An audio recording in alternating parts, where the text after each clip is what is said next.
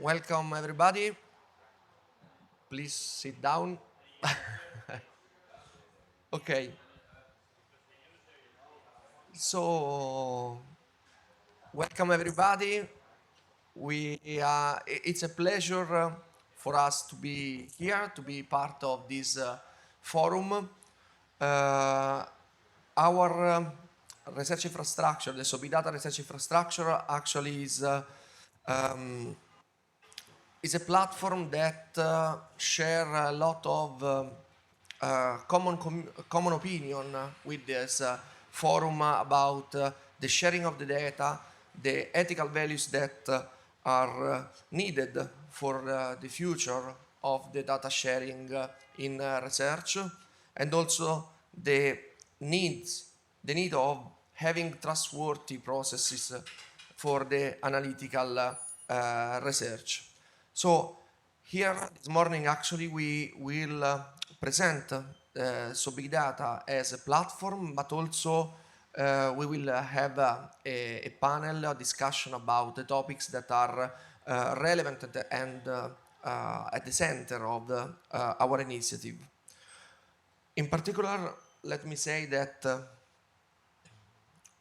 the reason why, can you share the slides? Yes, okay. So let's say why we are doing this series of projects in order to build the big data research infrastructure.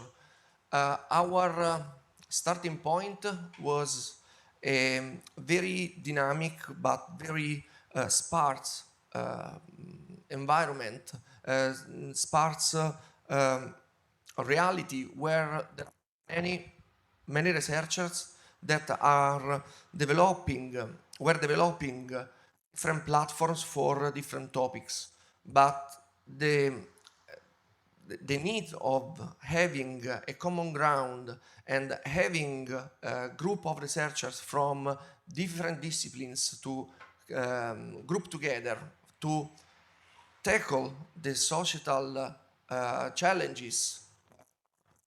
The social challenges actually were needed. Okay.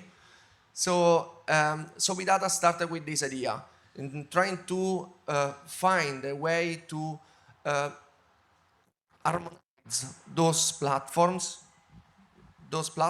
and build policies and procedures to share data, share the analysis, and create an open data ecosystem.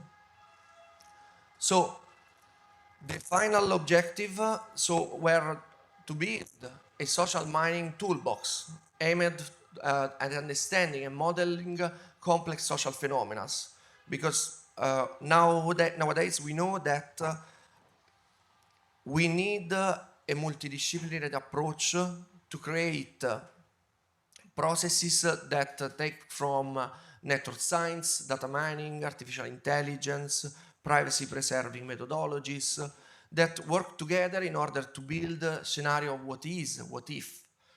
And this is what we have done. We have built this research infrastructure with a focus on specific problems, specific societal problems that were arising in the European scenario. First of all, we had the societal misinformation analysis, which take into consideration the variation of opinion of people in Europe and how those opinions were created and evolve in social networks. The second topic was the demography, economy, and finance, which is a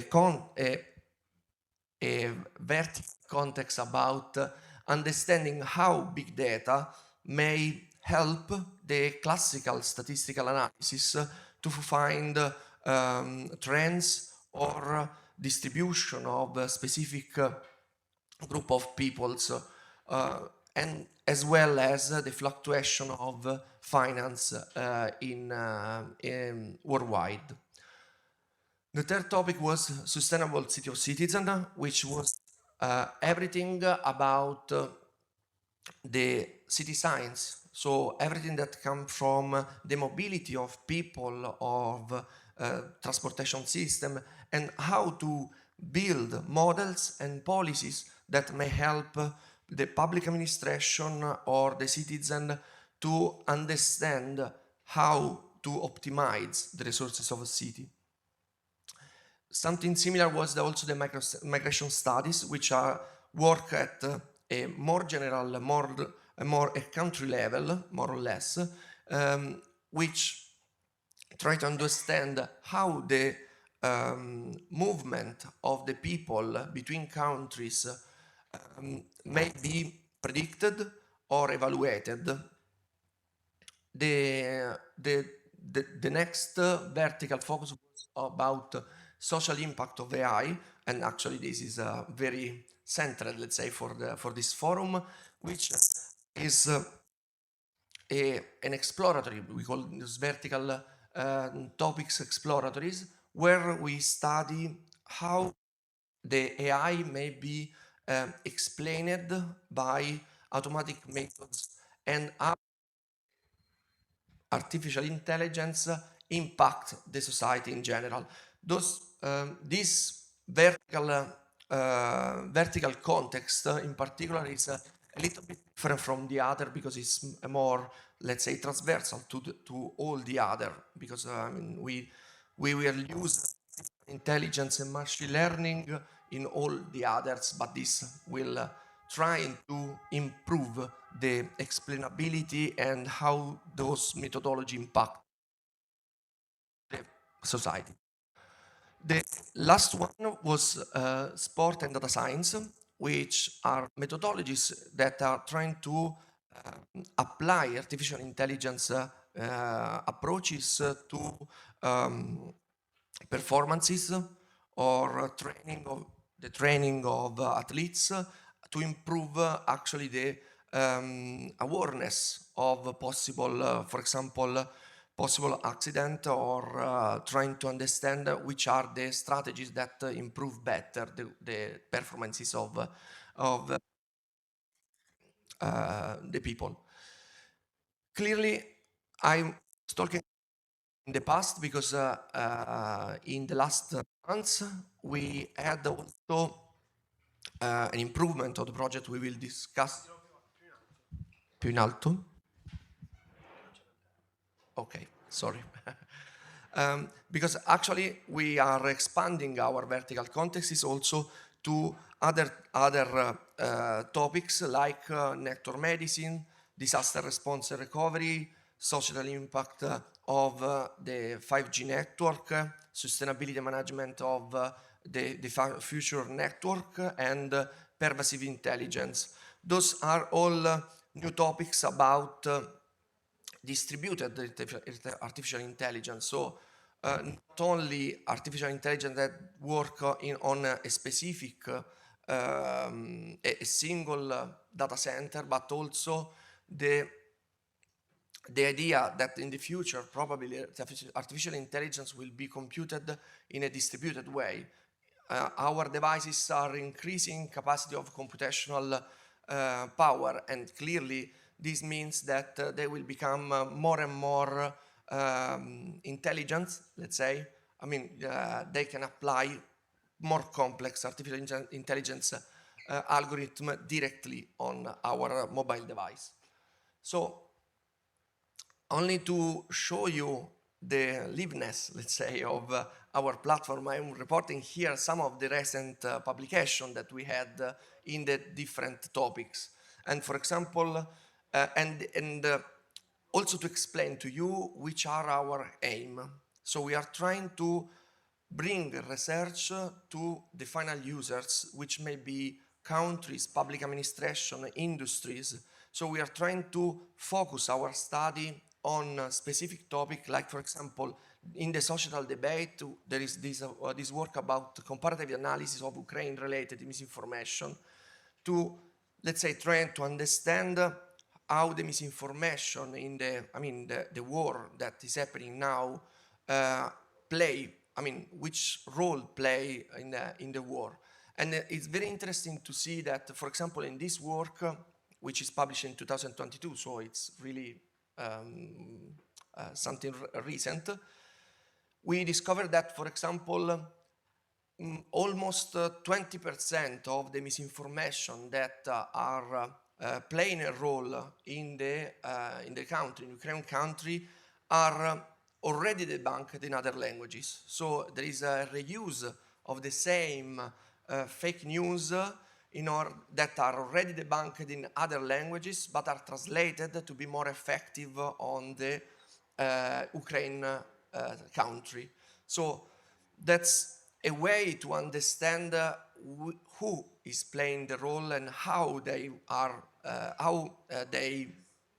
are infusing, let's say, fake news in a specific country. And for example, using local language, it's a very effective strategy from what we understood in this work. In demography, economy, and finance, I want to highlight this work about the data-driven approach to renewable energy source and planning at regional level, which is very interesting because it's trying to understand which is the correlation or anti-correlation of the solar power and wind power installation in a specific area. And again, this is a study that may help the local institution to understand which is the best strategy in order to buy and install a solar plant or wind generator in specific areas. I will not go into detail, but actually this is only the idea of producing science to give advice to our final stakeholder, which are, as I said, public administration, country, industries. In Sustainable City of Citizens, for example, there is this work about gross polluter and vehicle emission reduction, which was published in 2022 on Nature Sustainability, that show how policies that are directed to the general population without any filter, let's say, are less effective than focusing those strategies on the gross polluters, because there is a big percentage of the pollution that come from less than 10% of the actors that are in a city. So tackling those small percentage of actors, that only 10% of population, will affect greatly the pollution of a city. So again, this will give you hint to the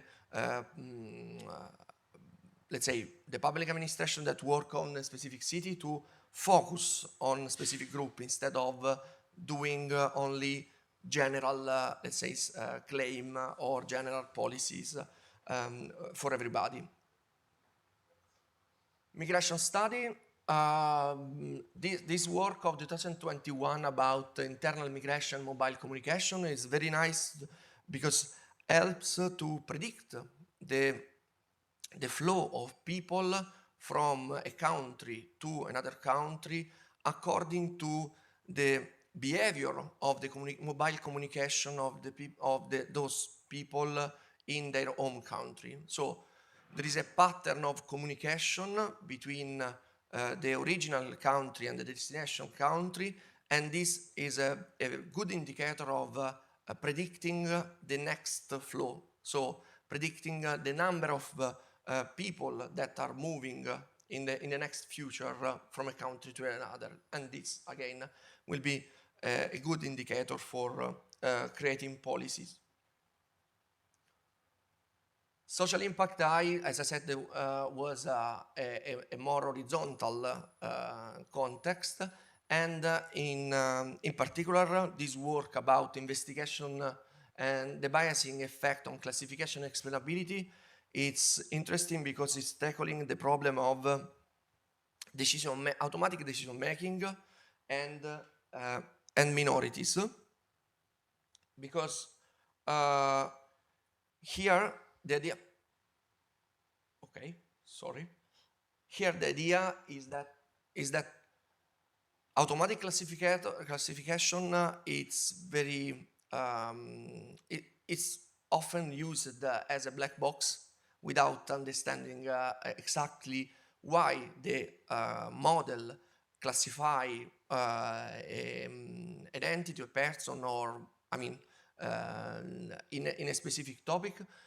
And in particular here is about people, and this work trying to find a way of a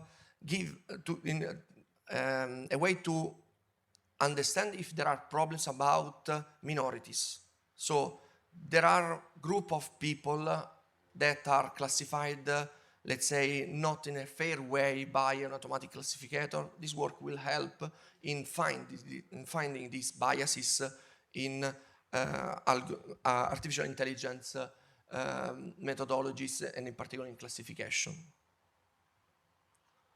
Sport and data science, there is this work again in Nature Scientific Data, which is a description of the behaviors of people, and especially, their activity, sport activity during the lockdown, and trying to find a way of correlating information about the behavior pre and post-COVID, during and post-COVID, actually. And this is a paper that create this data set according to some questions that are posed to people, and put this data set for free, open, in order to let people understand and create models about behavior. So I hope that this, let's say, list of works give you an idea about how so big data is putting together very different research areas, and trying to create models and statistics and indicators for giving hint to the society. In particular, here you can see that our stakeholder and our application field are very different. We are not considering only researchers or only industry, but we have also journalists, data analysts, hacker, and we are, let's say, very, very different in our stakeholder, but also in the application field. Clearly the most common is computer science, because we are mostly computer scientists, but we are tackling a whole series of different applications that goes from economy, finance, energy, as you see in the work that I presented. Another very important things, and this is a very good forum to say this, is the fact that all those analyses that we are doing in so big data usually touch, let's say, the society with their data, describe the society with their data, and also trying to find pattern or behavior of people. So all those things should be covered by a layer of an ethical and law perspective, ethical and law consideration. When we touch data about people, we are touching their lives in some sense. So we believe that all the process of creating a new data set, apply methodology, finding results, publish those results, should be always be considered under the open data, but also responsible open data. So we believe that the principle of fair, in fact, so about the transparency, repeatability, the fairness, there are principles that should be considered since the beginning of all the process, not only as let's say a mark at the end of the analysis. So we include in all those analysis methodologies of privacy preserving methodologies or methodologies to explain the model that we build in order to find biases, as you see in the work that I presented. So in all the processes that we are doing inside big data, we are using an operational, ethical, legal framework, a board, let's say, that are inside big data, and which give evaluation of the experiments, the technology that we are using in order to validate them. We use them also when we start a new collaboration with someone outside big data that comes to us in our nodes, let's say, and he presents a project. So this board evaluates the project and gives, let's say, the green light in order to proceed with the works. To be after, all these works that I presented, the science that I presented clearly should have also a background, a platform that will give those open science tools. For this, we provide, in some sense, a set of virtual research environment that helps people in working together on the platform, giving them tools for shared data, the workspace, so they have space where they can put their data in a secure way, share the data with everybody or a specific group of people, or maintain them private, for example, and also to publish the data set, the methodology, the research result that they obtained to a catalog, an omnicomprehensive catalog, where people can find, other researchers can find your research, find the data set that you share, the methodologies that you have produced. And this, in some sense, is the first step for an open science platform. And when I said to share data, for example, it's important to understand that there are different possibilities. We can share the data to the open, to everybody, but also share the data only as a metadata, because maybe the data needs to be protected or as a property of a specific industry.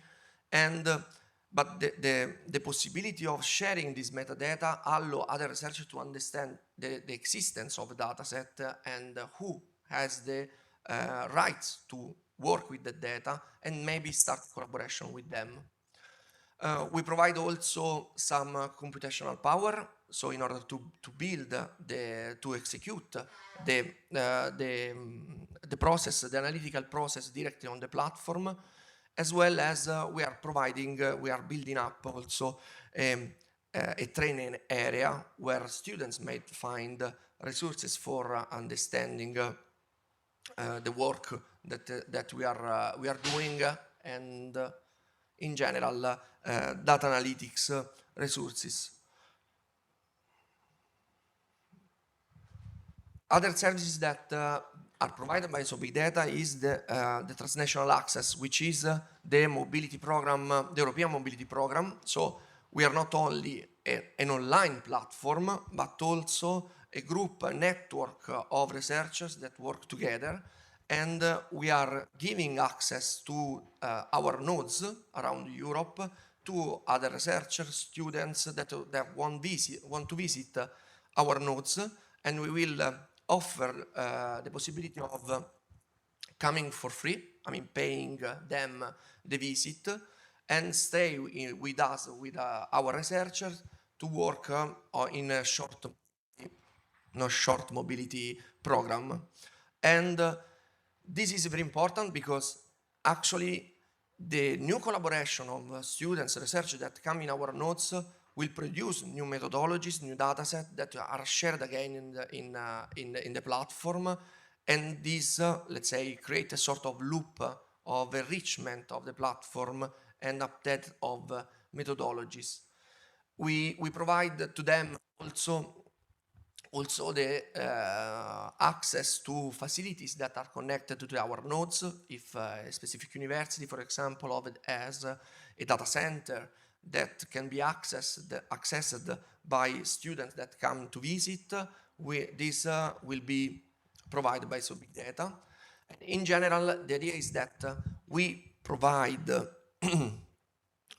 as a network of researchers, experience and high-level skills about different topics, and we trying to create a new collaboration and include new communities to our network in time. So this is let's say some detail about the transnational access, and you can see that there are open call. Even now there is an open call for transnational access, and we cover around 5,000 euros for each visit. That can be from 3 weeks, from 1 week to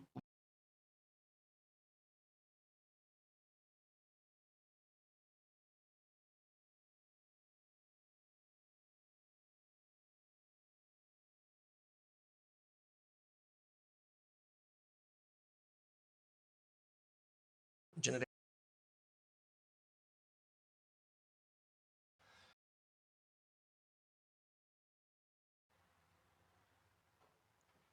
Always on, again, on this idea of creating connection, we also work on another program that is called Challenge Us, that are directed mostly toward industries.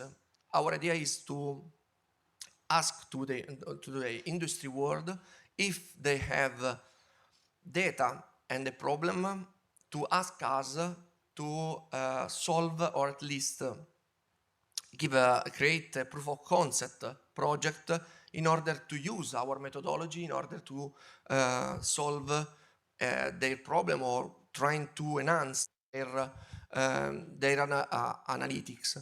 And this is very interesting because there are different ways of doing this.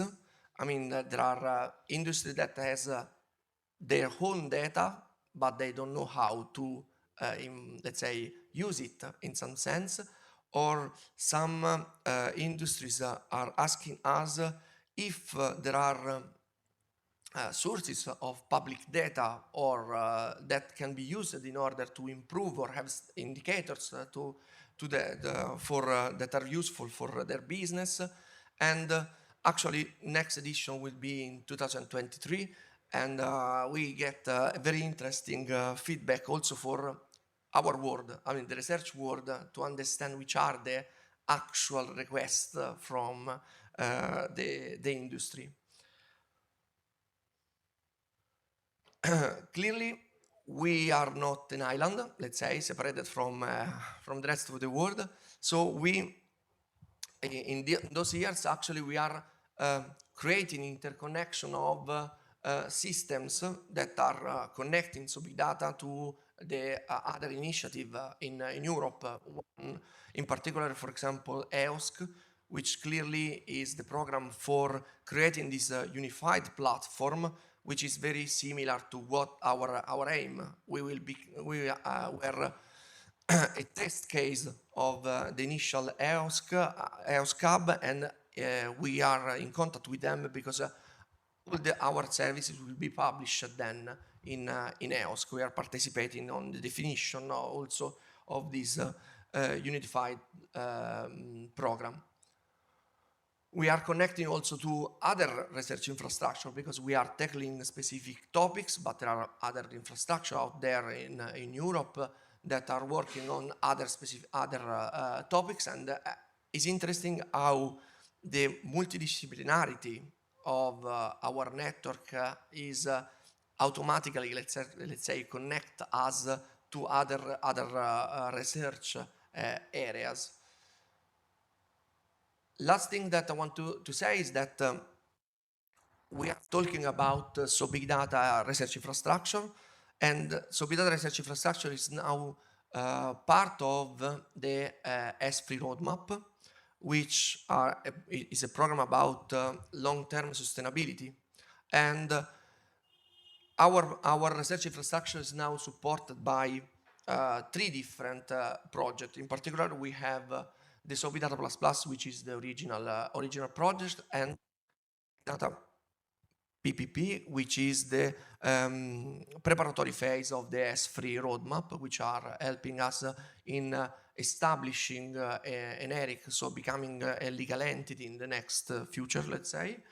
But also, we are applied also to the PNRR or RRNP, and as a central hub, since we are the coordinator of the research infrastructure, we applied here in order to become a more stable and more powerful, let's say, research infrastructure at the European level, but especially at the Italian level. So we enlarged our network to different, other university in Italy, and we are working on, let's say, becoming in a leader position, let's say, at the European level. So I'm very happy to be here, as I said, since the beginning, because we are sharing a lot of common opinion of this forum. And so I hope that today we will go in depth of some of the topics and questions that we have. So I think that the next speaker is Kalina, which is online. Kalina?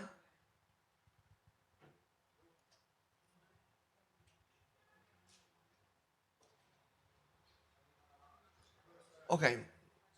If there are questions or something from online, let me know. Okay, so we skip to the next speaker, which is Fosca Giannotti. She had some technical problems, so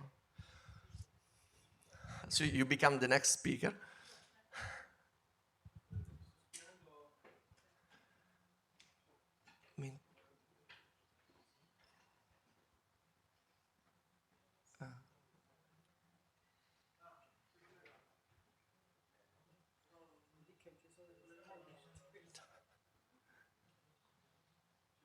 Okay, so I leave the word to Fosca Giannotti from Scuola Normale Superiore, and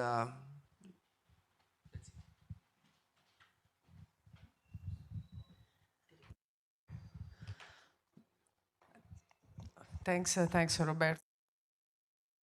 Also, Nicola, for organizing this important moment where we can reflect which contributions.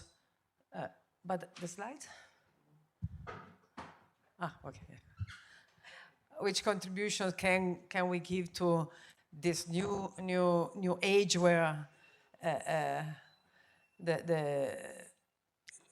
how ethical values can be really injected in the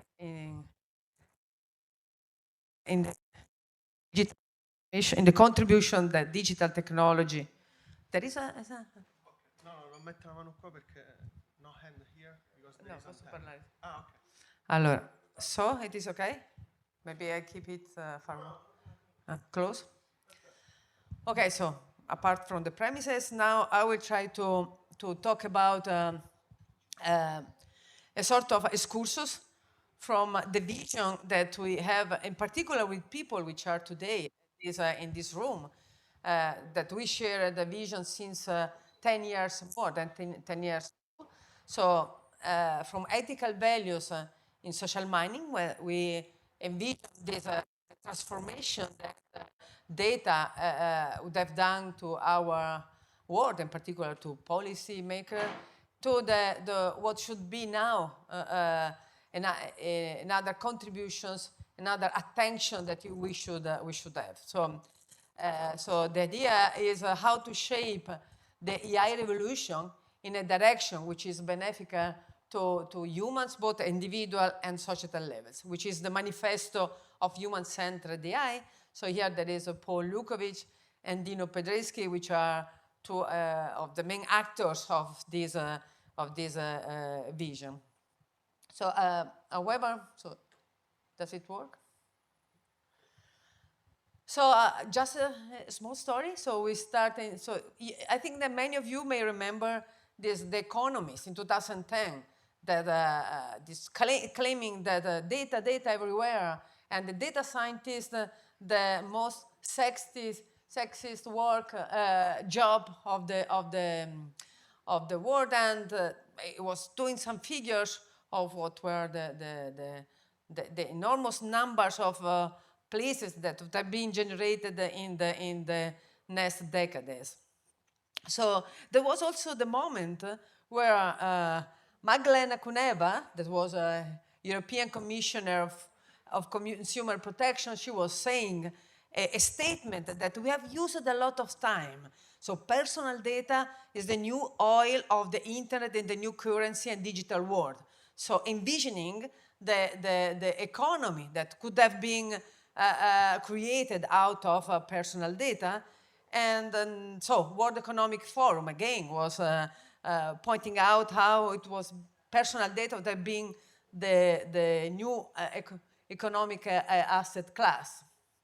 So in the same time, the people that, some of the people which are here in this room, Dino, Paul, and Jeroen, we were thinking that how to inject ethical values in this capacity of taking power from such big data which were available. So there were three dimensions on which concentrated. So the protection of personal data, so the effort towards protection, and then the dimension of the usage of the knowledge of human knowledge that might be extracted, mined by that data. So, and then the topic of fairness there.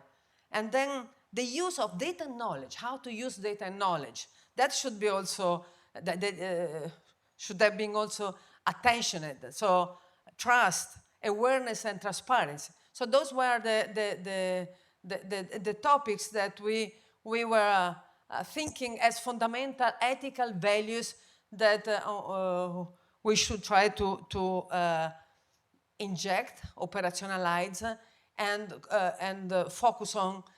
And actually it was a sort of a starting debate that lasts for 10 years. Now we have GDPR that pointed on the transparency, and we have the AI Act. I'm not going to discuss this with you because I know that all of you are very well aware of the discussion that there has been the last 3-4 years about the ethical requirements that we should pretend that AI system should have. And then the result, the AI Act in Europe, that means that there will be not any service for free or not in the European market, done even by other company, but not EU company, cannot be any of that service that, if it fits in this level of risk, does not satisfy some technological requirements. We try to focus on the topic of transparency, traceability, accuracy, and what else. So the resulting law, which there has been 2 years of work between the countries, there has been tables, a lot of modification, a lot of fear, a lot of tensions from the industrial area that were claiming that such a regulation would have been putting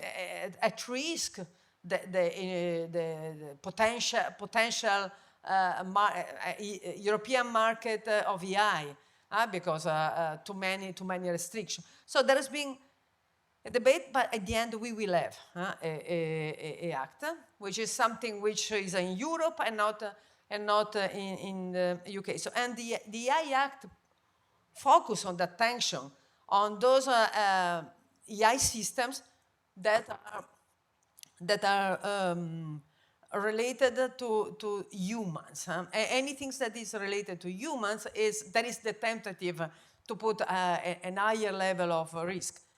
And also there is something so there are things that cannot be done in Europe, at least cannot be put in service in Europe. And this is another important part. So we can accept that technology, not necessarily all technology is good. So if we see that there is a too high risk for society, for individuals, you can even say that it's not appropriate to put on the market. However, so there's the legal growth. There is on the other side an enormous diffusion of AI-based and data-driven technology in all different dimensions. And I think the role of so big data is very important in offering a public space for researchers for doing experiment. What Roberto was saying, so the initial idea of so big data, and which current to be, is a sort to be the CERN of big data. So a place where scientists can do experiment, and in this place they find the competence, they find data scientists which already have competence and which they can transform the idea of researchers in experiments, so they can find computational resources.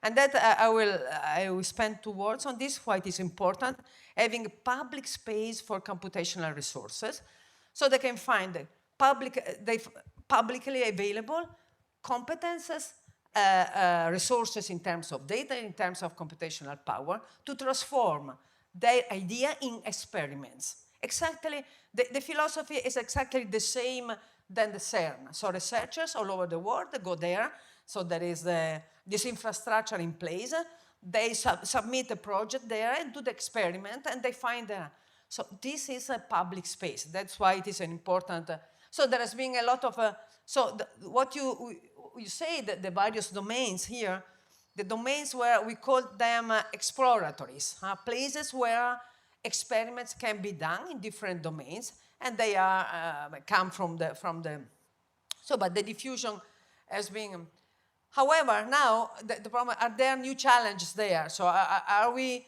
having the technology which is appropriate? So another dream was that actually AI would have been fantastic in terms of supporting decision making, particularly in high stakes scenario. In those scenarios where there is enormous knowledge to access, being capable of synthesizing those knowledge, maybe knowledge provided by other experts similar to yours, can help the expert to take a better decision in policy, so in medicine and law. So there are, the hope was that it would have been a really game changer in decision making. So now the problem is that are we in the point of really helping the humans in doing a better decision there, in improving their decision? So the problem is that this is not, in the last 5 years, there has been a lot of debate trying to highlight that still the technology which is available there is not yet completely trustable. Still there are issues. Again, those are examples that I'm sure that many of you already know, where there are traps in using the technology, traps which are in the data, for example. So the AI methods, they learn from data, they learn correlations from data, and of course they learn what is on the data. So in the data there might be bias, and they try to replicate such bias. So if we put such technology in the high-stake decision-making, it can be very, very risky. So it may happen to different things. One thing is that there is a sort of algorithmic aversion. So you do not trust AI because AI may be wrong, so all those examples of before were situations where there was highlighted some failure of such a technology. Failure which depends by the pipeline of the design, the pipeline of design that the AI Act tried to regulate, however. So, and then on the other side, there is another risk. So far, the lack of trust is the reason why this big uptake that we are expecting of AI is not yet at the level we were expecting, because you need to be sure to trust the technology, because at the end the responsibility is the doctors, the humans that has the responsibility. Or there is even another risk, which we have to consider, particularly when we think in terms of which kind of society we want. The risk of having a perfect AI system where there is too much over-reliance on the algorithm, on the system. So the decision as being suggested by the algorithm, you don't doubt. And that's another risk of our society, because you are losing critical thinking. You are demanding to an algorithm. So the current technology is not, so it's really pretending to stay on those two extremes. So, but we have to do is to develop an AI technology which is in between, a technology which is capable of empowering the user in this and stimulating the critical thinking that we would like to have. So what is a cure? Very shortly, a cure for this lack of trust or risk of not preserving the human capacity of autonomy of action. It's explainable AI.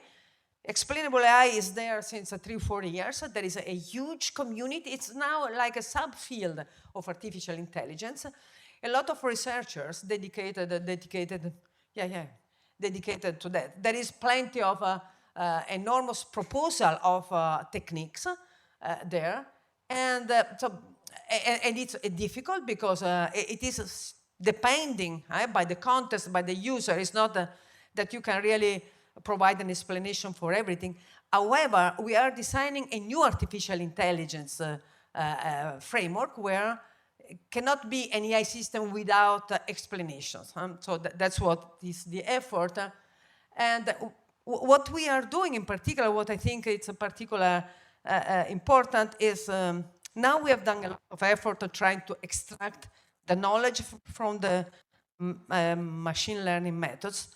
Now the emphasis is in creating, putting the emphasis on the users, on the final users, what we are producing, and are we capable to produce a form of knowledge which is capable of activating the appropriate cognitive process. So explanation can be a lot of different things. Explanation can be an example, can be a story, can be a numerical representation of a problem. It depends on what is in front. So what is needed, what we call the macchine per pensare, machine to think. So it's a situation, so we call the Dr. House model. So Dr. House is surrounded by many intelligent agents, very intelligent agents, which challenge him, propose new hypotheses, and then the Dr. House interact with them, and in a sort of synergistic collaboration, they reach a new solution. But the end, the responsible for that is Dr. House. So that's just an example of very basic explanation which is capable of activating the appropriate cognitive process. Counterfactuals.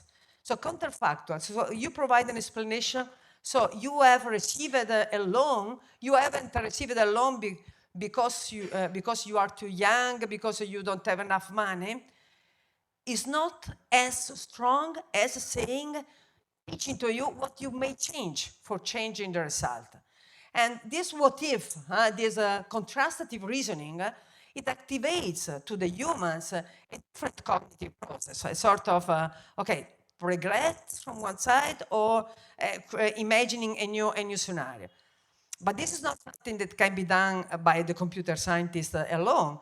So, or another way, so a sort of conversation where this challenging, reciprocal challenging hypothesis and new knowledge with maybe examples, counterfactual, or even algorithms which explicitly express when they can fail, where they are not completely sure, and saying to you that saying to a doctor that this is this prediction, this risk is true with 100% percentage of accuracy is less impactful than saying to you that this algorithm has a 9 percentage of 99 percentage of a chance to success and fail, because it activates to you the doubt.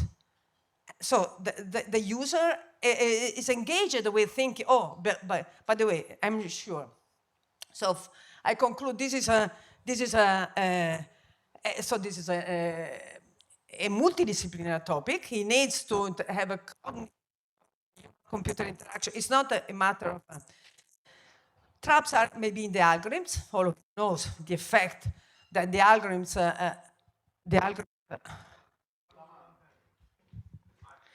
all of you know the algorithms, the effect, so in the recommender system that may create here, so and there again. So rethinking the recommender system, it's from our side, it's one of the remedies. But there is another trap, computational asymmetry.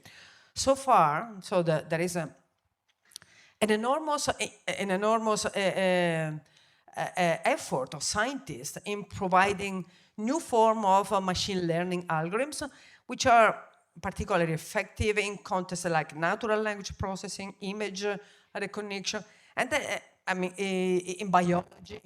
And they have these algorithms. They have a need of enormous computational power and data collections as well.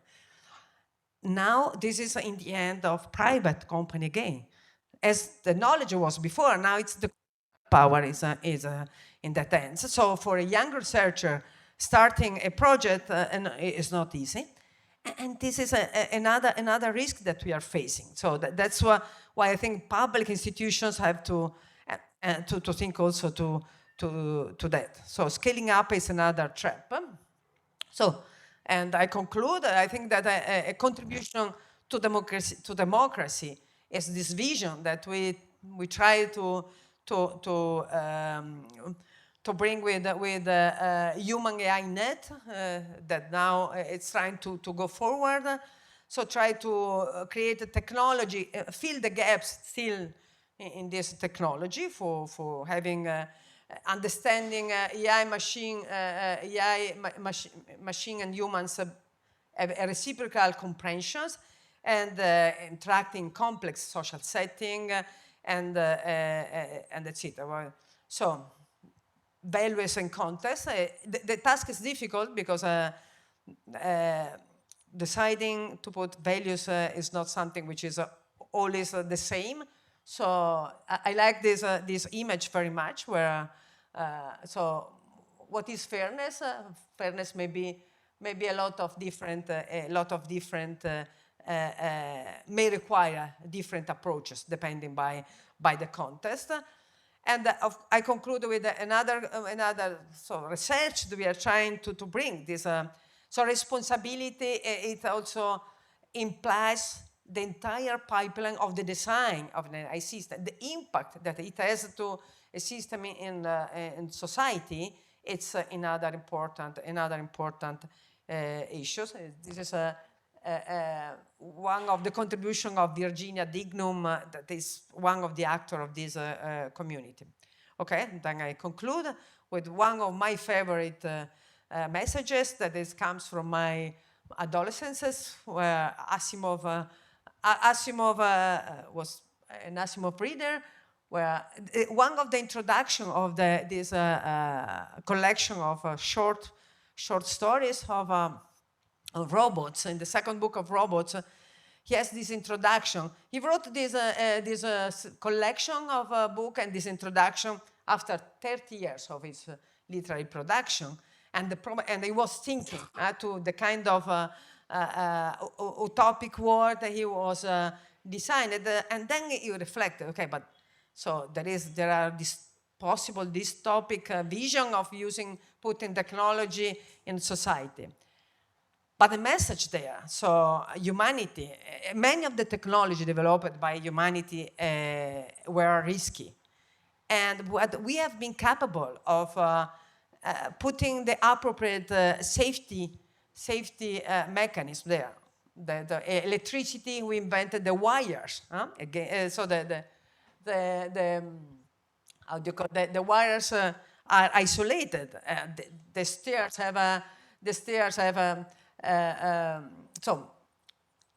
but safety may be not perfect, but we can put our effort there. So that's why now discussing about the impact on democracy is particularly timely, because we are really there in the point where we can really insert, be in any political decision. There might be contribution from this technology. Thanks.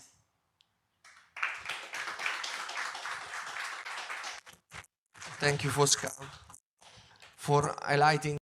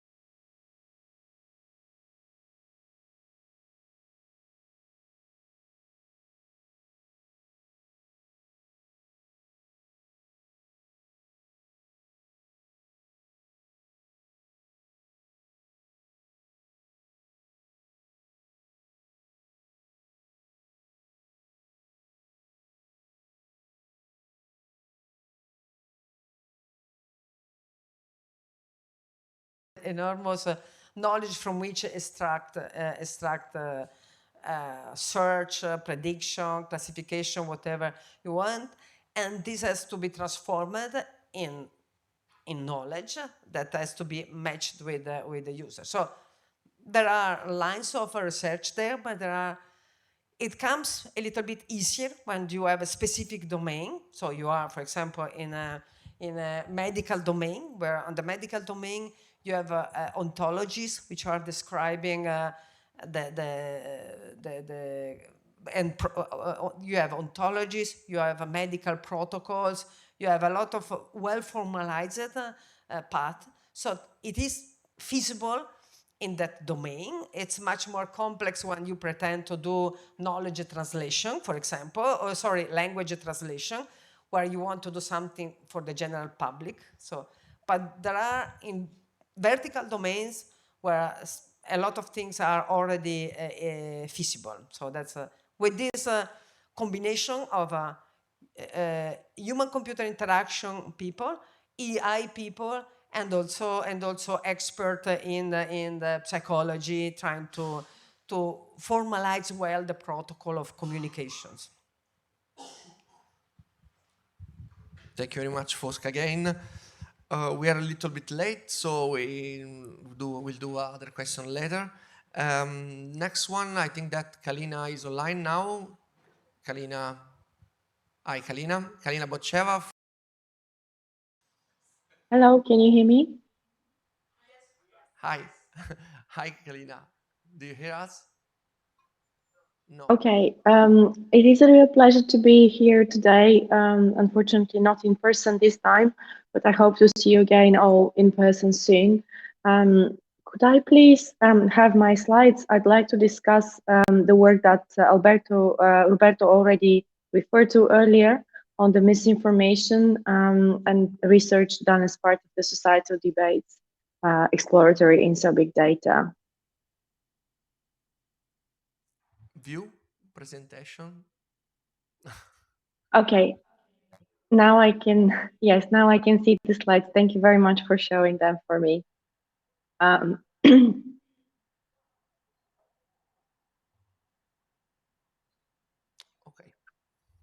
Okay, brilliant, thank you. So as I said, the topic of today's talk is on understanding online misinformation and the work done in big data in that regard. Next slide, please. So here, what I'm showing you is an example of Ukraine-related misinformation, which is regarding the president of Ukraine, Zelensky. And what we can see very clearly is that it's spanning different platforms. So in these debunks from fact checkers, we can see that this false claim has appeared on Twitter as well as Facebook and Telegram as well. So this in particular is an image that has been doctored to claim that Zelensky no longer uses Z and V letters. And you can see also that it's cross-lingual, so it has appeared in different languages, as well as being cross-modal and cross-border. So this is one of the key challenges that we are facing when we study the phenomenon, and it's fast spread around around Europe. Next slide, please. So specifically, I'd like to highlight some of the findings that we made while studying Ukraine-related disinformation.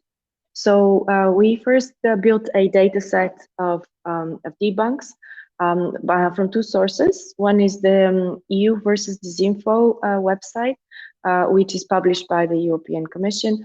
And there are 110 links at the time to debunks. So this is between 1st of February and the 30th of April this year. And then, as you can see from this particular example from EU Disinfo, you have the debunked claim, that's the title. And then on the right-hand side, you have the media that have published that false claim. And you have the summary of the claim and evidence or disproof, as it's called. So what we see here is that we can find easily for these claims also the links to this information there. And then claim review is the other source. It's indexed by Google, where we can find, we found at the time 344 debunk links and 439 disinformation links. So as you, these are the data sources that you can see as links at the bottom. Next slide, please. So what we found is basically we also then used some tweets to identify where those links were shared of this information, as well as the debunks. So we found in total during that period over 60,000 tweets that shared the disinformation links, and over 16,000 tweets that shared the debunk links. So you can see here the plot on the right-hand side, where we see the disinformation in the dark blue and the sharing of the debunks in the lighter blue. Now, what you can see as well is that there is, you know, even though the volumes is not the same, of course, you can see that the debunks are growing at the same time as there is a spike of disinformation. And so the two are closely related. The other aspect of what can be seen here is that the disinformation is significantly more shared and retweeted as compared to the debunks, which is unfortunately a fact that needs to be countered better. So, for example, the platforms themselves need to provide more prominence to the disinformation links and the debunks, sorry, to the debunks, not the disinformation links. So places like Facebook, we found when looking at Bulgarian disinformation, for example, they would not be showing the debunks for a particular false claim or a particular video that has been proven to be false in another language. So there's still, the platforms are still missing the ability to link debunks in one language to disinformation in another language. And that's one of the reasons why we have such this big disbalance, but it's not the only one. In general, disinformation is more appealing, so people tend to share it more. And then debunks do tend to trigger certain reduction in the overall disinformation spread eventually, but not instantly, because of course the debunks are not published straight away as disinformation has appeared. So the challenge here is to bridge the gap between the time that disinformation has appeared and the time when the debunk has appeared, because debunks are often published more than 24 hours after the emergence of the disinformation. And this is in that sort of small time period, well, not so small actually, that disinformation is spreading quite unchecked. So the faster the fact checkers can produce and publish evidence there, it will help the both with the spread, but also help the platforms with reducing the spread of the disinformation, because they will know that there is a fact check they can provide instead. And this is the last one is a figure that Roberto already mentioned, that about 18% of fact checks are about claims which have already been fact checked or debunked by another in another language usually. So this is very key. I'll give you some examples in a moment. Next slide, please.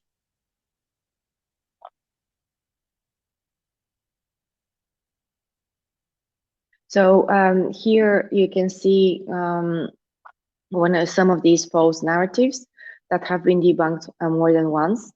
The one that is highlighted here is a video that shows people who pretend to be killed in Ukraine. And you can see that it has been debunked several times in different countries and languages. So you know, in some of these debunks have appeared in English, French, Dutch, German, and this is really where the problem is. So one way of going about this is to help fact checkers with pre-bunking efforts. So this is really useful, because if people encounter some claim, a certain percentage of them would indeed search on Google and other search engines to see if there is other information about this. And so if, and they of course will search in their own native language. So if, for example, a fact checker in France has already debunked a particular video or false claim, then it is important that if they can publish that, say, with the help of machine translation and some lightweight post editing, if they can publish that also in English and some of the other main languages, then that can help with reducing the spread in those countries, because it doesn't happen simultaneously. So what is showing us here as well, this diagram, is that on the 1st of March, well, soon after the 1st of March, that was when this video was first debunked, but then it was debunked again after the 15th of April. And so it has taken some time to go from one country to another, or from one platform to another. And it's that time that can be countered if we can do some pre-banking on the basis of already published debunks in one language or one country. Next slide, please. So we've discovered very similar situation when we looked at tracking COVID-19 disinformation narratives. Obviously, that was earlier, predating Ukraine. So here you can see how the same false claim about diet rich in alkaline being able to eliminate COVID, coronavirus, that has gone around on this diagram quite a few places in the world, starting from Spain and then going through the US, and then elsewhere going to Turkey, and then back down to Argentina. So it's gone and done sort of a round trip of the world. So this is what I was saying. Again, you can see from the time periods that it does take time. So again, pre-banking and translation can help to reduce the spread over time, and not and allow people to search for authoritative information in their own language based on work done in another country. Next slide, please.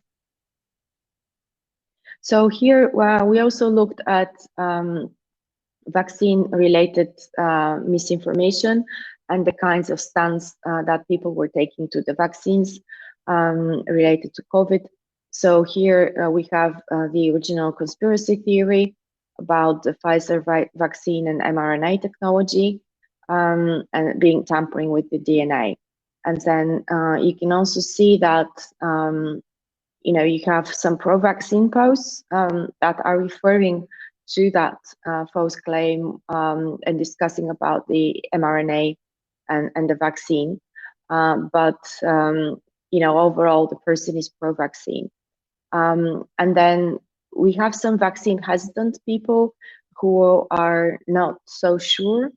Some of them might be referring to information that they believe is true.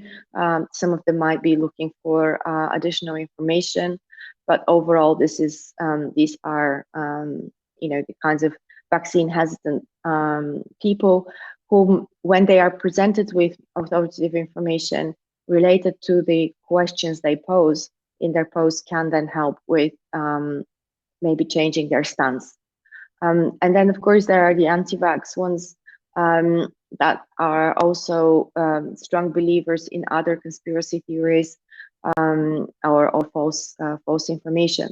So in those cases, for the anti-vaccine ones, it's very hard to decide, to actually do something, because they're unlikely to want to vaccinate themselves regardless.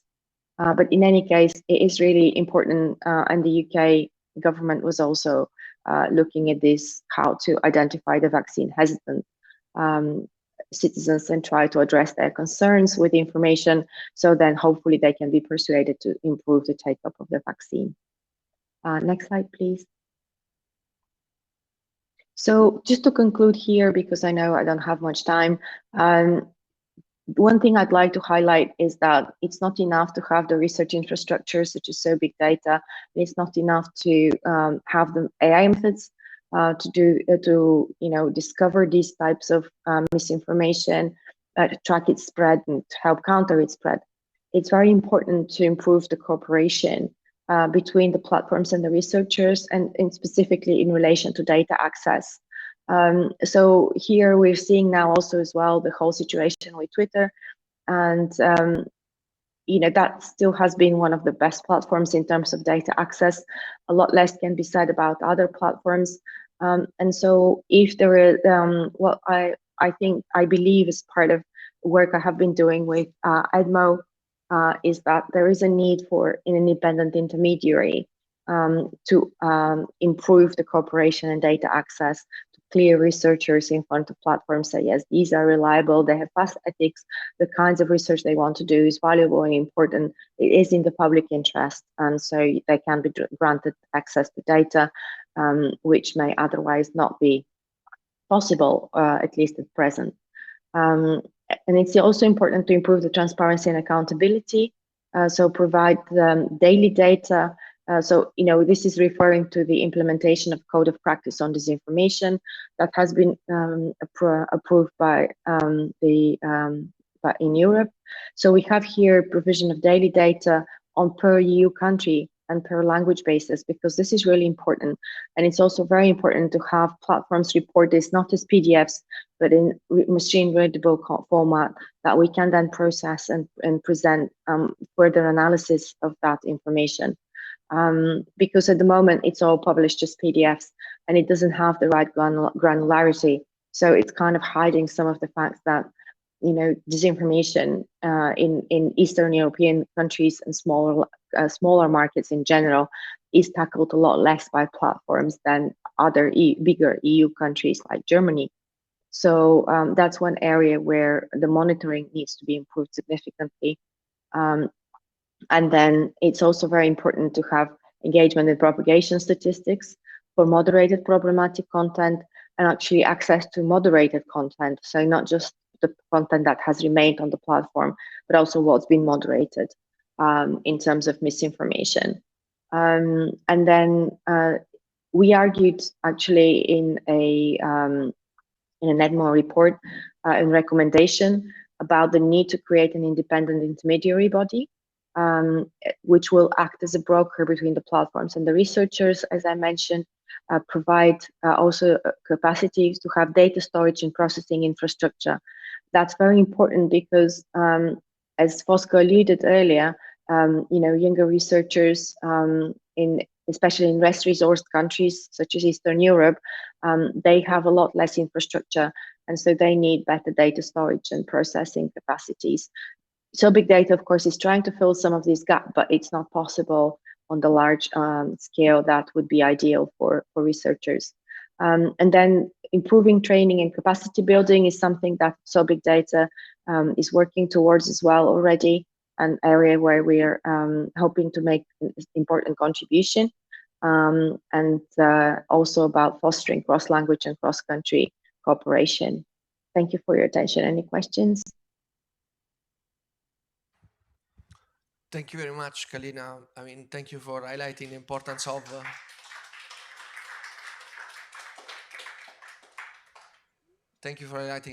of involving people and industry in this process of monitoring. So we are again late.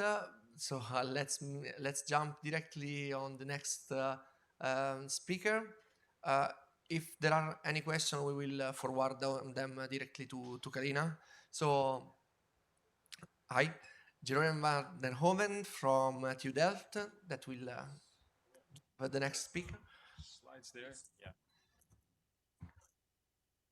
We're trying to have 2 or 3 more. I have. Oh, sorry. So, rub the mic, yeah, okay, good. So what's the principle? The principle is to use it like this. Okay, like that. Good. I'd hope to have.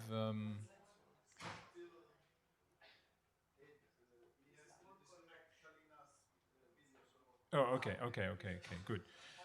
So yeah, I have. We are a little bit pressed for time. Perhaps stay here for the camera. Good. That's. So now for something completely different, I'm going to say something about the relation, more explicitly about the relationship between democracy and the things that you have seen before, the presentations of my colleagues in the So Big Data project. And somehow the connection needs to be made between, on the one hand, the political high-level discussions and the things that people in the street are worried about and that we see on television, and the things that are being done by computer scientists and by specialists in artificial intelligence. Yes, that's it. That's what I was looking for. Good. So with that small introduction, so I hope that the moderator will give me a little bit more time. That would be nice. And now it needs to appear there. Yeah, I see it here.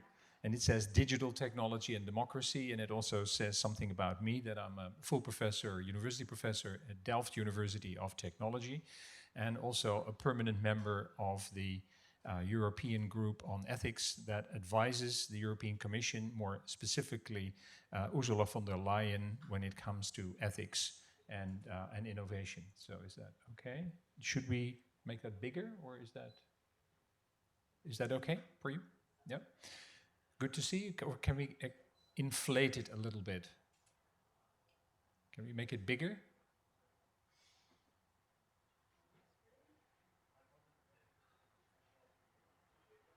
Or not? Yeah, okay, good. So we are worried about truth, and rightfully so. Time even had a cover that said, 50 years after the cover that had Is God Dead? Is Truth Dead? This could happen again, right? I don't think that Biden will run for the second time, but in any case, the other one protagonist has announced that he will run for the second time, so we could have this misery all over again. And the pessimism about the state of democracy is really big. So this is just a couple of titles of books that have been recently published in the last 2 years, 3 years. How Democracies Die, How Democracy Ends. And these are all kind of formidable researchers in democracy theory and political theory. So the crisis of democracy, it can happen here. And dictatorship. Reinventing democracy, democracy divided. You can see that twilight of democracy. So what's happening? So this is a famous philosopher, Barack Obama. If we don't have the capacity to distinguish what's true from what's false, then by definition the marketplace of ideas doesn't work. And by definition, our democracy doesn't work. We are entering into an epistemological crisis.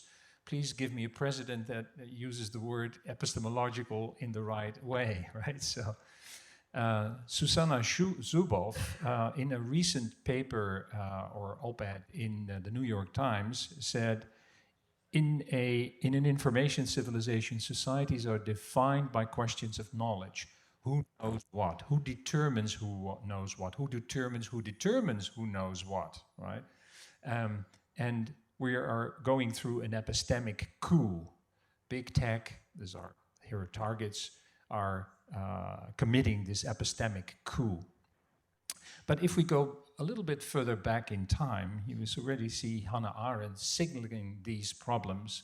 If everybody always lies to you, the consequences is not that you believe the lies, but rather that no one believes anything any longer, and the people that no longer can believe anything cannot make up its mind, right? So are really chipping away at the resources, the collective resources. I think the motto of this wonderful place is conoscere per deliberare. Well, if we don't know anything, there's nothing to deliberate about. So, and of course, at the end, and with such a people, you can do what you please because they're completely in the dark. We see that in Walter Lippmann, and of course, famously in Voltaire, who said, those who can make you believe absurdities can make you commit atrocities. So there are a couple of problems with democracies in a digital age, and we know them. We've heard about them in the previous populism, polarization, balkanization, and recommender systems are under the hood and are all driving this. So in Brussels And in Europe, the question is, where is Europe going with all of this? Is Europe going to be, I found a nice picture, and is Europe going to be the museum of the world, or is it going to be perhaps a cradle of second enlightenment? We were the cradle of the first enlightenment, but not the second. And the European Commission has said with respect to AI, look, let the Chinese figure out what they want to do with digital technologies, what they want. Let the Americans or the Russians figure out what they want to do with it. We know what we have to do with it because we know what we are all about. We have some very fundamental principles, and we have enshrined them in the European Convention of Human Rights and the Charter of Fundamental Rights. So anything we do in the digital space, in the bio and health and life science space, everywhere, will have to be in compliance with these fundamental principles. So think of something. You want to solve these UN Sustainable Development Goals or the problems. So think of innovations that are in compliance with all of these. So that creates wonderful and big constraints, of course, on the solution space that we have. But that makes it really interesting. And my finding is that engineers, good engineers, love that, right? So they love a challenge. So it has been characterized by Macron as the third way in a digital world. So the Chinese use the digital technologies for surveillance, the Russians do as well for propaganda, the US Americans for making a lot of money quickly, and the Europeans should do this for our shared values. This is exactly the philosophy of the European Commission, right? So what they have achieved for the GDPR, they also want to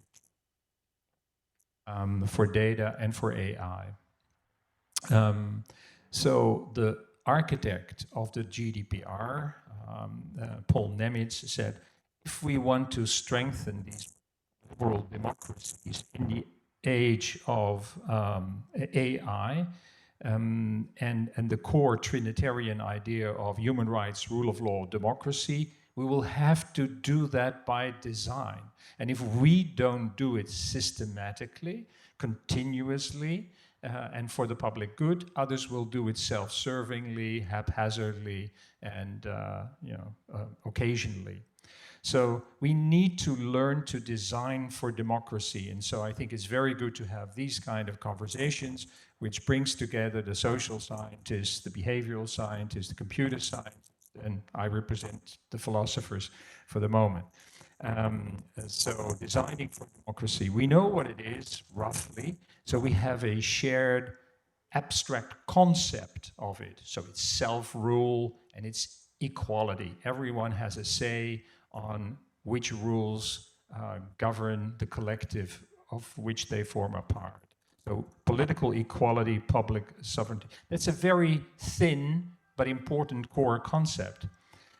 Amartya Sen, Nobel Prize winner in economics, said, democracy is government by discussion. The problem is the conditions for discussion are being corroded, right? So if democracy is discussion and we are chipping away at conditions, then that's a problem. So the EU has a plan to deal with all of this. No? So we have a European Democracy Action Plan. So it deals with fair elections, with disinformation, with free media, etc., to empower citizens. And in the coming years, the European Commission will kind of lodge that and express that in calls, in programs for research and action. So a lot will happen.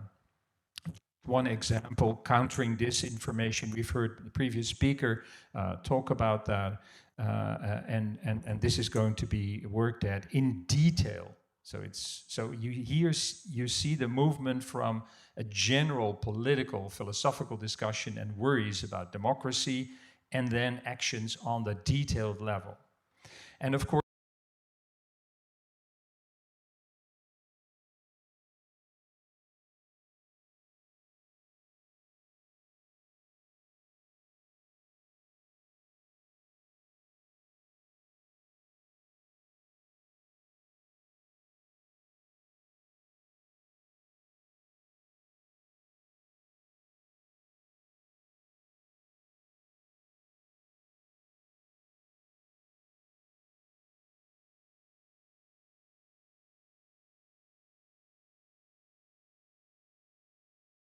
should apply.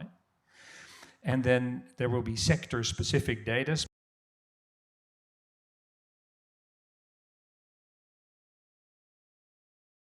Will be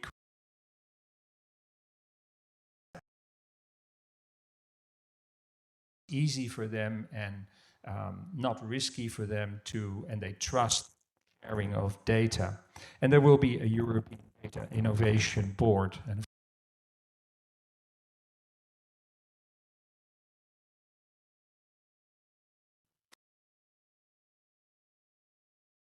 democracy and technology, there are the pessimists. We've seen the list of books, how democracy will end and it will die and it can happen here. Then there are the optimists who say, well, oh, it's all wonderful and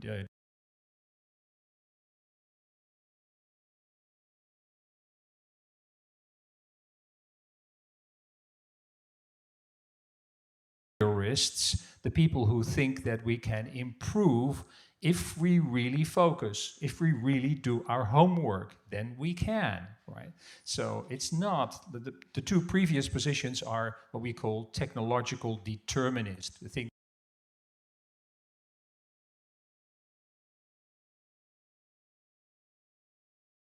design it. Designing for which democracy?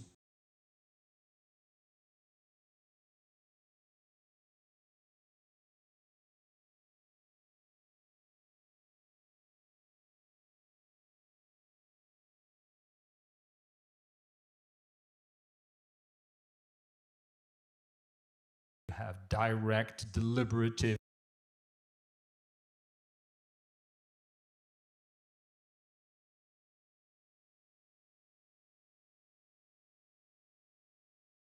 that goes up. So the Russians call their type of democracy guided democracy. The Chinese call it social democracy, etc., etc.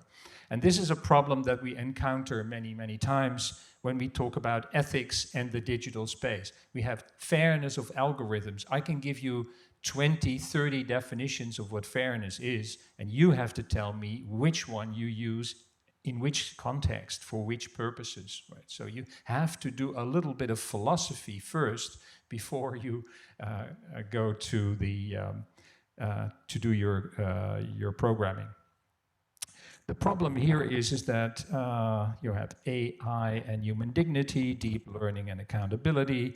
My students, I tell my students, combine a term from the left column with the right column. You have a nice topic for your paper.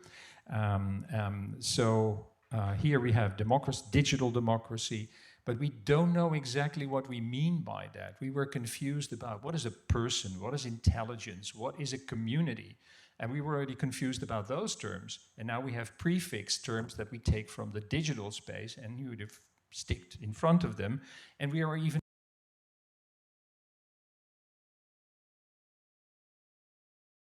have to do before we can start to do the detailed technical work. First, we have to be clear about what is it that we're talking about. Because otherwise we are in a vacuum of, yeah, it's like cyber community is my children came home one day and said, I have 1,000 friends. Oh, then you must be working with a different conception of what a friend is. Right? So first you have to be clear about what you're counting. You have to have criteria of identity that fit your purposes. So you have to clear up the conceptual vacuum and clear up the associated policy vacuum and deal with the design vacuum. Otherwise you can't find technical solutions. So that's what we call designing for X. This is a handbook. It will be open access soon. Don't buy it. It's too expensive. And now we're thinking along the lines of conceptual engineering. There's a whole literature in philosophy that deals with this tinkering with concepts in such a way that they are fit for purpose in a particular context. So that's conceptual engineering. And we're using the scholarship on conceptual engineering for requirements engineering and then for engineering design. Right? So we're moving from conceptual engineering. What kind of fairness or what notion of democracy are we working with? What does it imply in terms of standards, in policies and norms? And then and then we jump to implementation and see whether that fits us. Conceptual engineering, requirements engineering, engineering design. So for democracy, that would be like, okay, so we have democracy at a very high level of abstraction, and then, so that's the moral framework. Then we have certain theories or values of democracy that lead to certain principles and norms, and that would point in the direction of certain tools that we can make. So, but we can follow the path back and forth. We can shuffle back and forth. Yeah. So there are a couple of fundamental views on democracy that is useful to distinguish, but I don't have time to go into the details. They are basically technical. This is just aggregation of votes, and come to a social preference. That's also a kind of technology, right? Then there are epistemic notions and moral notions. It's important to keep the two separate. The technical is just counting votes. The epistemic conceptions you find with these authors.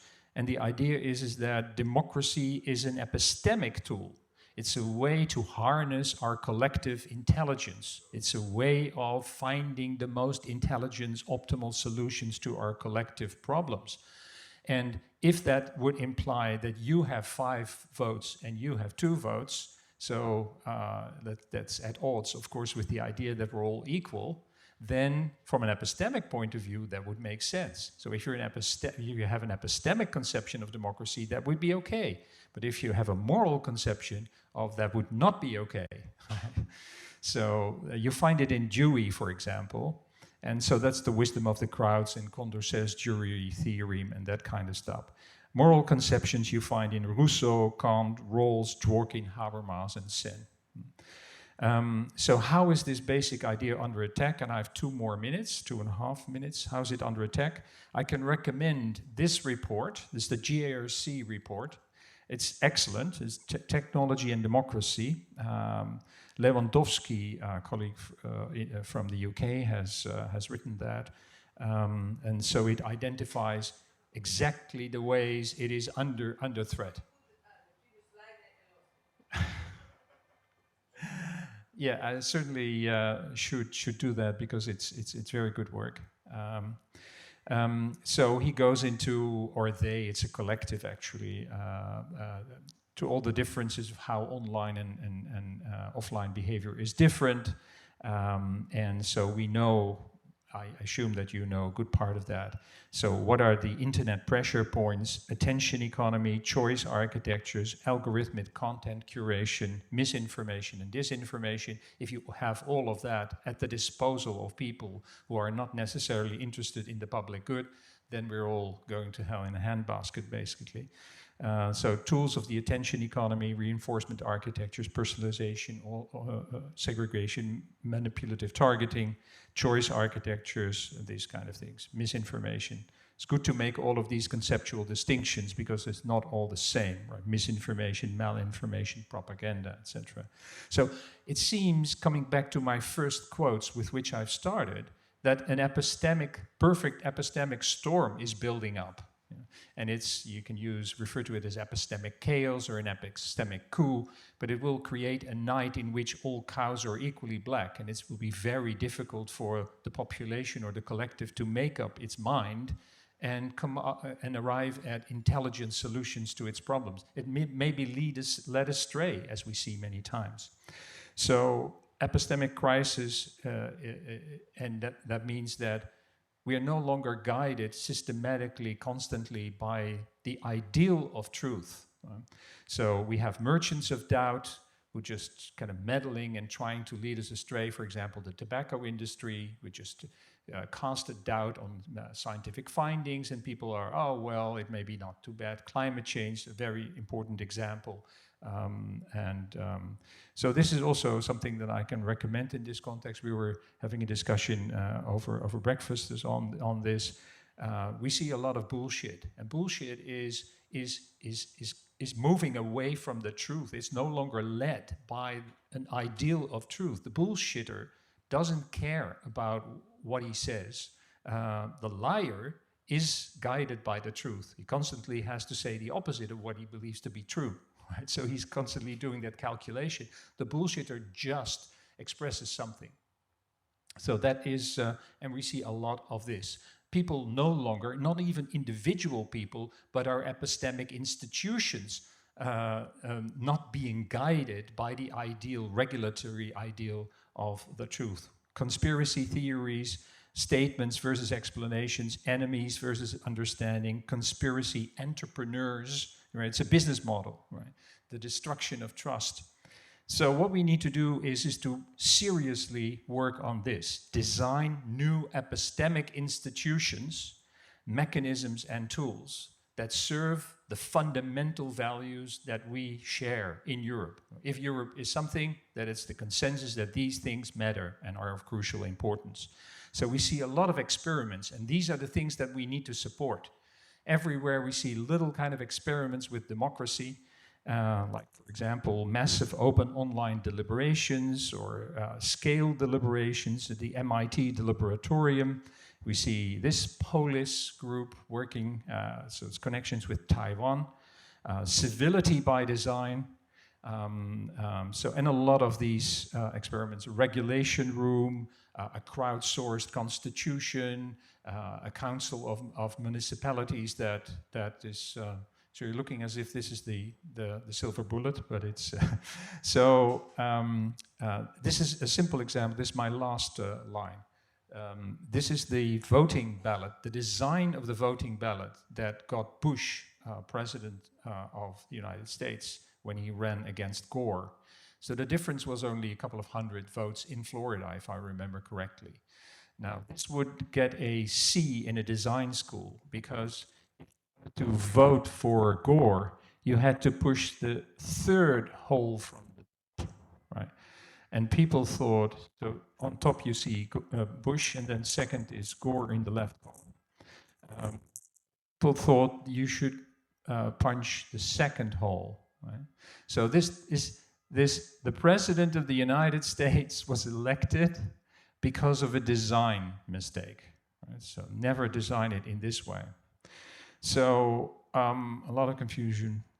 So what we need to do is start with our conceptions of democracy, and we have to work out what those would be more specifically for us in Europe, and then come up with the rules and the regulations and the norms and the technical standards that go with that, and then design finally. So that's what we need to do. And with that, I would like to close with this quote. We have democracy, or we may have surveillance society, but we cannot have both. We have a democratic information civilization to build, and there is no time to waste.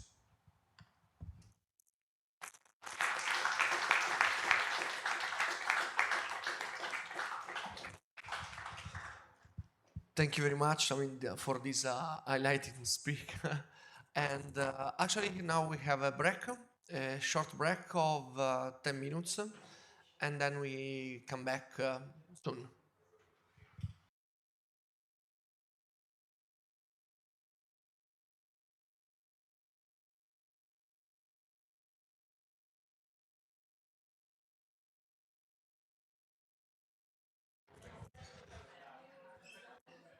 Welcome back, everybody. Please sit down, and the panelists can table. Fosca Gianotti is here, Luca De Biase, Jeroen. Yeah, this. Okay, so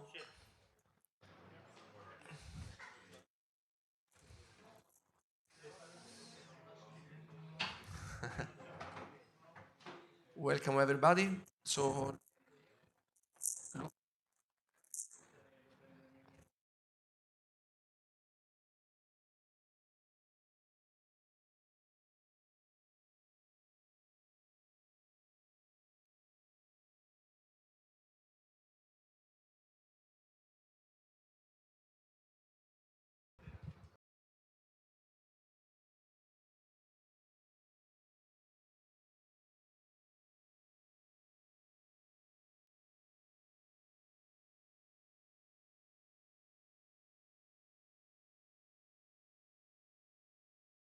Ma il messaggio di Guido Scorza?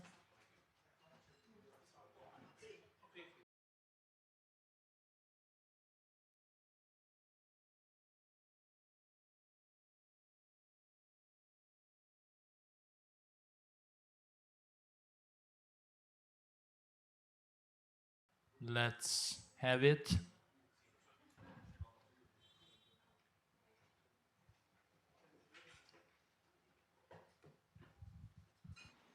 Good morning, and thanks for inviting me and for organizing this meeting on a very interesting topic. First of all, let me apologize for not being there, and let me wish you good work. Moving to the core of the discussion. The relationship between technologies and democracy, in my opinion, has always been very complex, and each new technology launched some new challenges relating the regulation of the impact on society and in particular on human rights. We need to recognize that sometimes we lost the challenge. And I think that with the big data and artificial intelligence, we can't go wrong. Artificial intelligence, as you know, is a system essentially based on a huge processing of information and personal data, and this activity can really be so useful for making our society and our democracies better. At the same time, the same processing of personal data and the same use of technology can also produce a new risk or negative consequences for the society and put at risk fundamental rights of people and then on our democracy. So how to regulate this new technology and how to improve the negative consequences for the society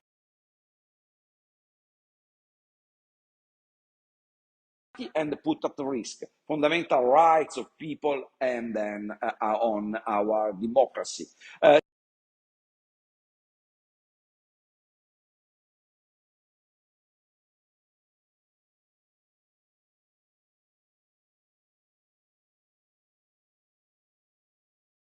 For the society and put at risk. Same use of technology can cause a new risk or negative consequences for the society and put at risk.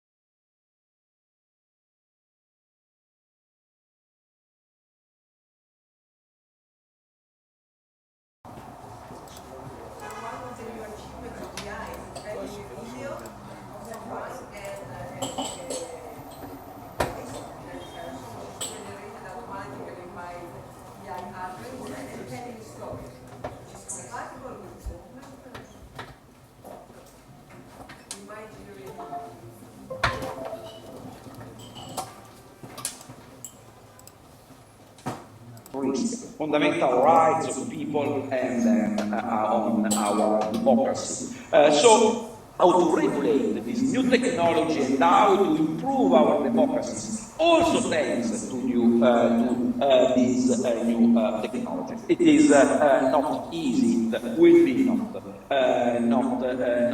easy. But I think that we are now better prepared than in the past, and we can find the good and useful approach and solution.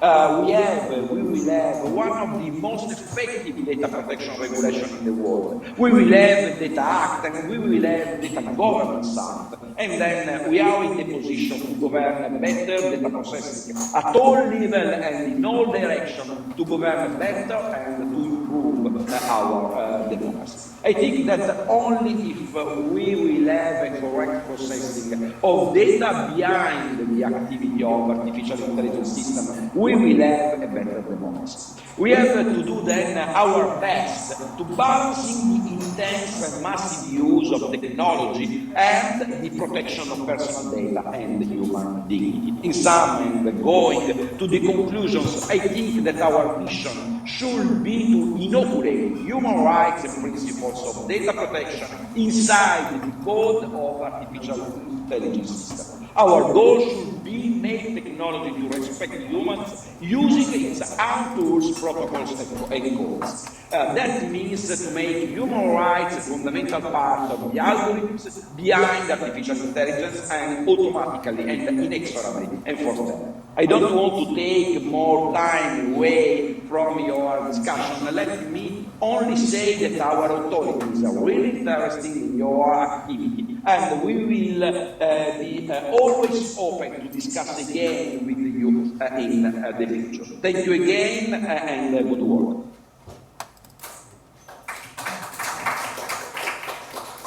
So there is hope if we do the right things, and the difficult thing is how to define what is the right thing to do. We have this fantastic panel, and I am sort of overwhelmed by questions that I would like to propose. But I would start by just commenting on the fact that here I have a very intelligent set of people, rational, enlightened, that are able to conceptualize and do great things. But democracy is also about those people that don't have the same ability. They are not rational, they are emotional, they fear things, they are completely embedded in stories and narratives that make them not trust the other people. So my first question is about, can data governance and trustworthy artificial intelligence help strengthen democracies? First of all, is how do people understand this effort? What do we do for making this effort sort of engaging for citizens? This is, I know, a complex question, but what should we do to make this understood and engaging for society? I would start with Paul Lukovic, which didn't speak until now during this forum. Please. Okay. Yeah, thank you very much. Microfono. Okay? Yeah. So pleasure to be here. And I'm coming from a technological background. I just wanted to start talk about artificial intelligence, something about big data. I think it's really good to take a step back and try to understand how a combination of three things: artificial intelligence, big data, and digitization in overall. Digitization means, all these things that you have in your hand, your house being connected, your car being connected, created a totally different world. And it's not about tweaking small things. We live in a world that is totally different than it was 20 years ago. And to give you a personal example, when I was a kid, I was actually living with my parents in the third world in Africa. I remember when we wanted to communicate with people back home in Europe, you would have to, a week in advance, order time to speak on the phone. And that 5 minutes on the phone cost you a fortune. You wanted to get news from back home, you would have to buy this newspaper, you would get only in certain places this thing to get a news back. Now think about the world today. We all have this phone, so we are permanently connected to everything in the world, to each other. We permanently have those systems that can monitor our pulse, our emotion, they know where we are, and that try to derive from this conclusions about what we need. So it's a very different world. And I think that in this democracy there are two things that is technology, a combination, it's always a combination, AI, digitization, big data. Change. First of all, it sounds actually really good. It's the democratization of the ability to create and maintain. So what do you need from a political movement as a nerd? You need to be able to reach out to a large public space nationally. And you need to be able to analyze sort of trends on which you figure out. So when I was a kid, there was 3 national newspapers, 2 national TV channels, and you wanted to reach a global, a national audience, you had to have a network of these TV channels. There would be gatekeepers, so you would have to pay a fortune to actually disseminate information. Today, every idiot with a smartphone can reach a global audience. And the important thing is, what do you have to do to reach this audience? Not to have a qualified information, and misleading information. You have to hit an emotional nerve. If you do that, your tweet is global. So everybody can create movement. The second thing is big data AI. Everybody can run super complex analysis on what it takes to actually galvanize people, because this thing's achieved. And so these 2 things really change the political landscape. The other thing that is sort of less good on the surface is, I don't know if you realize it, but we live in an age where you have the ability to instantly, within milliseconds, send a dedicated, targeted message, influencing message to every being, human being on the planet. Let's say 3/4 of that. And by targeted, I mean not only targeted to your opinions, but to your current situation. Right? Through the smartphones, you can do that.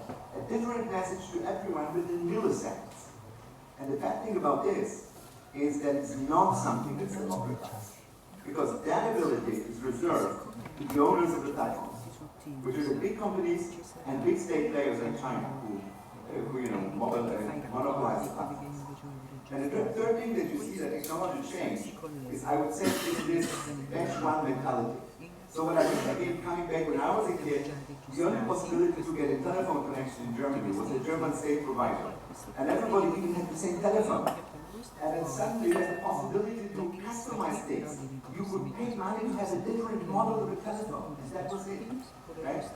Today, there are hundreds of providers, you have a personal threat rate, so people are essentially accustomed to the fact that whatever you have is not made for 2 audiences like TV channels, but it's personalized for you. And they expect that of politicians as well. I don't want one big part. People don't want one big part who represents the left or the right. Just like with their mobile phone towers, with your car, with your food that you order, you expect something that is perfectly personal. Seems like, democracy, but of course that creates all this, polarization, fraction, and I don't know how to work with it. And one last remark, we really have to, when I talk about how we handle these changes, there was this beautiful picture that was made with cars became common. People realize if you get cars and they drive to our city, they will change everything, they'll be dangerous. So there was this movement where they wanted a law where in front of every car there should be a person walking with a flag to warn people about danger. Now what is behind it? People wanted to take the technology but keep everything else the same. And there are a lot of trends, there's a couple of regulations, privacy and stuff, who wanted to do the same thing in the digital domain. We want to keep the technology, but make rules that keep everything the same. The car with the flag didn't happen. Doesn't mean that we allow cars to roam the streets and kill everyone it will, right? We have huge effort in technology, in regulation to make cars safe. But it's not about laws that make sure that cars work like horse carriages. We have to be very careful that regulation in digitization doesn't do the same mistake. Okay, talk too much. Thanks. Super clear and on top of the question, and it leads me to ask Fosca a question. We are trying to have artificial intelligence and data in a more transparent, understandable, explainable way. But we are in an environment of free market with different companies that do their own technologies and compete because their technologies are different. If everybody is transparent, they don't compete anymore. So my question is, AI is something about science which is completely shared, or is it about technology which is competing? And in the second kind of AI, is it possible to have transparency and competition? The answer is yes. The answer definitely yes. But first of all, let me answer the speakers that I received from the car examples. I I use the same examples in a different way. So when a law imposes to have a safety net, so was a model, you will destroy the not even the automotive industry will Scusi, dalla segreteria volevo chiedere a lei parlare. Sì, if we always think that putting a regulation is a depression of innovation, not necessarily. Putting a regulation maybe a sort of activating new ideas, and the engineers for the Dice che c'è un problema di audio. with electric vehicles, how many ideas have been put on the table in technology? So as far as these questions, it's so it is transparency. Transparency is something which may reveal also the secrecy of the algorithms which is related. I think those are this is a fitness in the sense that it's a no, because it's an argument that is used sometimes. So it's that yeah, of course that it is. I cannot. Concept designing. It's concept designing. It's post that. So it's transparency. First of all, it depends by the context we have, but it's providing the right of the object of the question of where the AI system is put in place. Defending himself, for example, or if it's a designer, it supports the right development of the system. So it is useful for everybody. So it is there's a transparency. It's a need for engineers that sometimes the engineers do not control the internal because it's the system may be too complex. So if you have a network, a deep neural network of 5 million of nodes, even the engineers, for the engineers, may be difficult to understand the functioning. So it is transparency useful for that as well. So even for I would say for validating, it is useful for the end users.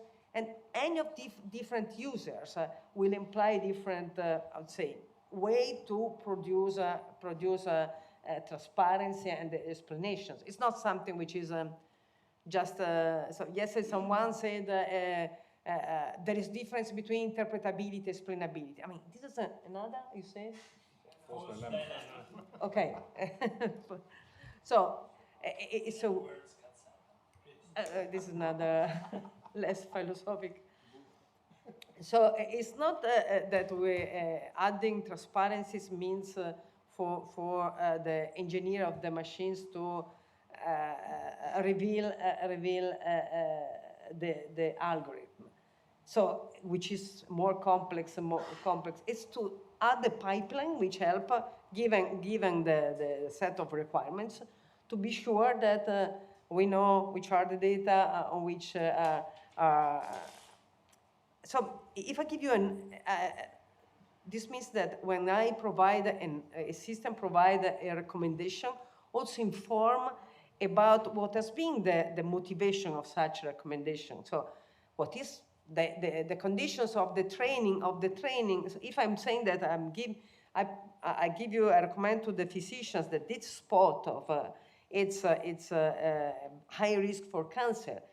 And then I don't say that the population in my training set was having this kind of percentage of white, gender. I will not put the physicians in conditions of activating its own process. So this means transparency. This means, and also the responsibility, having a clear path of who is the responsibility for. So I think it's really a false dilemma. So I don't know if I Okay. And if people doesn't, is not able to understand the fact that this is a false dilemma and discuss about this, do we need tech diplomacy to deal? It's a sort of art to deal with this kind of discussion. Understand the question is for me. and thanks, grazie Luca. And I mean, first of all, it's a pleasure to be here. I mean, in Rome, this is actually my city, although I left almost more than 20 years ago.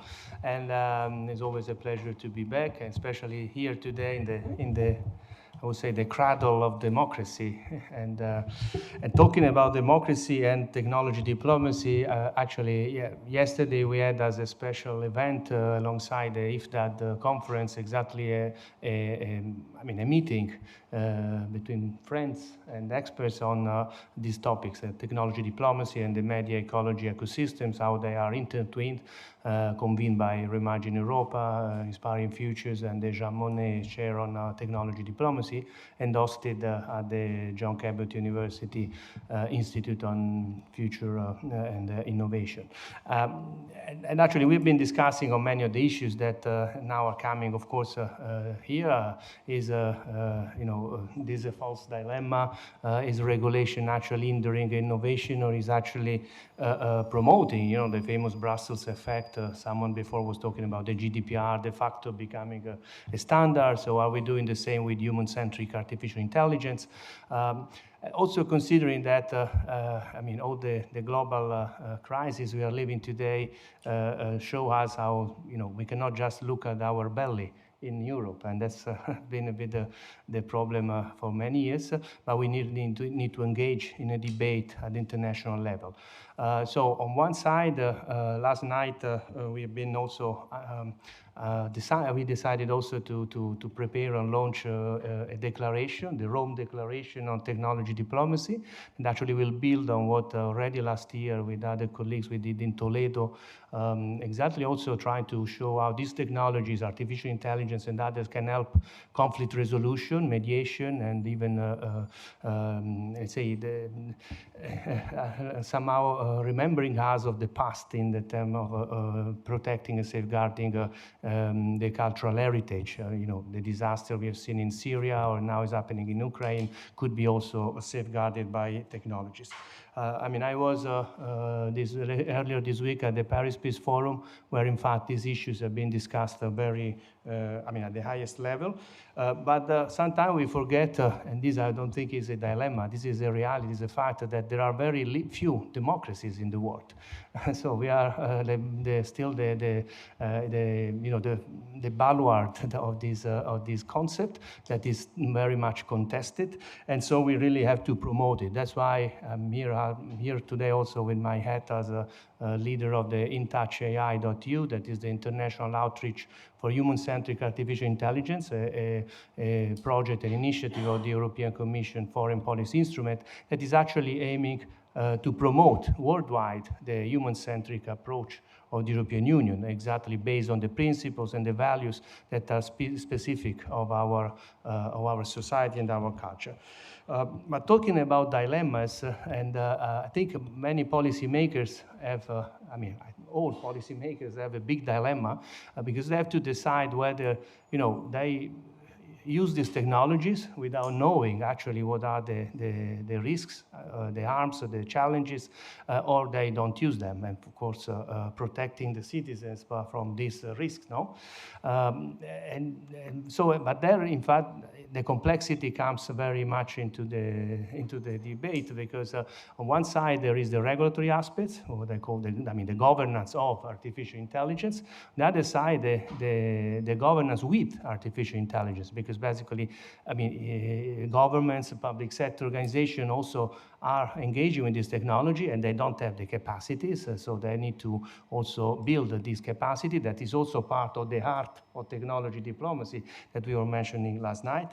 And then there is the governance by artificial intelligence, in the sense that the beauty, but also the risk of these technologies, that they can go by themselves. They can learn and can create, of course, a lot of unexpected positive consequences, but also a lot of dangers. So we really need to make sure that at the policy level this is well understood, but also, as Luca was saying, that the citizenship is also able also to engage in the debate.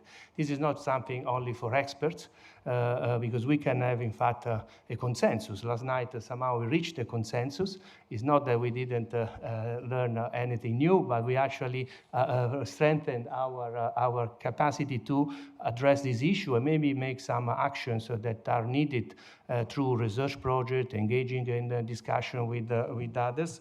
And in that sense, we came up with probably a need that need to further debated on creating this space for a digital citizenship. So maybe we can discuss, and as part of the Rome Declaration on technology diplomacy and the discussion we have here, we could imagine some ideas to how, for instance, leverage on the not necessarily so successful process on the Future of Europe conference, but maybe trying to engage citizenship in view of maybe the next election at the European Parliament or the next Commission. Thank you, Gianluca. Yeah, I don't introduce our guests because there is a fantastic explanation on the screen about what you do, who you are, and etc. And this is very a fantastic conversation that is continuing since quite a few hours here.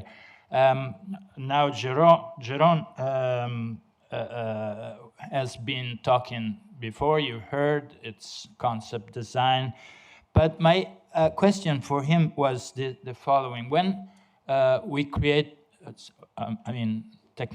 technologists and engineers create a new technology, they at a certain point make an act of creativity. It's something that they imagine, something that they create. In that moment, their values are embedded in their craft by default. Your suggestion is that we make this by design, so it's aware. And the awareness needs to be discussed in a way that has a methodology and epistemology, and that's it. So the tacit knowledge against the explicit knowledge, the default against the design. Is that the right lecture?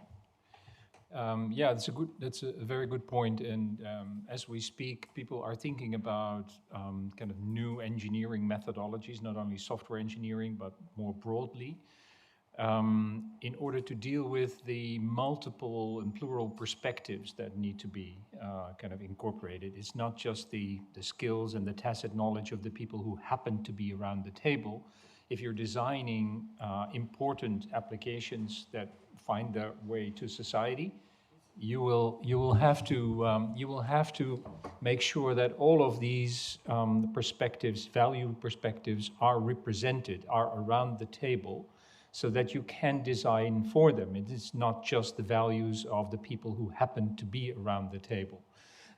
So direct and indirect stakeholders need to be by themselves or need to be represented in that design process. And this also gives me the opportunity to come back to the topic that we discussed, and we talked about false dilemmas, because what you will find if you have many parties around the table, that you will have conflicting values.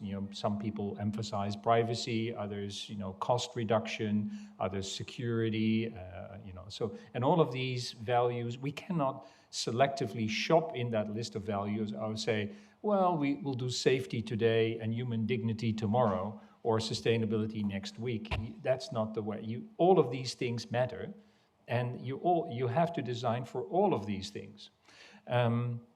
So, and that's what we call the problem for engineers and for software developers and for designers and architects, the problem of moral overload.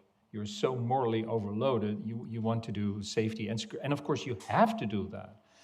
And that is a problem, but it's also a challenge. And I made, during the presentation, I referred to that good engineers love such challenges, as long as the solution space doesn't go to zero, right? So if you have death by constraints, so there are so many constraints that there is no option. But they will be triggered by, okay, it has to be fun. It has to be, invite involvement in democratic processes. So whatever you do in designing for democracy online, it has to be, interesting for people, and it should invite them. Or transparency and privacy, or this, that, and the other. So that is a false dilemma, or it's a dilemma, and what we find is that interesting and awesome solutions or innovations often manage to come up with a solution that accommodates those conflicting values. So privacy by design is such an example. So it's because we had those on the table. We want privacy, and we also want the good things that this technology can bring for society in healthcare and in criminal justice and everywhere. So those two things need to be on the table, and now I have to think of something clever that allows me to have our cake and eat it. And if I can achieve that, I have really innovated. And the nature of that innovation is quite different from the type of innovation that is often promoted and advocated. It's not just the incremental 7.0, 8.0, 9.0 version of something we already have. This is something that allows us to amplify and expand the set of obligations that we can satisfy. We don't have to go for the false dilemma and say, oh, it's either privacy or health. No, actually, I have thought of something clever, or the engineers have thought of something clever, and there are in our projects, very good examples of that are a silver bullet in a way. So they expand the set of moral obligations and responsibilities that we can satisfy. That turns innovation into something completely different. It turns it into a moral endeavor, because the reason, once you've captured this process, this logic, that the thing is driving, economists would say it's pushing the Pareto boundary. So suddenly it's a 3-dimensional, 4-dimensional, 5-dimensional space where all of these values are on the table, and now I have come up with something that allows me. That is what actually Europe has embarked upon by coining this phrase of responsible innovation. That was such a prominent concept during Horizon 2020, still there, but and that is also coming back to your point of diplomacy. We have to promote it, not only promote it by means of, you've laid out what we need to do there, but also what we need to do is to show the success in practice of this idea. So it has to be presented in a way that people will be jealous, and they say, look at what the Europeans doing, right? It works. And actually, all the most livable cities of the world are in Europe, right? So it's not in Guangzhou, or so it's here. So we have struck something, we're onto something that we need to work more systematically on. We have to foreground it, and we have to invest time and energy. But we have to be aware of this structure of innovation is becoming a social moral thing, and not just increasing our functionality or showing off or making money, right? So coming back to your point about is it competition? Are we not? Well, we've required medical device companies like Philips to say, well, you have to make safe equipment and be competitive in the market for medical devices, but you have to be safe. Yeah, and in this... If I can... Yeah, sure. If I can add something, it's impressive the way you articulate the problem. It's so you explain what I think. You explain myself what I think. Oh, there is another point. So this debate and sort of fear about regulation on AI it's creating something that is the EU ICT companies are still waiting, while the big ICT companies actually they are investing in producing trustworthy technology. IBM is doing. Microsoft is doing a lot. So at the end, there will be the result that Europe has done a big effort in trying to shape a sort of requirements for AI technology, but at the end will be the EU big tech again producing that technology, and then we will have to buy again that technology. This is a risk that I see if we are not really reach an appropriate narrative which really convince also the industrial Italian and European company. In Europe, it's a little bit more, at least in Germany, I think there is much more conviction about this. Yeah,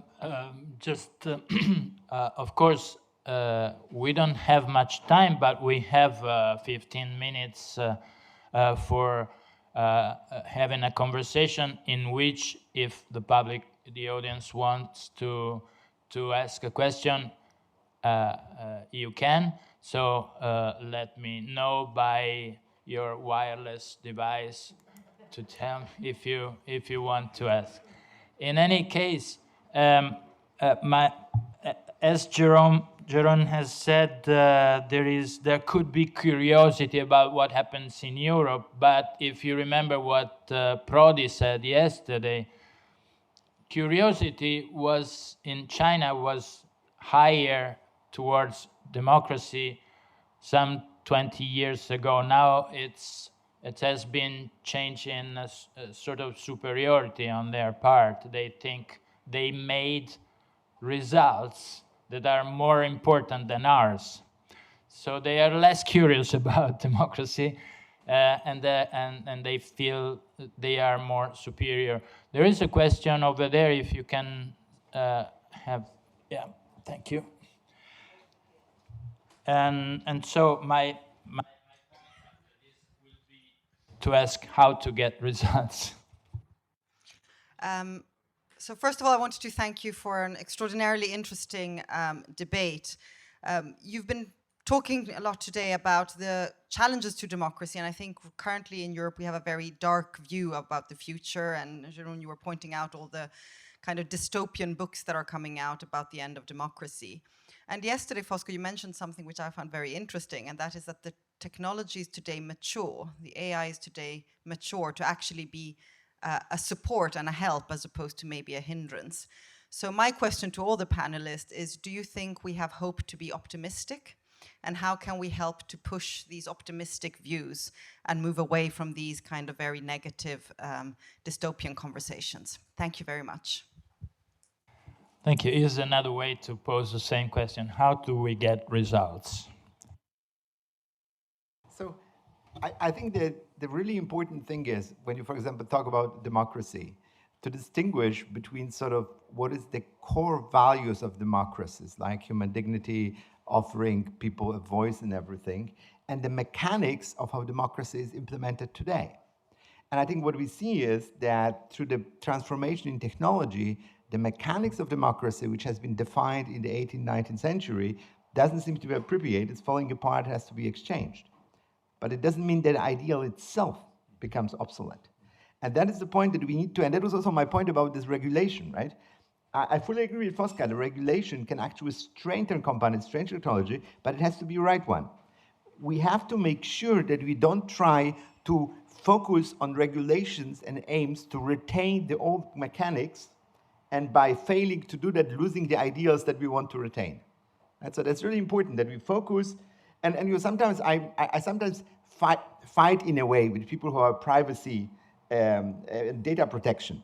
And the reason I say data protection is, in one way, a fundamentally flawed concept, because it says data protection. No, it should be human protection. What is worth protecting is human dignity, is freedom, is democracy. Data itself is nothing, it just bytes. So a conscious way of dealing with data is extremely important thing to protect the humans. But protecting bits and bytes is not an idea by itself. And if we forget that and do regulation that protects bits and bytes, then we fail protects humans. And that's what we need to move forward and achieve results.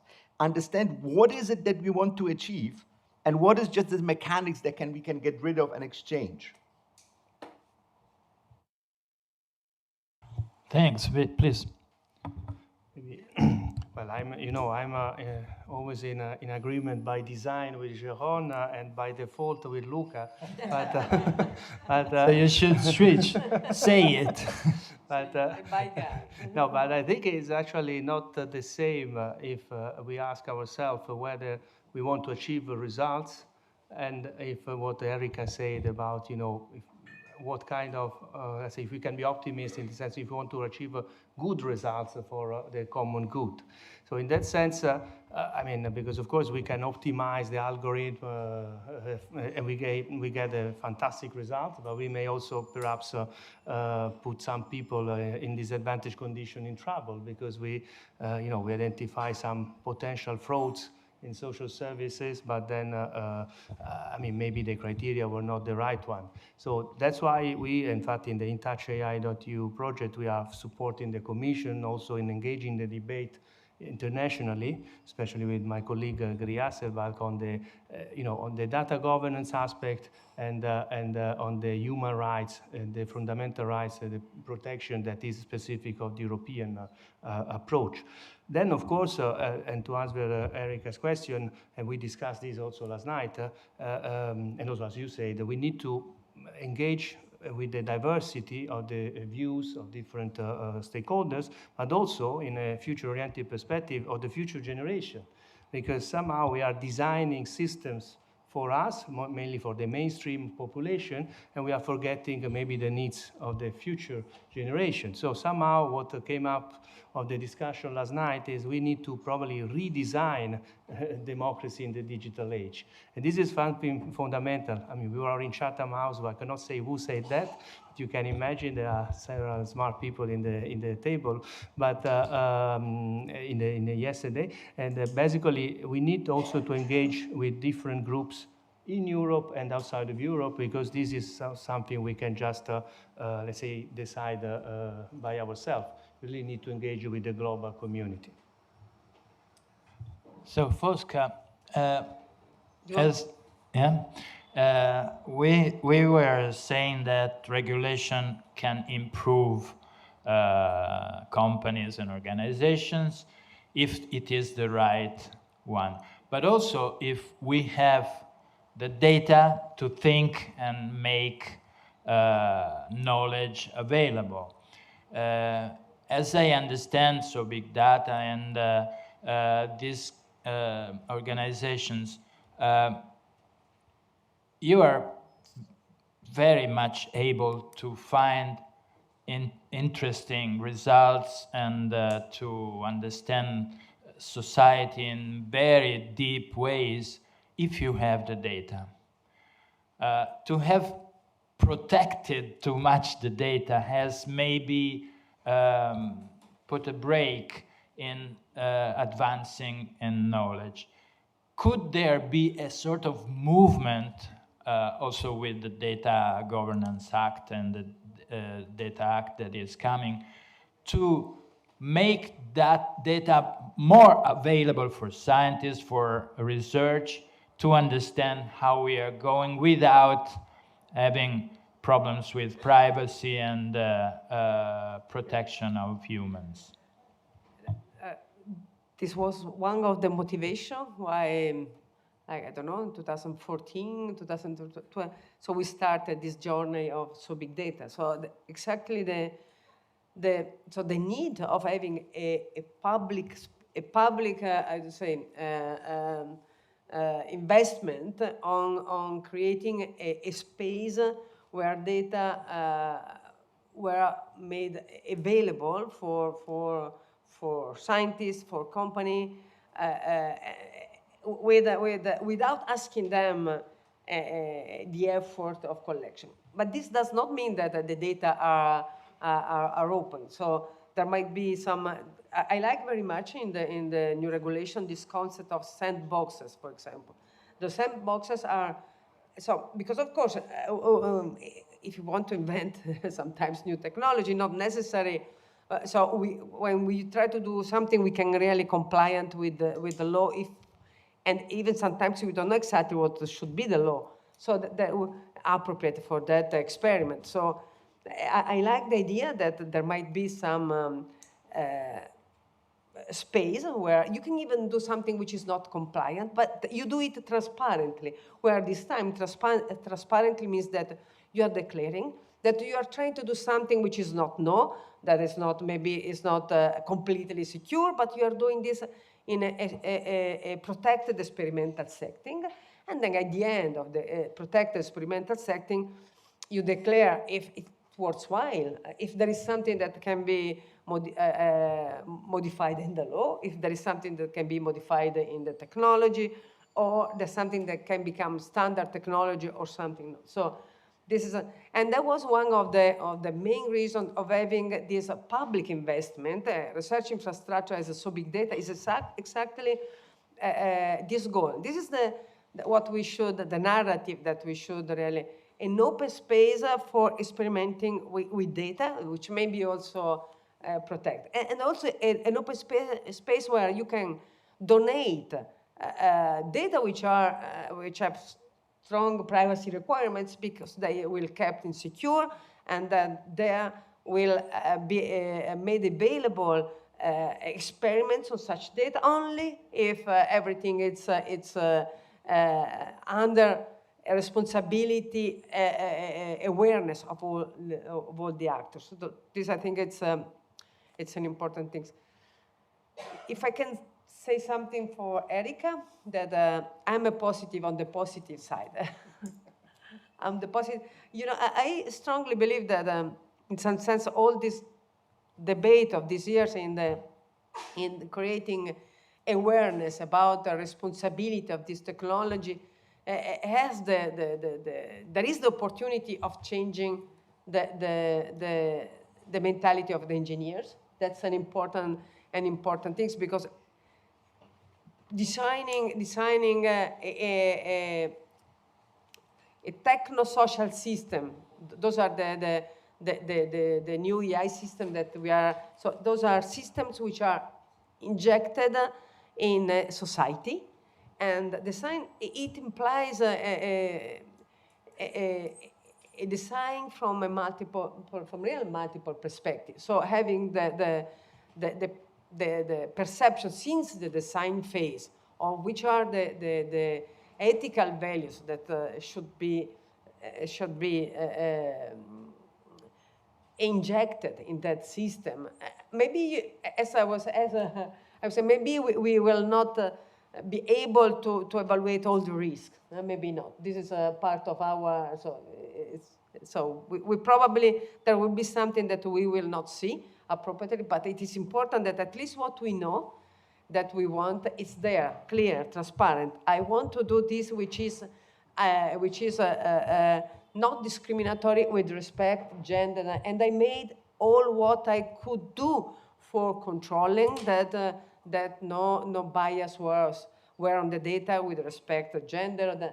Of course, maybe something happen, but this is a risk that at least the effort has been done. So I think that, and I said that I'm positive because now I think that in particular for democracy, I think that we are now also on the point that we can also try to adopt more AI for in the public services, more policy informed systems that we can really help to optimize the public services from one side. And on the other side, I think that we are also ready for imagining a different way to involve in deliberation the communities. So AI in natural language processing has done incredible advances. So there is the hope of really creating a platform that can help people to create appropriate arguments useful for democracy. This is something that I would like really to see on the table of some big data, for example, some big experiment on this side that might be really a nice path to see, to challenge AI people and expert of democracy for doing some experiment of this kind. Thank you, Fosca. Last question. We are almost done, but Jerome, to be optimistic, as Eric asks, and to deal with reality, as everybody needs to do, one of the key concepts is trust, to rebuild trust or to build trust. It seems to me that if you live in an enlightenment world, trust comes only from epistemology, from rational ways to convince that you are talking the right talk. But again, I see mistrust, distrust by default, and I don't see trust by design. So how do we make this false dilemma become real? That's a good one. Real? Yeah. No, it's key, of course, and I think a useful distinction should be. You mentioned epistemology, but a useful distinction is made between trust and confidence, and I think we need to separate the two. So when we're talking about systems and about IT, digital applications, we want to rely, we want to, gauge and estimate whether they will perform in accordance with their specifications, and so we can rely on them. And we could say, well, 80% chance that this will function, or 90%. So then that is a matter of confidence. Trust is another matter. So if I trust my plumber, I think he's competent and he will fix my kitchen sink, that's great. But then I'm talking about an epistemic notion. Is he competent? Does he know his stuff? Did he bring the right gear? But do I trust the plumber with the silverware in my kitchen drawer is a moral issue. So don't conflate the two, because if you're designing for confidence, you may get confidence. People may trust it in that sense, but they may still be suspicious about who is behind this reliable technology, right? I can make a beautiful website, no link rod, everything works perfectly all right, but there are two people behind it trying to get my into my bank account. So you have to separate the two. And having said that, I think the way to go to trust is a moral phenomenon, and moral phenomena are emergent things, right? So I cannot bring friendship about intentionally. I cannot say, Fosca, you need to be my friend. I want you to be my. So I have to spend time with Fosca and have a nice dinner, and and go on a little trip or something like that, and then we may become friends. So it's something that takes time, and so the same thing. Trust has gone, as you rightly point out. People don't trust companies. They don't trust governments. They don't trust universities or professors or. So once it's gone, it's very difficult to get it back. So it has this strange dynamic. You cannot intentionally bring it about. And you, like love and friendship and all of the things that are really important in life. And when I claim that I have something trustworthy, people start to distrust me because I say, you trust me, I'm your doctor, trust me, I'm your friend. So it has, you have to know and understand what trust is in order to facilitate it, right? And one important way to facilitate it is to be like in persons. I want to know who you are as a person. What are your principles? How have you acted in the past? Is this consistent? And then trust may grow as a result of that. So one thing is important, and this is the lesson for our kind of design work, is that you have to be transparent about the values that went into the things that you made, that you put out into the real world. If I can believably and demonstrably and accountably say, this is what we were concerned about. We've designed this in a particular way because we wanted it to be beneficial to the citizens. And if that is a believable story,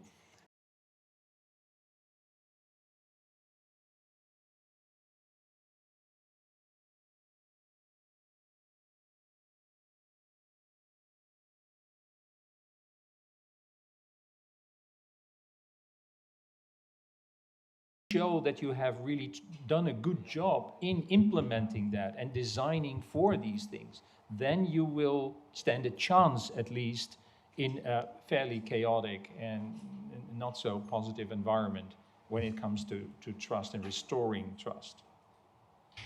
Thank you very much.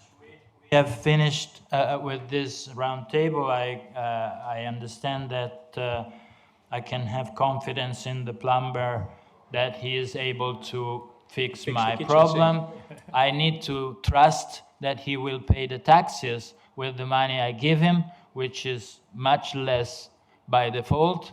And it takes time to build trust. So in a society that has less and less trust, less and less time, it's also difficult to build and where trust. we're not used to be explicit about our values, and so put those values squarely on the table and show, and also make yourself vulnerable with respect to, okay, come and criticize me, like, this is what I've tried to do, this was my objective, this is the way I've tried to do it, and I'm not infallible, but correct me if I'm wrong. And so that kind of attitude needs to be part of our technical work about, so that's... Well, thanks a lot to our panel. And now, as the Assembly of the Banca d'Italia, we have the final remarks by the Governor, Dino Pedreschi.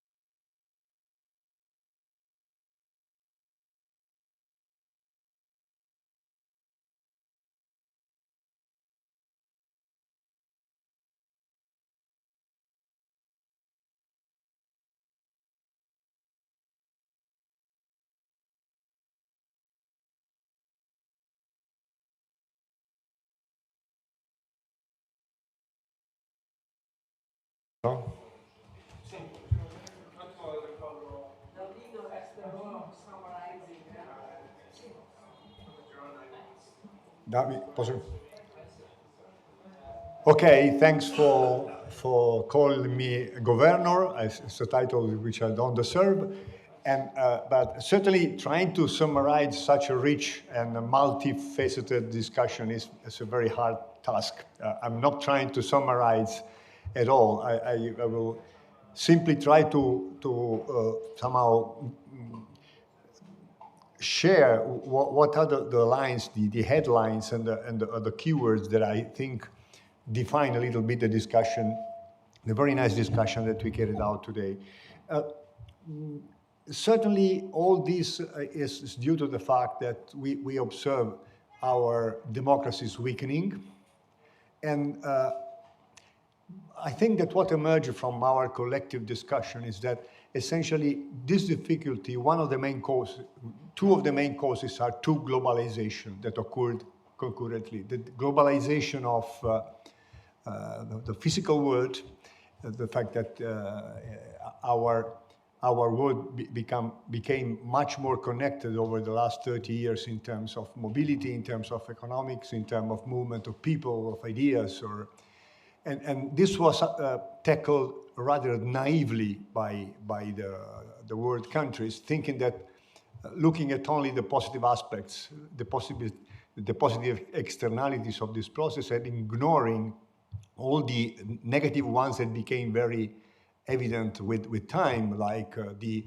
increasing inequalities, the inequalities in human rights, not only from the economic point of view, something that has weakened the fabric, especially of democratic societies in Europe and in the Anglo-Saxon world.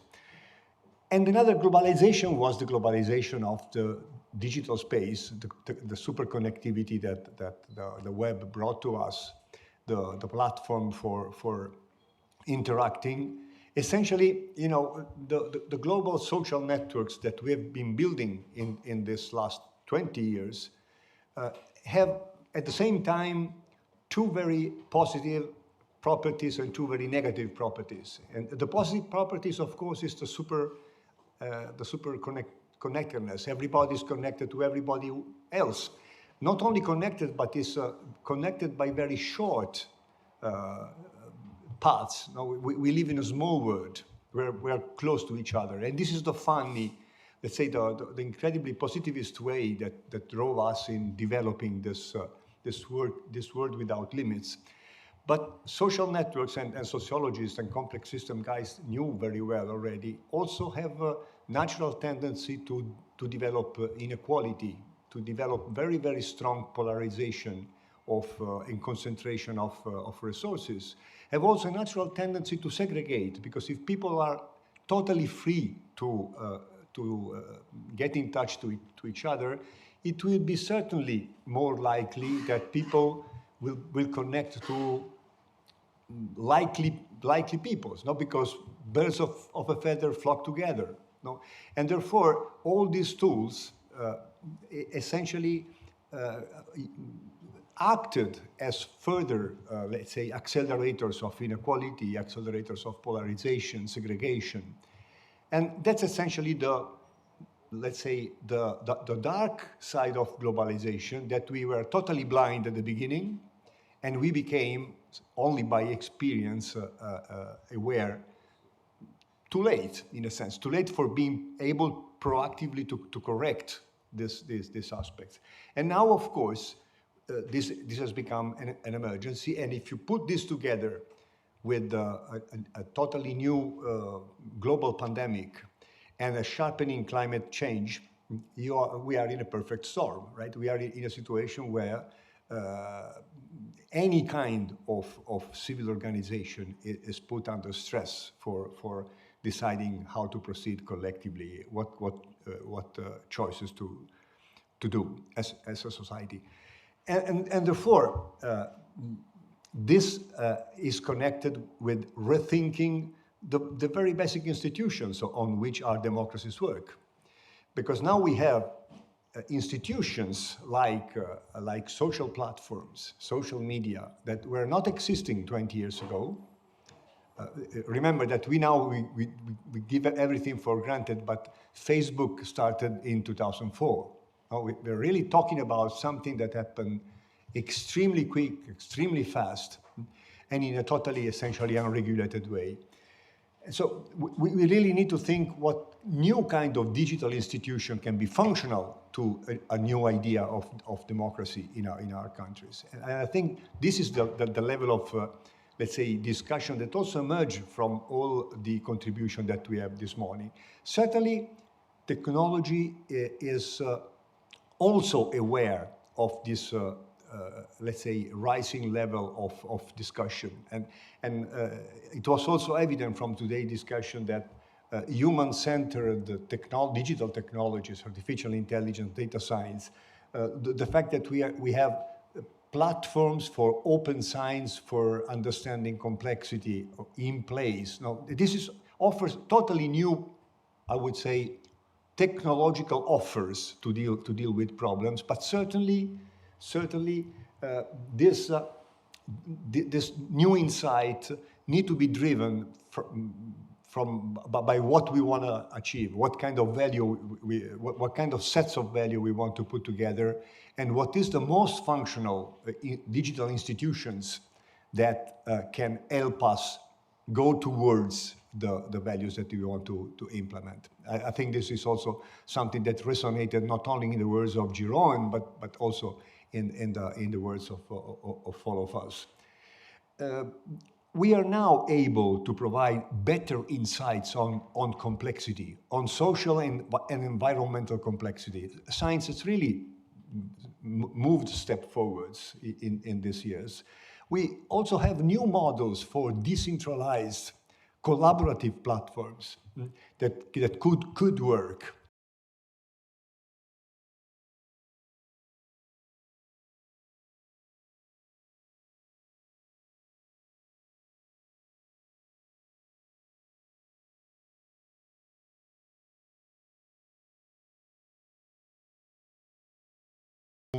technical solution, even if they're well inspired, even if they are benevolent. No, they won't work unless we are able to pursue this goal as a democratic societies. I really think that, of course, this kind of reasoning implies that we should refrain from finding technocratic solution, but at the same time, we need to put constraints on the kind of technologies we want to develop, because we want solutions that are we want technology that is part of the solution instead of being part of the problem as being essentially happened so far. Some keywords that I think are important that resonated today.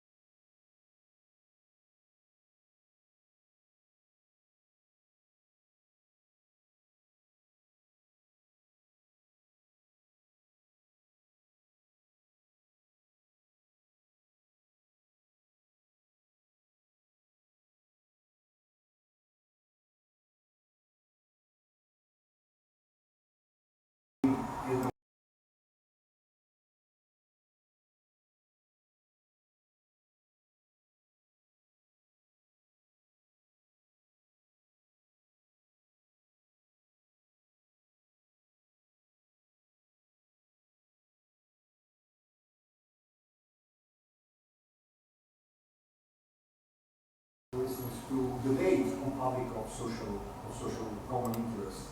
A platform that would strive for consensus or strive for building truth, trust. Trust has been also important word today.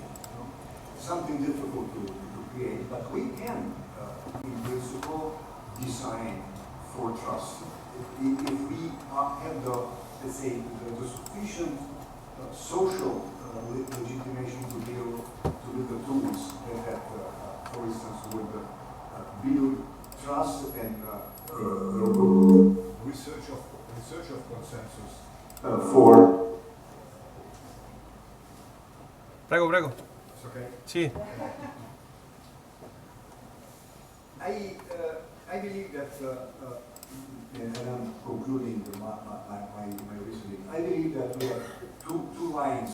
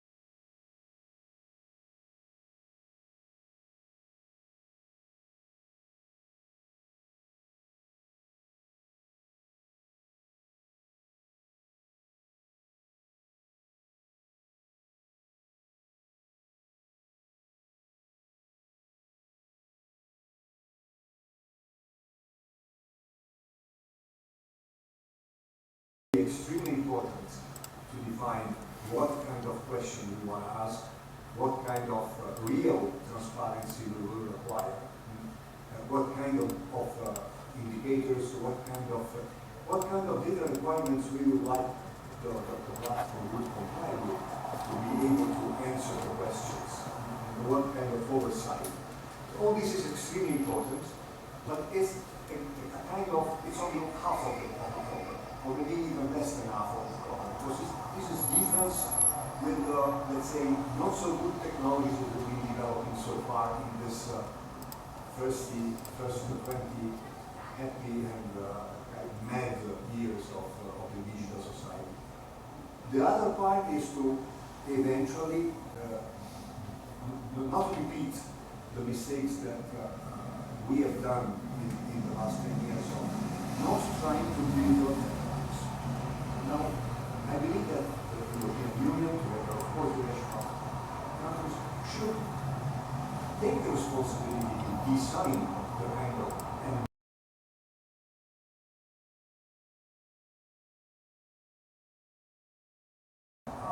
would foster the kind of participation of European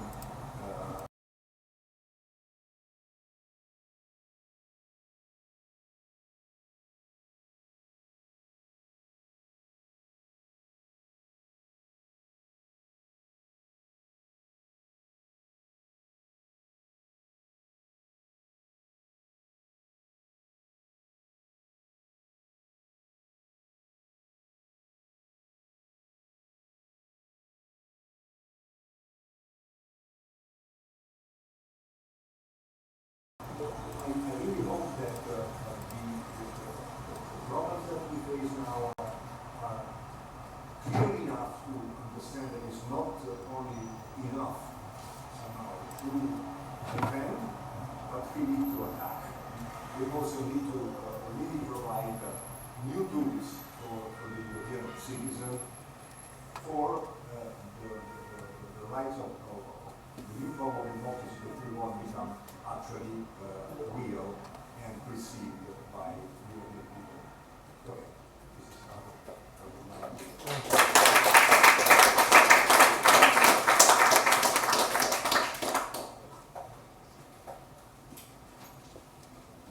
Thank you, Dino.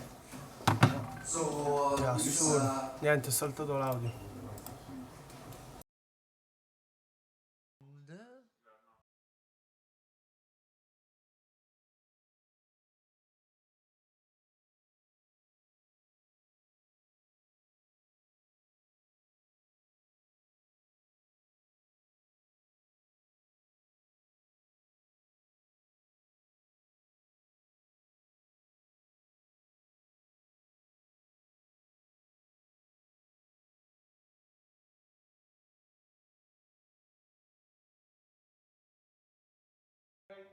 Okay, so only to say that thanks everybody to be here.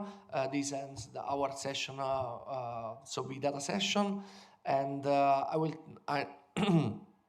like to thank also Fondazione Einaudi to host this session, and the forum will continue this afternoon after the break.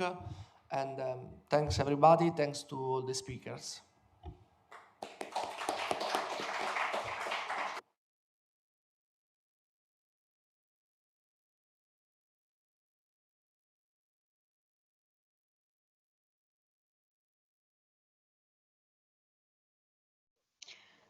Good afternoon, everyone, or good morning, or good evening, depending on where you're connecting from, and welcome back to the second day of the International Forum on Digital and Democracy.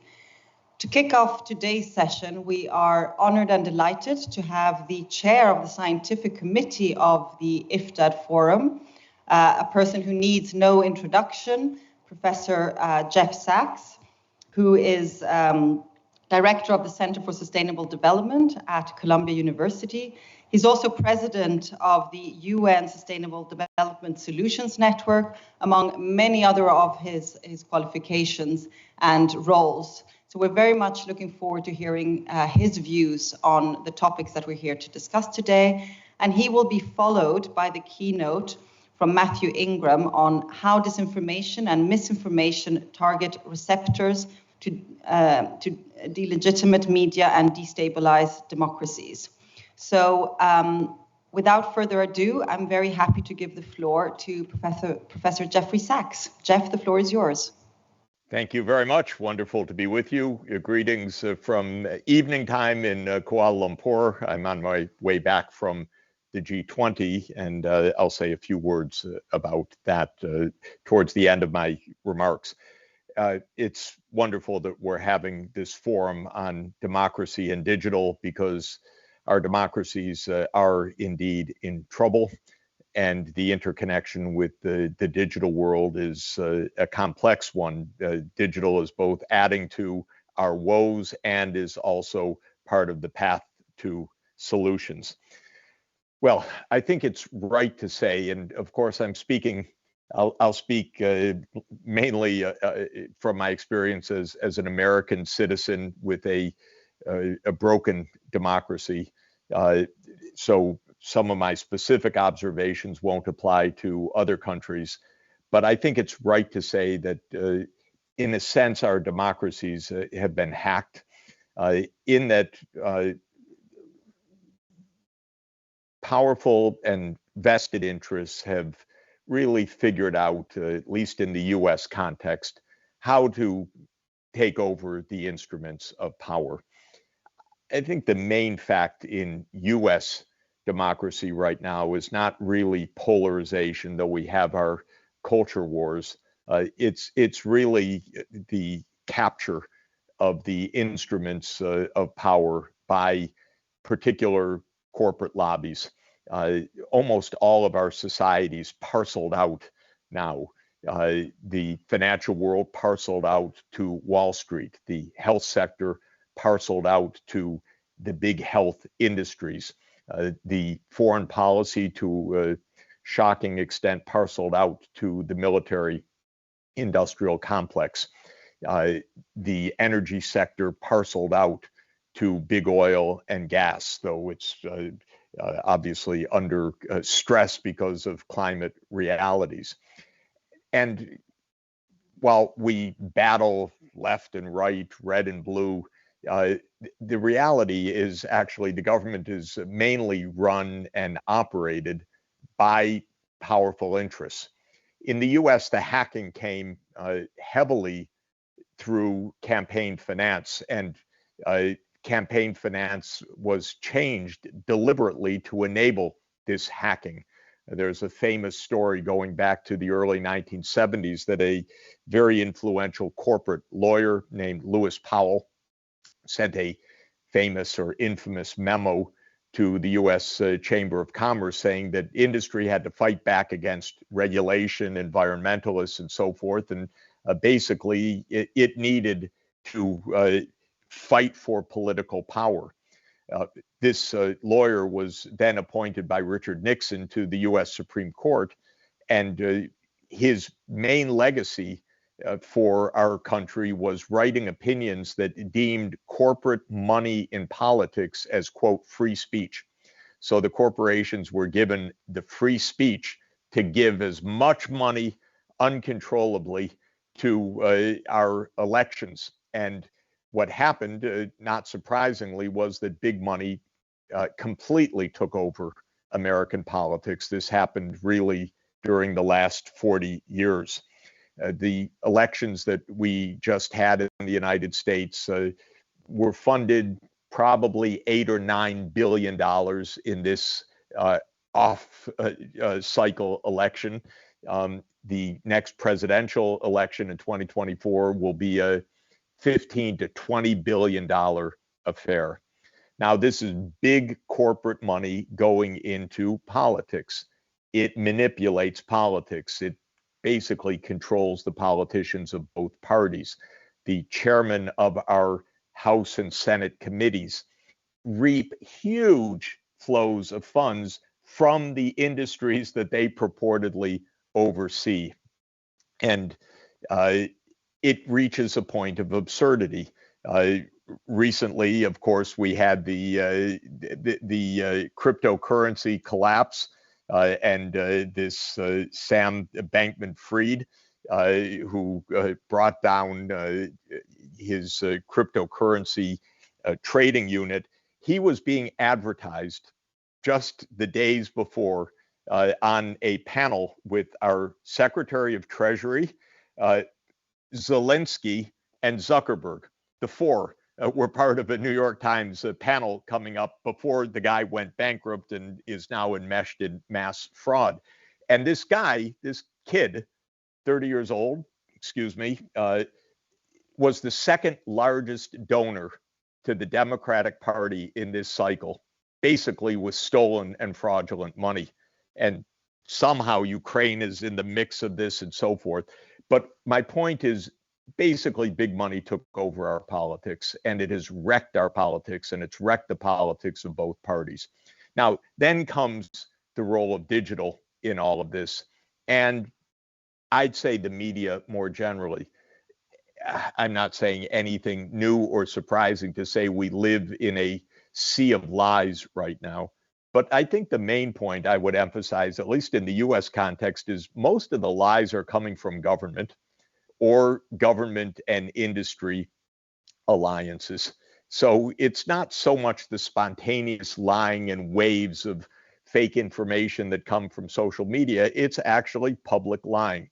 Much of what we're told about this war in Ukraine is lies. This has been a manipulation from basically from the start.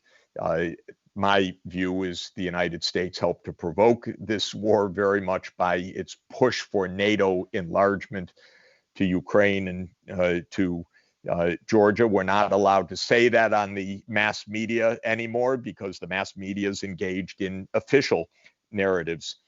My guess, the US blew up the Nord Stream pipeline, or the US and UK blew up the Nord Stream pipeline. The president said we were going to end it. He actually said it. But if you try to say this in the media, you can't say it. I know I was cut off when I have tried to say these things.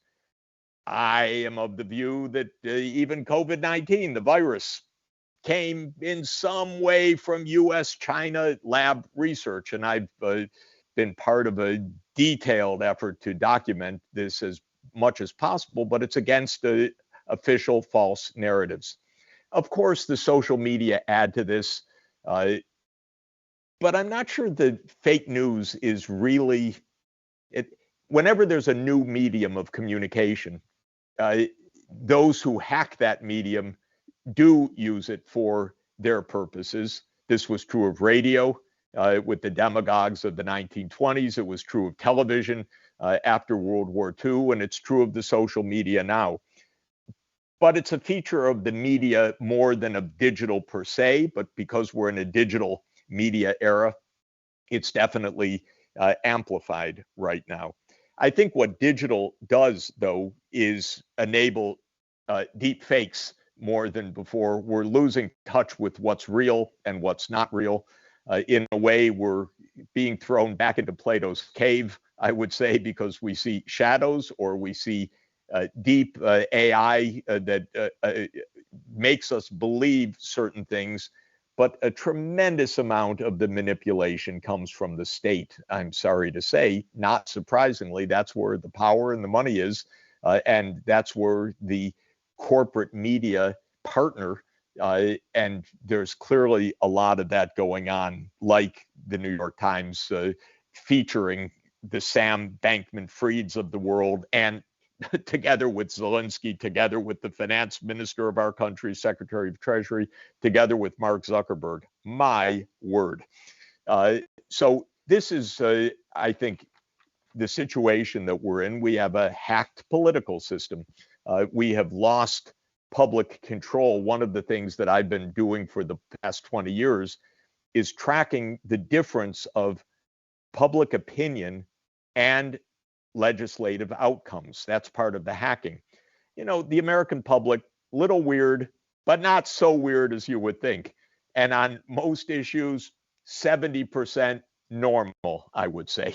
And we have pretty significant majorities for fighting climate change, for example, for getting money out of big politics, for taxing the rich more, for staying out of wars. But that's not what we do in our politics. That's what I mean by the hacking of our democracy. It's not that the public's crazy. It's that the political system is controlled and manipulated.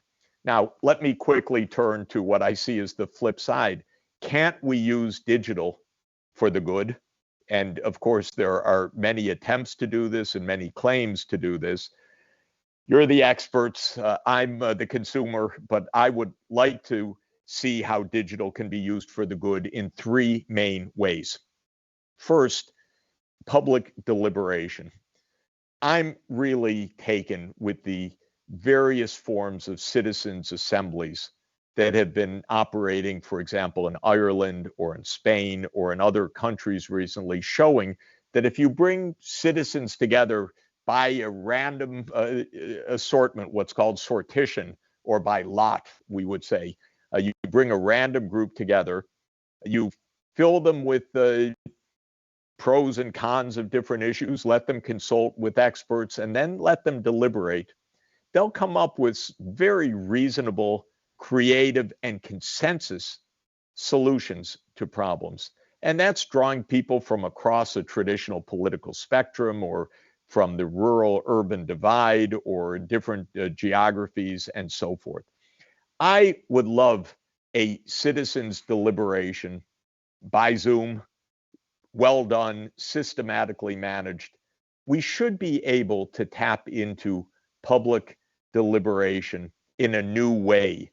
You know, our Constitution was written in 1787 in Philadelphia.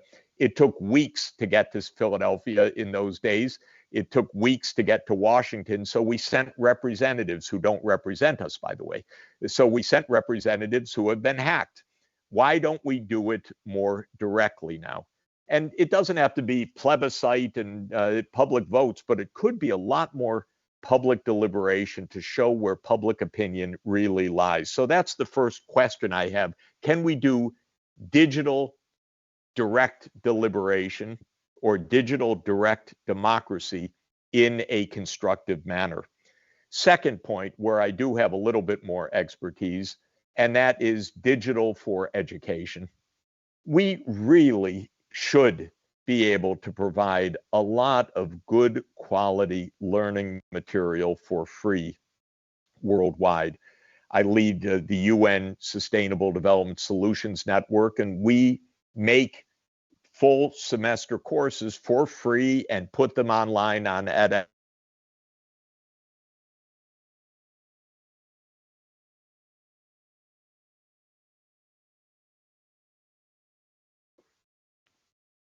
That's a digital miracle. That's something that would not have been possible without these advances. And finally, what about global engagement, just like we're doing right now?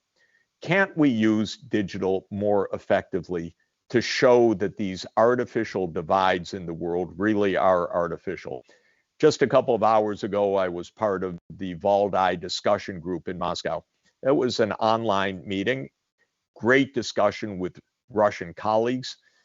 We're in a cancel Russia mode right now in Europe and the United States, which is tragic, absurd, just stupid and dangerous. But I had a wonderful discussion with Russian colleagues on a number of issues, including the G20 summit that just took place, which on the whole, just to summarize, showed that the world could actually still get together and do something useful. And maybe it argues against what I'm saying. It was the face-to-face meeting of leaders that probably chilled them out a little bit. But the fact of the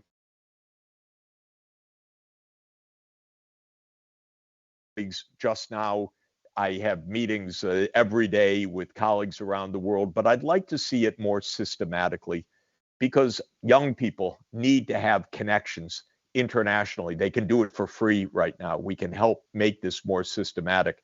For the last dozen years, I've been leading a global classroom where we have 20 campuses from around the world online together to talk about sustainable development. It's just an example. But my point is, digital can be the friend of democracy, where what I'm talking about is deliberative democracy, where people actually know things, talk to each other, deliberate, and reach informed decisions. I think this is the path forward to end the hacking of our democracies. So just a few quick observations, and thanks so much for having me.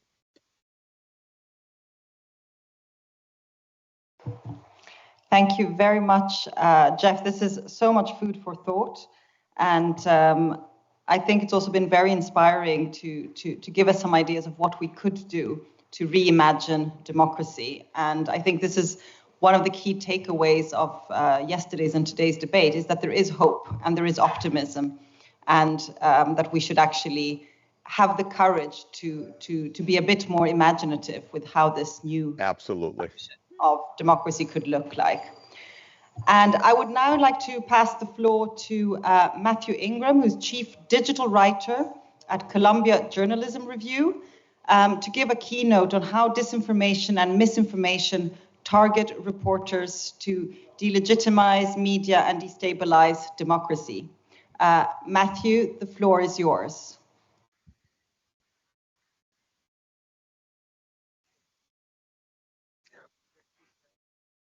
Okay, well, wonderful. I'm so happy, Jeff, that I can have you here. I think what was so exciting and inspiring with what you were mentioning is, one, your frankness with what is happening in the world, and your analysis and courage, and really talking about how to understand the broader challenges to democracy, in particular in the powers that lie behind, and what is behind a lot of the mistrust that we're seeing towards our own governments. And I think this is a core thing also that we've been talking a lot about these days, is the issue of trust. And Professor Jeroen van der Hoeven was reminding us that trust is something that takes a lot of time to build. It's like friendship, it's like love. You cannot demand trust, but it's something that you have to build over time. What do you think would be the most important thing to do today to start rebuilding trust, not necessarily towards our institutions, but more in particular between society itself, so that citizens starts getting trust again in each other and in the broader society? You know, if I could stick with the government just for a moment, the reason Americans don't trust our government is that it's not trustworthy. And I'm now 68, so I've lived a long time through a lot of administrations. And basically, the US government has been lying to me my whole lifetime, and lies of a major sort. You know, I was young when John F. Kennedy was assassinated. They lied about that. The Warren Commission was a lie. Then we had Richard Nixon, and he lied about everything, but he lied about Watergate. We had the Vietnam War, which was a lie, and the Pentagon Papers revealed that lie. And it's been on and on. We had the Iraq War completely on phony circumstances, and now I saw, as I was chairing the Lancet COVID-19 Commission, how the US government is lying about the virus.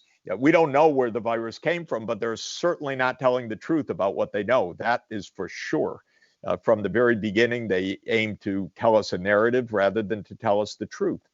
The truth may be they don't know, but they claim to know that it's from nature and it's not from these research activities and so on. And I think we don't know, but they clearly haven't told us the truth. So the breakdown of trust is real because the government's not trustworthy. Why? Well, because we're an imperial power. It happens in the United States, and empires don't tell the truth very much, because if they told the truth, they'd stop being empires, for one thing. And they have taken, I think it's unfair to invoke Machiavelli here, but I will do so anyway. They take the idea that the goal is power, and you do what you can to hold on. So I have a very simple prescription, very naive, but very simple. Tell the truth and trust will come back. And we're feeling a lot of distrust because things are not the truth. Look, 2 days ago, a missile a missile landed in Poland and killed a couple of people. At the beginning, Zelensky said, Russian missile attack, and there was suddenly calls for NATO engagement in Article 5 and so forth. Then, actually, the US, to not have World War III, said the truth that, this looks like it was a Ukrainian missile, not a Russian missile that landed. And the Ukrainian foreign minister said, that's a conspiracy theory. This was a Russian missile. Somebody's lying here.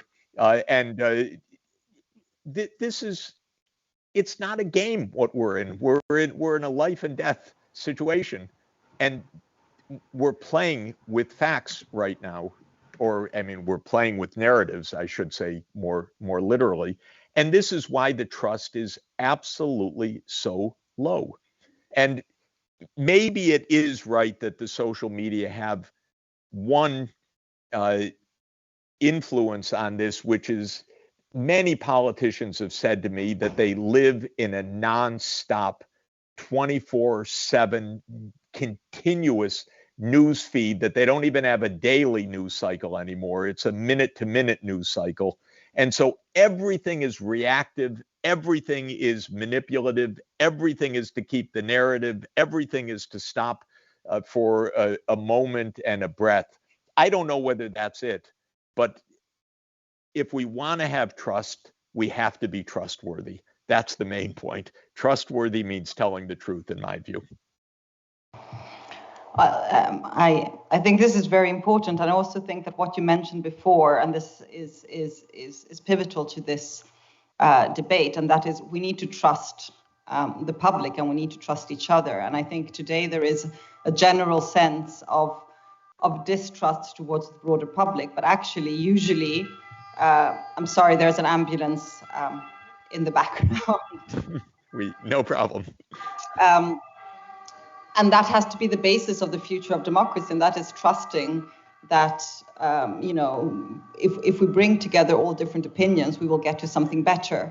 And it reminds me of a thing that Hegel said in his philosophy of history, which is that if you care for an idea, you need to be willing to challenge it constantly and to talk about it constantly. Because then, one, you will test if it actually holds up to scrutiny, and two, it will probably improve with time. And I fear that today we're doing the opposite. We are hiding behind our narratives, and we're not willing to question them, and we're not willing to see if they stand up to a variety of different opinions and perspectives. And as we're moving towards a global world and with global governance, this will be more important than ever to be open. So with this, I wanted to thank Professor Jeffrey Sachs for giving the opening address this second day. Thank you very much, Professor. There's been a slight change in the program.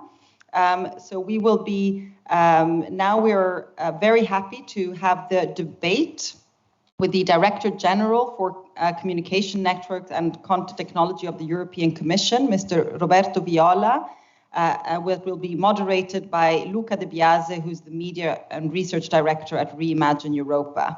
They will talk about the third way to digital and AI and have a presentation of the Declaration on European Digital Rights and Principles, which is a perfect follow-up from what Jeff was talking about. So Luca, I'm happy to give you the floor.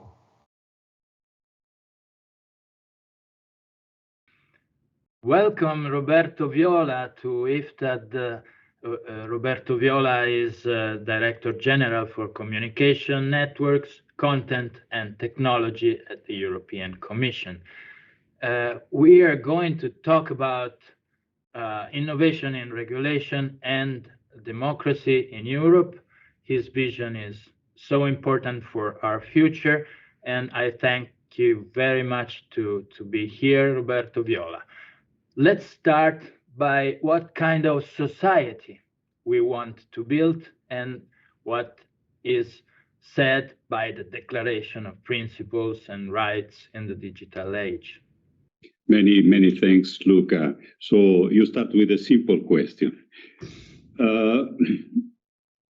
what is happening around us goes so fast that sometimes we wonder whether we are able to catch everything, the complexity of it, on top of a very complicated world scenery when it comes to the war, when it comes to the pandemic, when it comes to the profound transformation of our society. The declaration of the digital rights in Europe is an attempt to establish a kind of social contract between the European citizens and institutions, trying to establish what exactly we want from the digital transformation and how we want to shape it. And Europe is known in the world to have this kind of brand, if I'm allowed to call it this way, of a human-centric digital transformation. So the declaration tries to decline it in commitments that the institutions are taking towards the citizens to make this human-centric digital transformation a reality in the area of protecting individuals, protecting the fundamental freedoms of democracy, protecting, the way we interact, the way we work, the way public services are offering services to us, with the idea that no one should be left behind, that the individual is individual, and public authorities should refrain, from constraining fundamental freedoms, but facilitate whatever it's necessary to make sure that connectivity is a fundamental right in Europe. Freedoms are guaranteed online and offline, and what is illegal offline is illegal also online. So that sets a sort of image of the society we want, but there is a set of innovative acts and new regulations that has been introduced and will be introduced by the Commission. Do you want to tell us the strategy behind all this innovation and regulation? Indeed, if the declaration were to be a simple statement of intentions, that would not be a credible exercise. So what it underpins is a solid action when it comes to putting all these principles into action, into motion. So maybe to have a kind of a helicopter view of where we want to go. First of all, looking at the internet, we want to make sure that the internet is a safe, democratic space for everyone to be in, and where competition is guaranteed. And for this, I have three fundamental pillars. Two are already in place. They are now actually law, European law. It's the Digital Service Act, which looks at the services that was tells it all. It's about, how we interact with social media platforms, what rights we have, what duties platform have, and especially that responsibility is proportionate to size. The bigger the platform, the more the responsibility. The other one, Digital Market Act, again, market tells what is about. It's fair competition. There cannot be, competition that is based on size, in the meaning that a very large platform constrains all the other business users, constrains the type of offer that is offered. So the Digital Service Act, Digital Market Act are these twin regulations about the interaction with online platform. And then there's a third and important fundamental pillar, which is the regulation on the European digital identity, which guarantees that our identity online is managed by us, it's under our control, and there are no private monopolies of identity, which in an open society would be unacceptable. Think about, the new augmented reality, virtual worlds, or whatever. Clearly, we want to be ourselves also in that space. And also, it comes with a number of digital attributes and interaction with the public and private providers in a way that you are absolutely in control. So these are the three fundamental elements for us to interact with the online platforms. And then it comes, the issues about algorithms. And we, of course, think AI is a blessing for the humanity. It's one of the most intriguing and important innovations we will have in the future, but there are risks with it. And the AI regulation, it's about allowing whatever is necessary to have a better society, but also making sure we contain the risks when the risks are about fundamental rights or risk to harm or even serious injuries for human beings. So these are the fundamental elements. And then, of course, you have data. And data, it's the oil of, well, it's already the oil of the next century, not will be the oil of the next century. And there we have two elements, which is the governance of data, so open data, but also data donation. I mean, we want citizens in control of which data they want to donate to the society to have a better medicine, to have a better transport system. And this is the Data Governance Act. And then you have the Data Act, which looks at the interaction between the citizens and the connected objects. The last point, I'm sorry, the list is long, but just tells you why it's so important that we cover all the elements when it comes to the digital world. It's about cybersecurity. We have a fundamental law in Europe, which is called the NIS Directive. Now we have the second release, it's called NIS2. Which regulates the responsibility of providers when it comes to security, tells the member states to be ready with the national security plan and national agencies. And then we just proposed the so-called Cyber Resilience Act, which is about the cybersecurity of every individual connected product. Well, in front of this kind of innovation, many think that law is always following reality. Others think that policy can anticipate reality and technology. Where do you stand? What do you think is the real interpretation of the situation? My stance to this was when innovation speaks, regulation should actually be on a side and wait for things to happen.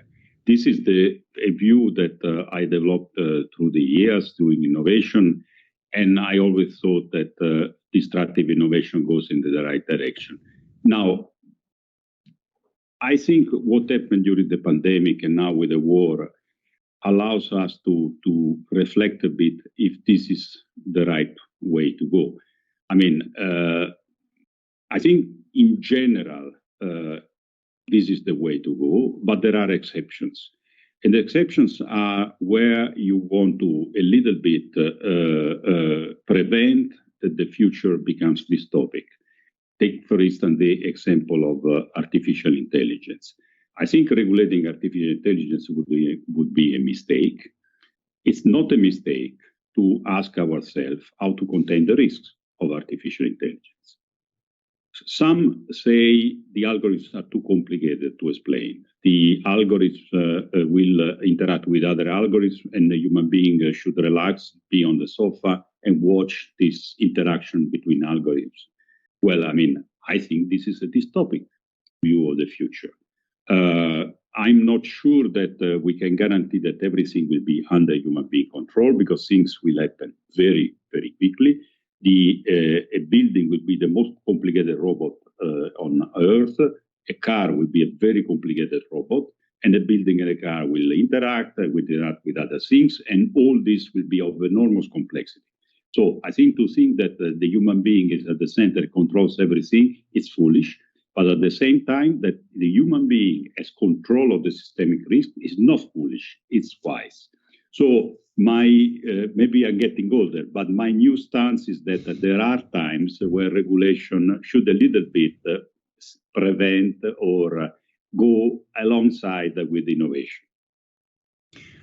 Well, there is also, I guess it's wisdom comes with experience, not with age, and you have a lot of experience. So will listen to what you're saying. But there is also another dimension of the problem. Is regulation only meant to protect from risks, or is it also meant to suggest opportunities for for building a good society?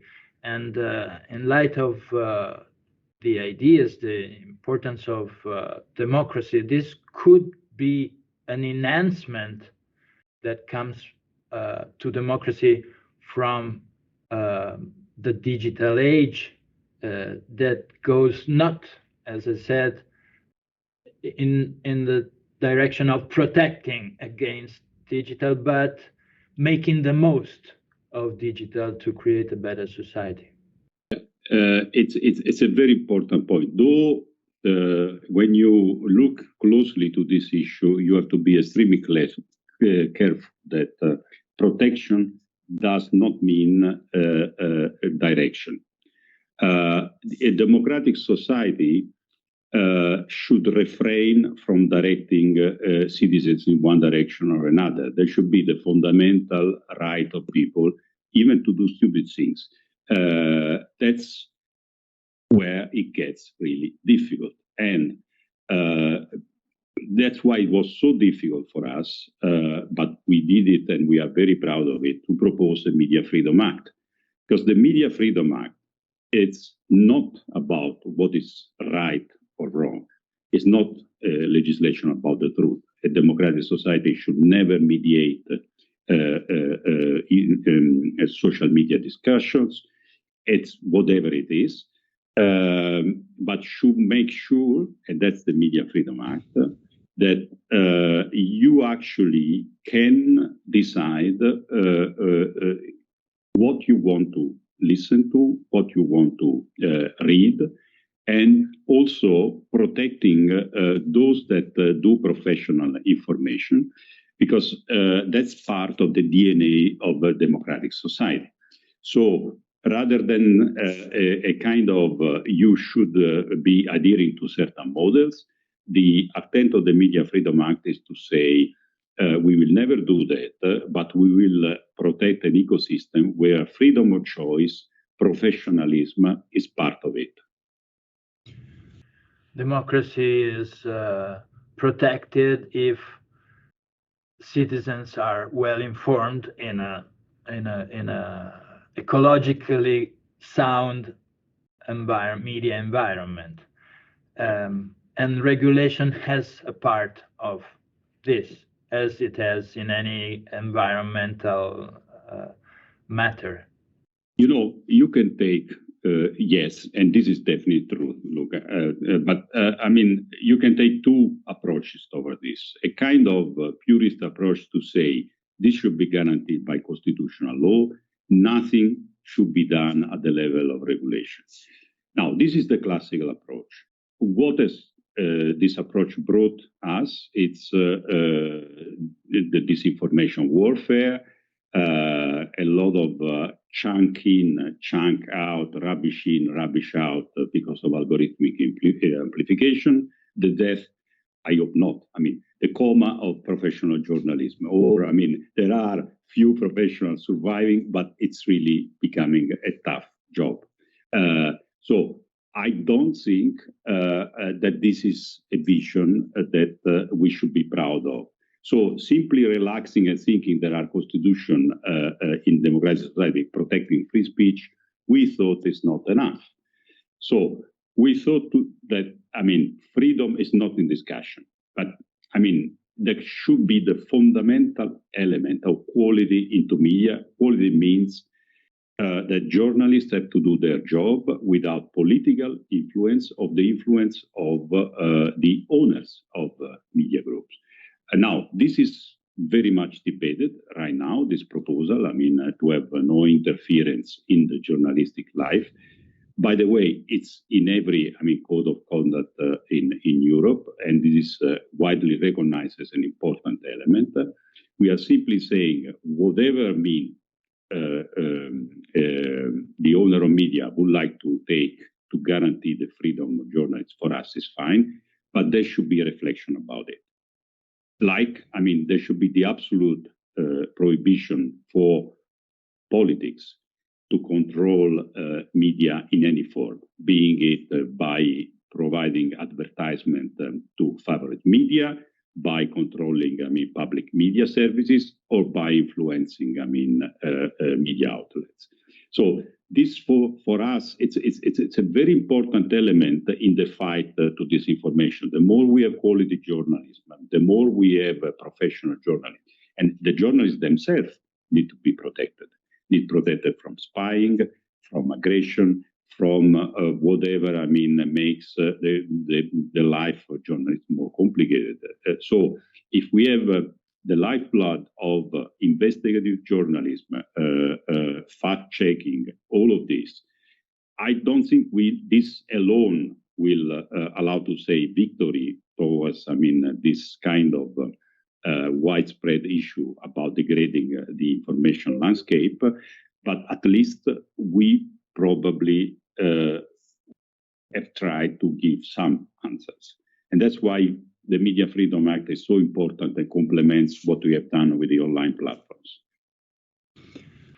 Well, thank you very much, Roberto Viola, for this contribution to IFTAD. It was a pleasure to hear your words and your vision, and I give back the floor to the rest of the conference. Thanks again, Roberto Viola. Thank you to you. Thank you to all. Much, Luca, and Mr. Director General. We're delighted now to pass to the section for the presentation of the papers that have been selected by our scientific committee on the topic of the effects of the new algorithmic power of states on citizens' rights and the rule of law.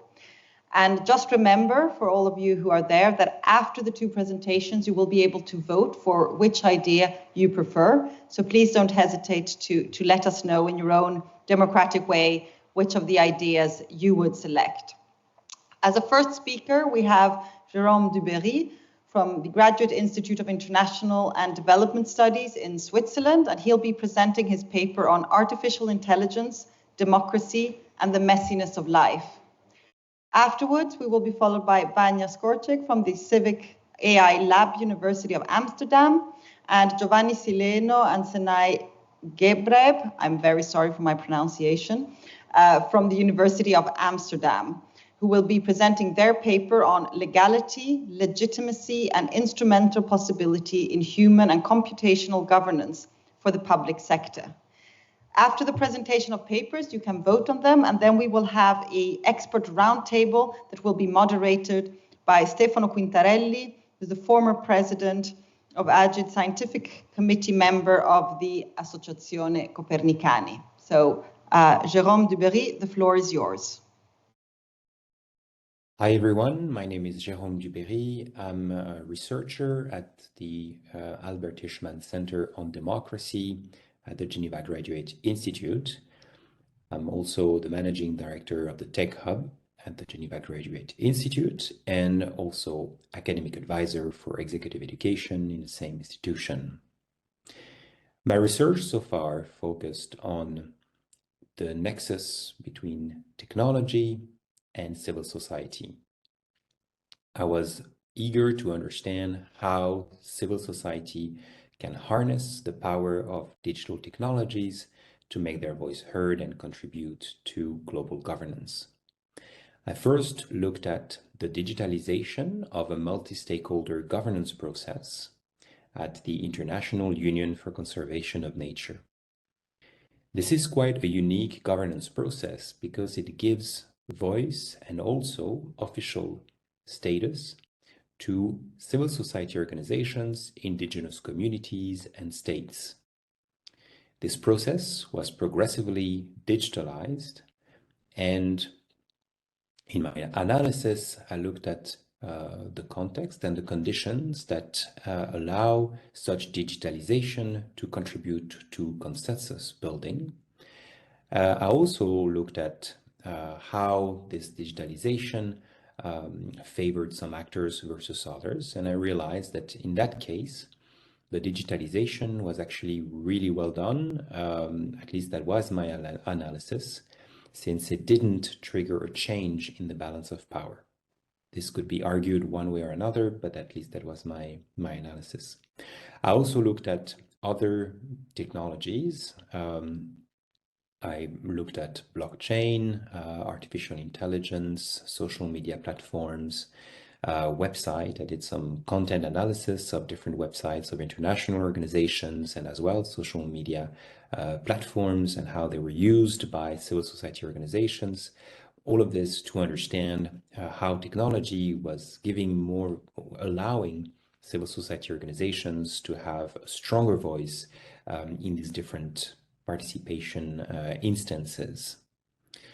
Then a couple of years later, I received a research grant from the Swiss National Science Foundation to look at the promises and the pitfalls of artificial intelligence for civil society participation in the context of liberal democracies. And this research led me to understand different practices, but also realize that actually artificial intelligence is used in many, many different instances and intermediates already quite substantially the relation between citizens and their governments in liberal democracies. We can think of, for example, political communication. We can think of e-government and e-participation services. So the surveillance mechanisms as well. And so there are a lot of issues and opportunities as well. But very often citizens and policymakers do not realize where AI is used and by who and who designs this technology. And as we know, artificial intelligence can actually reinforce existing social discriminations and biases. So there is here a lot of research to be done to ensure that the technology used in the context of democratic processes is a technology that actually respects, supports, protects human rights, democratic values, and popular sovereignty. So I just published a book about it. It's called AI and Democracy, Risk and Promises of AI-Mediated Citizen-Government Relation. It's on open access, so you can find it online. And there I present the main uses, I map the different uses and as well the issues, the risks associated with this intermediation. More recently, so this book was published in 2022. Since then, we are starting with my colleagues at the Albert Hirschman Center on Democracy, a new project to raise awareness about artificial intelligence in democratic processes in Switzerland. Thank you. Hello, I'm Vanja Škorić. And I'm Giovanni Sileno. And we are from the University of Amsterdam, Social Intelligent Artificial Systems Group. And together with Senay Gebra, we developed this paper on legality, legitimacy, and instrumental possibility in human and computational governance for the public sector. We argue when using artificial intelligence in public services, we should always ask whether such use is legal, legitimate, trustworthy, fair, and accountable. And to answer that, we must identify some crucial architectural requirements at both normative and computational level to achieve true societal benefits. Next slide. Let's go a little bit deeper in what we mean by legality, legitimacy, and instrumental possibility. So legality, that's generally the category associated with formal institution. So that means we take generally a kind of top-down perspective. There are certain laws that define certain legitimate interests that needs to be protected by the institutional system. So if something is formally legal, then it is legitimate. But on the other hand, legitimacy is a more complex category, which draws upon morality and political science, and generally has a bottom-up nature. So generally, we could say if there are legitimate concerns that can maybe also protected by other levels of norms, like international law, human rights, then these legitimate concerns, they drive what the law actually means, or whether the law is actually just. But these two categories, they are not sufficient to cover all what is happening into this story, because we need also to consider the category of instrumental possibility. So because we need to have some instrument to make sure that the legitimate interests that are written into the law are effectively protected. On the other hand, we need to have some way to allow the feedback loop from the legitimate concerns from the bottom up to emerge into the law. To unpack this further, from the human side, we examine in our paper what are the minimal legality and legitimacy requirements for a meaningful governance structure. And all this is to attain AI benefits and mitigate risks and harms. Now, the current absence of fully developed normative frameworks for AI use in public sector, especially for the part that is safeguarding human rights, present a gap. And in parallel, there are discussions how to increase legitimacy of the AI use. And one avenue we trace is democracy by design. Next slide. In short, how to fill the gap and where do legality and legitimacy actually fit? They are part of the benchmarks for AI governance. And we argue that the broadly accepted international human rights framework can actually provide these benchmarks for values and protections. So starting from the human rights doctrine and the case law on balancing and weighing the different competing interests, we can repurpose the classic three-part test for the AI context. And in that case, we would ask, is the intended purpose for AI allowed and legal? Is particular AI system effective in achieving its intended purpose? And if both answers are yes, is it actually proportionate and necessary to use it, considering human rights impacts? Next slide. To unpack the three-part test itself at the architectural level, we need to consider three fundamental dimensions: the scope, the process, and participants. The scope addresses which are the criteria and indicators that lead and motivate the assessment itself. These ideally come from the human rights framework, and they need to be operationalized. Then we have three levels of the process dimension. Assessment process, so how the criteria and indicators are actually measured, what's the method. The assessment policy process, how to govern this procedure itself.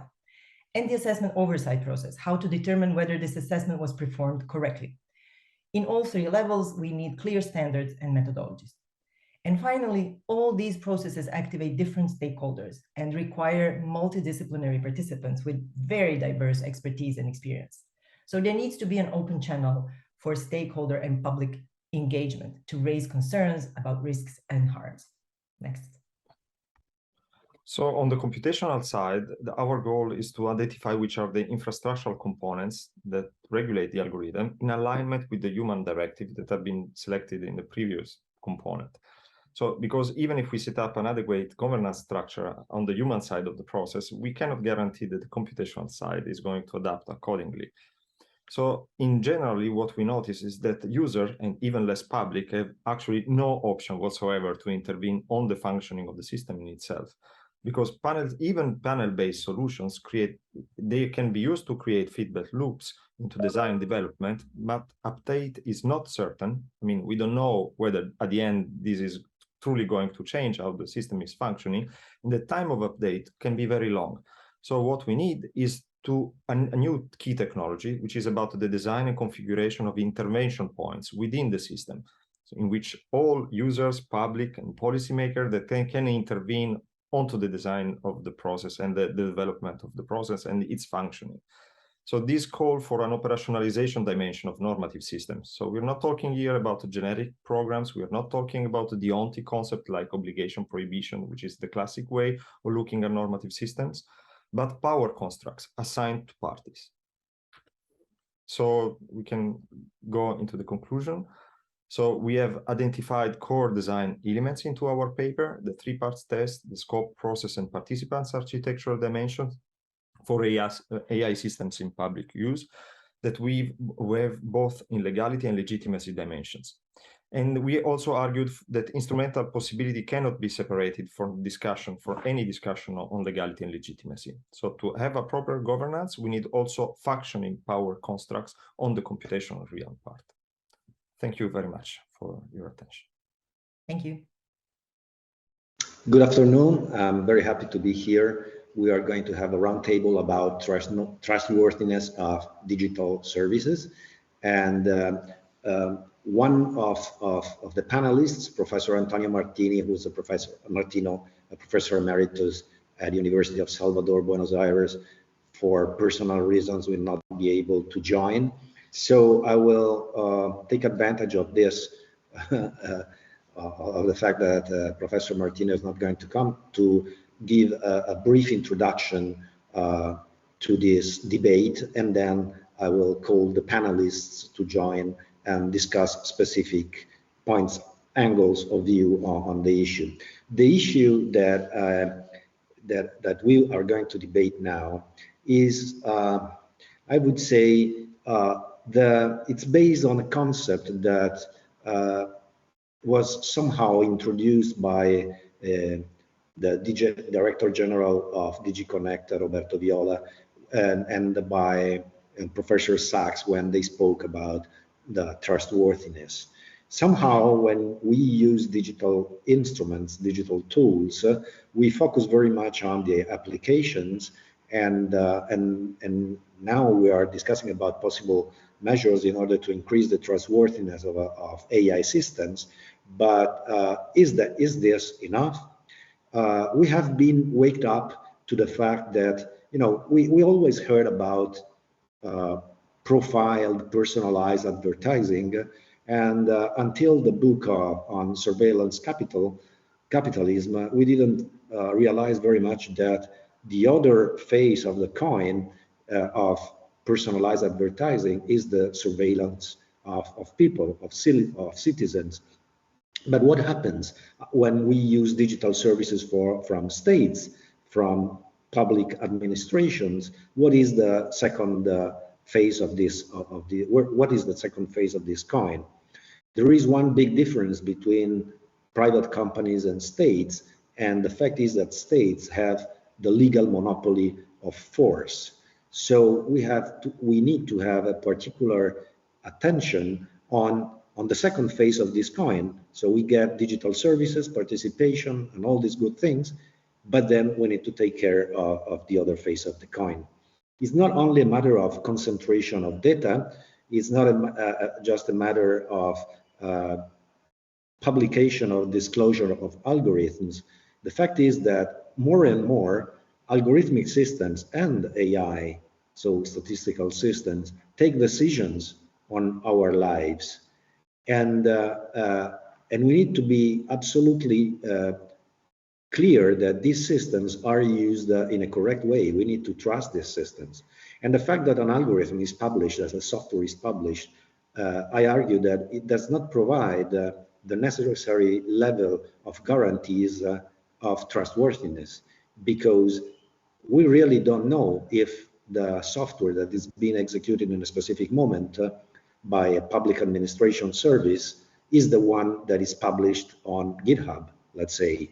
And we don't really know if the data on which the decision is based is really and effectively the correct data in that specific moment, and it has not been mangled and then recorrected. So it's not only an issue of transparency, it's not only an issue of surveillance, there is also a basic underlying issue of trustworthiness. Let me tell you about, very briefly, three, four points that spur this reflection after the first edition of the International Forum on Digital and Democracy. The first one is in Italy. We had the police who is running a mugshot database that has been digitized. This mugshot database included the picture of 50,000 people, because of course, when it was managed by humans, we had an issue of scale and speed of accessing these mugshots. So it was limited to 50,000. This was digitized, and the first tender was increased to 100,000 mugshots of 100,000 people. And then the system got expanded and expanded again. And it took, if I'm not wrong, 3 or 4 parliamentary inquiries with different governments to learn that the system had grown up to 10 million people, the pictures of 10 million, nearly 10 million people in this mugshot database. And you see, the fact is that we as citizens don't have a very effective system in order to be able to look into what a public administration really does and if it is perfectly compliant with the system. We need to trust the system. But how do we know if that system is opaque, and how do we know if it's managed properly? We tend to trust public administration, but public administration is, the executive power is composed of even millions of people in certain states. And in millions of people, of course, there is going to be some person that is not behaving correctly. And so there is an underlying issue that we don't have a security perimeter just for the users outside of the public administration, but we have a security perimeter also for users inside of the public administrations who need to be trusted and trustworthy. And the fact is that these systems take decisions on our lives that can condition our lives. A personal fact, my younger daughter, a teenager, she was vaccinated for COVID very early in the vaccine process, and there was an issue about the synchronization of databases and the data between national and regional level. And when the COVID pass became a requirement to access bars and restaurants, she was not allowed to enter the restaurant because an issue of the data. And so we need to trust the system to manage the data the correct way and the software to behave in the correct way. But this is not always the case.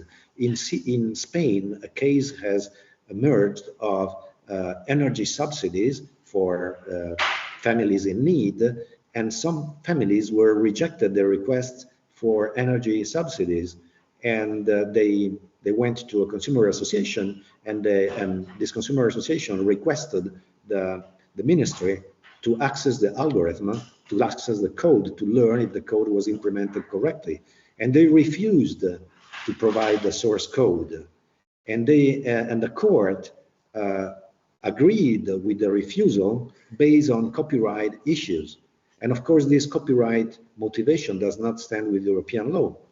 So the CVO, this consumer association, appealed to a higher level court, and also in the high level court, the request to access the algorithm of the software providing the subsidies, so taking the decision of the life of the people, the request to access has been denied on national security grounds. So it makes me somehow smile how energy subsidies to families in need might be a national security issue, but this has happened. Recently, there was a report by EPIC, the privacy organization in Washington, that disclosed how Washington, D.C. collects and mixes all sorts of data from private and public provider, even car plates readers, and they feed this data into automated decision system. My point here is, and the point that we would like to discuss in this roundtable, is how can we improve the level of trustworthiness not only of the applications, but of the systems and the people who manage the system? Because I argue that a state that is trustworthy should not require citizens to trust it. It should be verifiable and transparent and verifiable. Transparency is not enough. We need to trust the system. So this is the topic of this panel, and I will now call the panelists. I will first introduce Gry Hasselbach. She is the co-founder and research director of dataethics.eu, and she is an expert on data ethics and artificial intelligence, so with respect to trustworthiness in data. Then I would like to call to the panel Nena Dokuzov. Nena is the head of the project group on the new economy and blockchain for the government of Slovenia, and of course blockchain and somehow cryptography in order to be sure of the data that you are managing can be an important ingredient dealing with this type of problems. And last but not least, I welcome Vicente Andrew Navarro, who's policy officer at DG Connect, and DG Connect has been previously mentioned, briefly mentioned by Roberto Viola, has built a very important trust infrastructure in Europe for the relationships between companies, public administrations, and citizens. The EIDAS regulation dealing with digital identity and trust services. And so the topic would be how these trust services can expand in order to embrace digital systems, in order to make sure that these systems are trustworthy. So thank you very much for joining us today. We have about 30 minutes before 30 minutes left before the next topic. So I would like to reserve you about 7-8 minutes for each of you, and then we have some space for Q&A, and then we will hand over to the next session. So thank you very much for joining us, and please agree if you can tell us your point of view on this issue.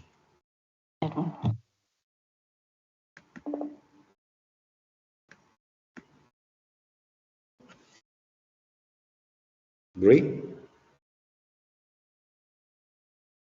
Something happening. I hope that Brie comes up.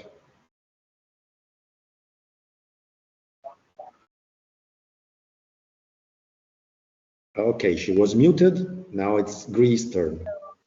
Okay. Hello, everyone, and thank you, Stefano, for inviting me for this this very interesting panel with a very important topic. I mean, I remember now listening to when you were speaking, I remember kind of the first times when I heard the word trust in connection with digital services. And some of you might also remember that this was the time around when we had the Snowden revelations of this big mass surveillance program with, as you talked about before, the public-private kind of partnership, with a kind of black box partnership in some way, we could call it that, with, revealing a kind of mass structure of kind of control and surveillance of the data that we've been sharing kind of blindly throughout the years through this kind of data infrastructure that we've been building up and had gotten used to, and this was in 2013. And the first reaction after that, I remember, was several governments, and in particular saying that now we should rebuild trust in digital services. And being part at that time, I have a different role now, but at that time being part of very much the civil society and the digital rights community, one of the first things we were saying was, no, we don't need to rebuild trust. Actually, it's healthy to have distrust in technologies, because this is the way we can critically address some of the problems, some of the development that had been, in a way, been running out of control, a development that had been were driven by specific interests that were very invisible. And these interests and this entire network of powers and power dynamics behind these data infrastructures was something that suddenly became very visible to us. So the first demand, I think, that came from very much from civil society organizations at that point was, before we start rebuilding trust, we actually have to rebuild an entire infrastructure of digital services. And so a lot of things has happened since then. I met Stefano in the EU's AI high-level group, where we developed the ethics guidelines for AI in Europe, and we also came up with certain recommendations and with certain requirements in terms of what is trustworthy AI. And actually, I have to say that it at first had a different name, or the title of what our work, it was called Trusted AI. But we were some that were kind of concerned with this title and said, okay, no, we don't need just trusted AI. We need something that proves itself to the humans that are involved in this process that it's trustworthy. Now, getting to the point of course, that the focus at that point has been very much the design of the technology and the systems, and Stefano was also referring to that before, how do you then, you can build a system that you so and so much in the very design and the systems development that there's some trustworthy features, but in the end, when it comes to it, trust is a human aspect, and trust is the kind of the human involvement of this kind of technological human interaction. So of course, a lot of it also happened since we created these requirements that had certain requirements to when you build a system, and today I would say and also emphasize that of course we've come to a point now when we talk about implementing trustworthy systems that this is very much also about implementing them in accountable organizational structures, for example, and implementing them in context of institutions that can support the trustworthiness and make sure that we actually have access and insights into how these systems are built. So that is the next step. I would say this is an evolution of building up a system of trust and ecology. Now, lately, these few days, we talked about an ecology, a media ecology, and maybe it's just a kind of basic ecology of trust. And this has several components. It has a legal structure. It has a design structure. It has a standard setting structure. It has even also a component of education and literacy in terms of how we use these systems. So trust is basically something, of course, it is the human component of a technology and a socio-technical infrastructure, but it's very much a composite of many different aspects that we need to ensure. Without one of them, a trustworthy system will fail. And that's, for now, my initial statement. Thank you very much, Green. And I would like to welcome Nena Dokuzov, as I said, the head of the project group for New Economy and Blockchain from the government of Slovenia. And I would ask to Nena, the idea, I mean, we were looking to trustworthiness of AI systems, but we are looking to the applications. And of course, we take the assumption, the implicit assumption that the underlying level, the underlying infrastructure, the data, and the software that is running in a specific moment are really those that are intended to be. And of course, we need verifiable computing in order to be able to verify that what is running is really corresponding to a specific source code. And then if you manage a system, then you have the possibility of mangling the data without anyone perceiving it, noting that the data is tampered with, and you can do with that with a precision at a scale, at a speed that can have significant impact even on society. So my question for Nena is, how do you think that blockchain technologies could fit into the picture in order to be able to provide trustworthiness to the system and to the fact that the data is really what it should be, and the logs of the systems are really what they should be, and they have not been tampered with? Yeah, thank you very much. I think that first, when I started to study blockchain technology as such, I read one article which was very beneficial, and on this base also the European study for blockchain, the first study was based. It defined that social value proposition for blockchain. And one of them, it has 5 elements at least. The first element is authentication and authorization, so self-sovereign identity and sovereignty. The second one is traceability. The third one is democracy. The fourth one is interoperability. The fifth one is trust.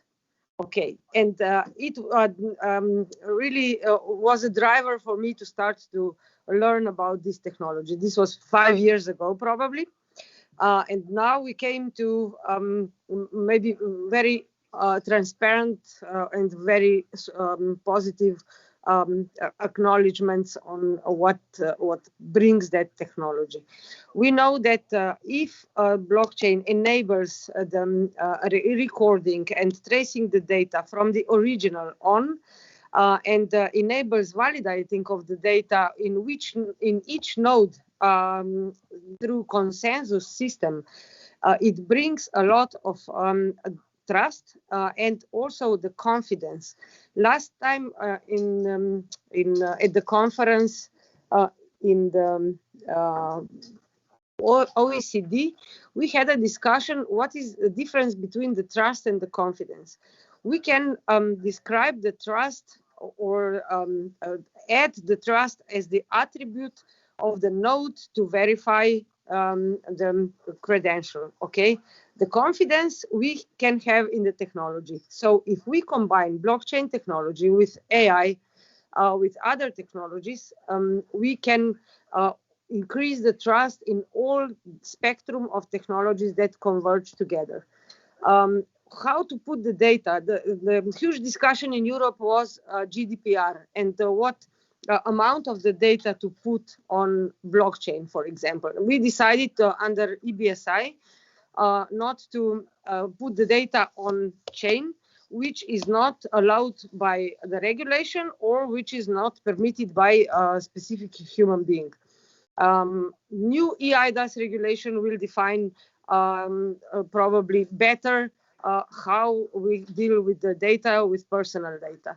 But what is very important here for the trust is also that blockchain gives you a possibility to own the data. Even if we go to Web3, to NFT, to metaverse, we are in the situation that we can own the data, we can share the data, and we can manipulate with our own ownership of the data, which is very important for the future developments. So the trust, if I can put my data on the chain or off the chain, but on blockchain infrastructure and also in applications, here, without the trust, I cannot, even if it is, we know from the crypto that public and permissioned blockchains, but we are talking here about permissioned blockchains in which data can have its own value and trust can be valued through the data. Maybe this for the beginning.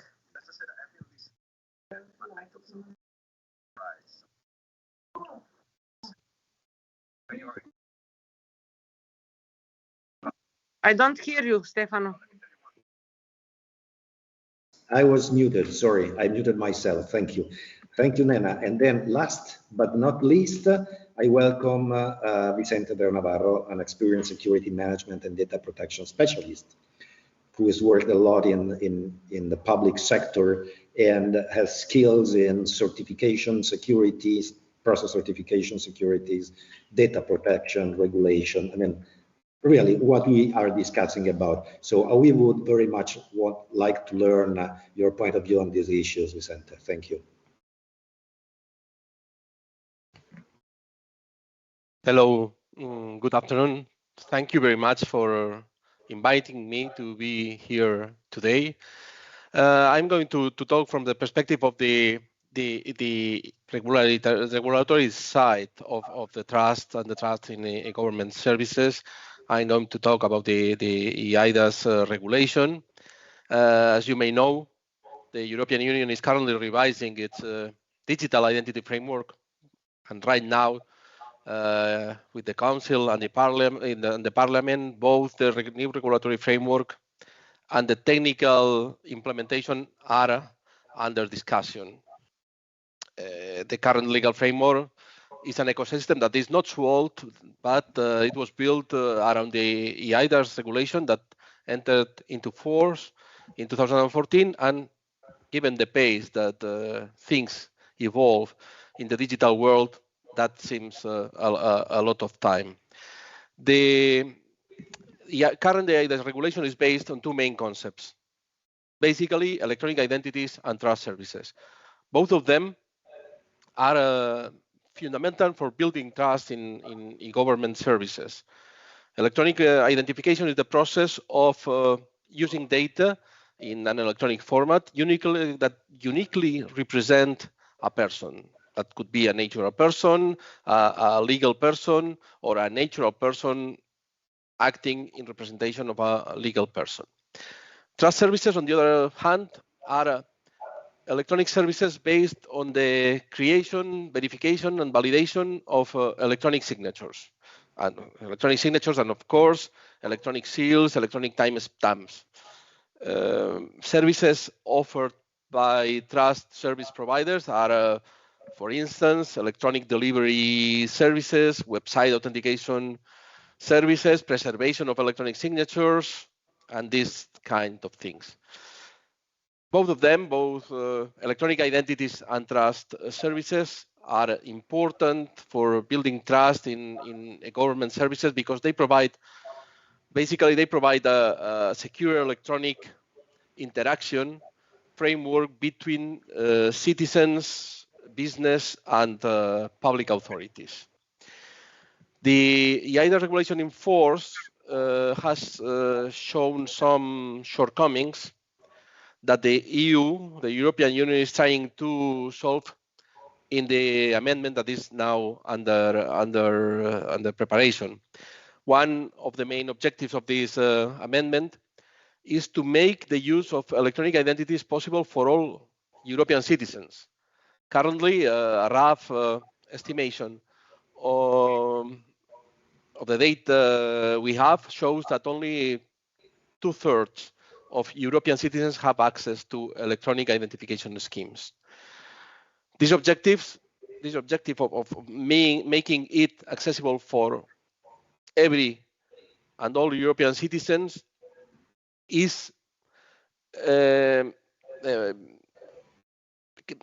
going to be achieved, or we intended that it is achieved by establishing the obligation for member states to implement and notify to the Commission electronic identification schemes. What was voluntary or optional till now will become an obligation, so that all member states will have to provide these tools for their citizens. But also, generalization on the use of electronic identities in the Union will only be possible if we provide the citizens with means for using these electronic identities in a simple way. That's why the new regulation proposed considers to implement a user-controlled digital identity in the form of a personal wallet. That's, in summary, an app in the smartphone that will allow the storage and use of identity data and diverse other attributes or credentials. This wallet will be under the sole control of the user and will provide a secure means of identification in online services with a high level of assurance on the identity of the user and the possibility of performing qualified electronic signatures that grant, as you know, these qualified electronic signatures provide or grant the same legal effects than handwritten signatures. In the design of this wallet, security and respect to privacy are fundamental concerns. It will be issued at the highest level of security possible and will prevent, for instance, tracking of data which are not necessary for the provision of the services. Alignment with the Cybersecurity Act and with the General Data Protection Regulation is a main objective of the proposal. But also, together with the wallet, the new text also includes some mechanisms for strengthening user rights and reducing the possibilities of fraud. The use of qualified website authentication certificates is reinforced if the proposal goes forward. That will be used to authenticate websites and to link those websites to natural or legal person. I guarantee that is not common nowadays. And so the Commission hopes that this new regulatory framework will reinforce the trust in government online services, but not only of them, because the wallet will offer also to the private sector secure and trusted identification in use cases where a strong authentication is required. And also the private sector will be able to issue attestations of attributes to the wallet following the rules established in the regulation. So the involvement of the private sector, not only of the government, is an objective to be achieved by the new regulation. And that's all from my side for this initial statement. Thank you very much. Thank you very much, Vicente. Thank you very much. So the sun is setting here. I had to move a little bit because the sun is shines on my face. Thank you very much for your comments. Now, there are a couple of questions that revolved, and I will try to summarize them, so to give you 2 or 3 minutes to come each, so you feel free to answer to this question.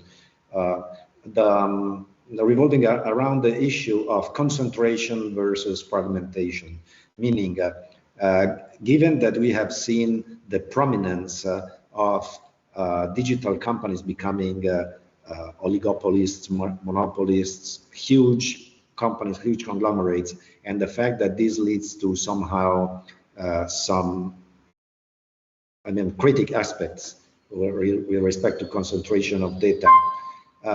What do you envision as the most trustworthy architecture for a state systems, concentrated systems or more fragmented systems? And what would be the role of private companies in this concentration or fragmentation / federation? So I would do the opposite round now, starting again from Vicente, moving then on to Nena, and finally to Gri. We have 10 minutes to go. Thank you if you can keep your reply in 3 minutes. Thank you. Vicente. Okay, from my point of view, it's not a matter of concentration or diversification, but it's a matter of following the principles that are already in the regulation. System must be transparent, and the use of data must follow the principles of lawfulness, minimization, and must be the minimum set of data must be used in each case. So the aim must be to avoid the tracking of personal data that now have become common for large corporations, for big companies that could elaborate a profile of each one of us just because we have an email account or just because we use a mobile telephone that needs to be linked to an account, or just because we are not careful enough when we provide data to some platforms. So I don't see a big impact or a big difference in the impact between choosing a decentralized or a diversified environment or a centralized one. Thank you very much. Nena, 3 minutes. Yeah. Actually, I just came from Gaia X Government Advisory Board, and a very similar discussion is here, what we had there, concentration and the federation. I think that if we combine the technologies, for example, data-based infrastructures and services with that lean on data, that are quite secure at the edge, then we can advocate for the data federation, because it brings not only that sovereignty on the place where the data owner is, but also it brings the information near to the source. So access to information in the real time. We are building that interoperable structures and infrastructures, not to have the centralized ones. Maybe I think from the perspective of blockchain, but blockchain enables that distributed concept. that we function with the use of nodes. If we function with the use of nodes, we can be interconnected with anybody elsewhere in Europe, for example, through EPSI. I know that Vicente is an advocate for EU wallet without blockchain, but I think that if we add the technology that enables that decentralization, that federation, that distribution and access to data at the point where the need is, that it can bring either better sustainability, better usage of data, more efficient usage of data, and also more better control over the own data that we provide on the platforms. What I have here is maybe that the legislation on the European level is still designed with the certain level of centralization, okay? But I think that we cannot afford this anymore. And we really need that federation of data. For example, I'm also the national coordinator for IPSE, for common project of common European interest for data infrastructure and services. This is Eurocloud. It is based on the federation system. We have data spaces that need to be interconnected, but federated, because we are covering under these data spaces a lot of the territories and a lot of different types of data. There is one more thing. I like very much that European Digital Act, because it describes also that the data which is accessible everywhere can create even bigger value. OECD found out that the right usage of data can save 40% of the costs of the company, because we are communicating the data on the products, and they use the term connected products and related services. And we still haven't used the potential of that data that we are taking out of connected products and related services. Every product which is connected to the main product, and every service that we can access to it where we are on the spot, every such item can provide us the value from the ownership and the value of the data that we can use and reuse as much as we want to do. So it is all very connected, and it is, I think that in one point of the time, we will come to a totally decentralized and distributed system with access. Yeah. Thank you. Thank you, Nena. Thank you, Nena. It's very interesting to discuss about technology and the implications for the defense of democracy. We need to think about these things in the good times, because when it comes to the hard times, then it's when you need these defenses. And so I finally, the last 3 minutes, Gri, we would like to hear your point of view of this issue, centralized or decentralized. Okay, thank you, Stefano. So, I mean, what I usually talk about is social techno data infrastructures of power. And if we think about these data infrastructures as forms of ways of distributing power, then I think there's always an issue with an infrastructure that somehow enables the concentration of power.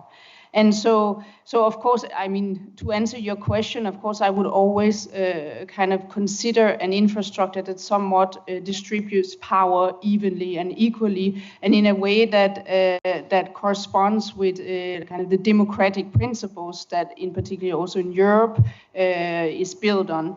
And what in this connection, kind of the most positive movement that I've been following, and this is actually a movement that I've seen mostly taking point of departure in Europe, is what has been called, it has many names, but it's the personal data store, the my data, the data trust movement, where you in some way create these services that can turn over this more centralized control of data in the current data infrastructures that we have right now.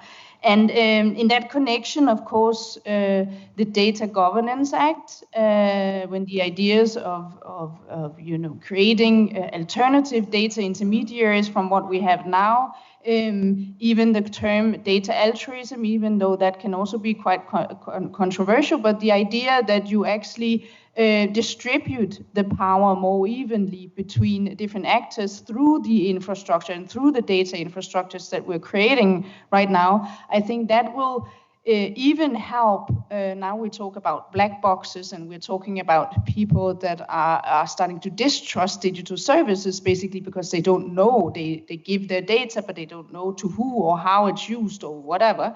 I think this kind of decentralized data infrastructure based on these kind of personal data stores, PIMs, that's what it's called, also personal information management systems, or data trust legal structures.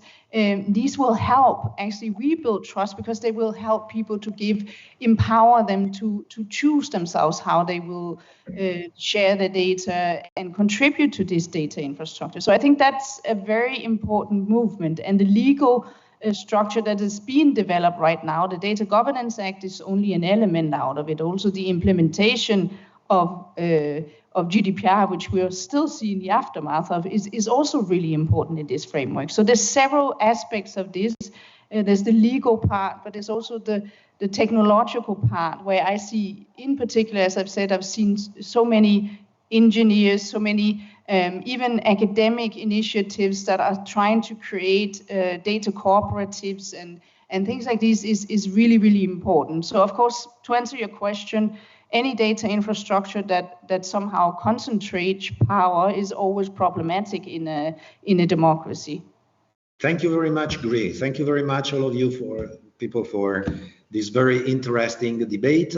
Now we are exactly at 40 minutes past 3 in Europe, Central Europe time. And now it's, please remember, to all of you who are listening and following us, to cast your ballot on the 6 papers.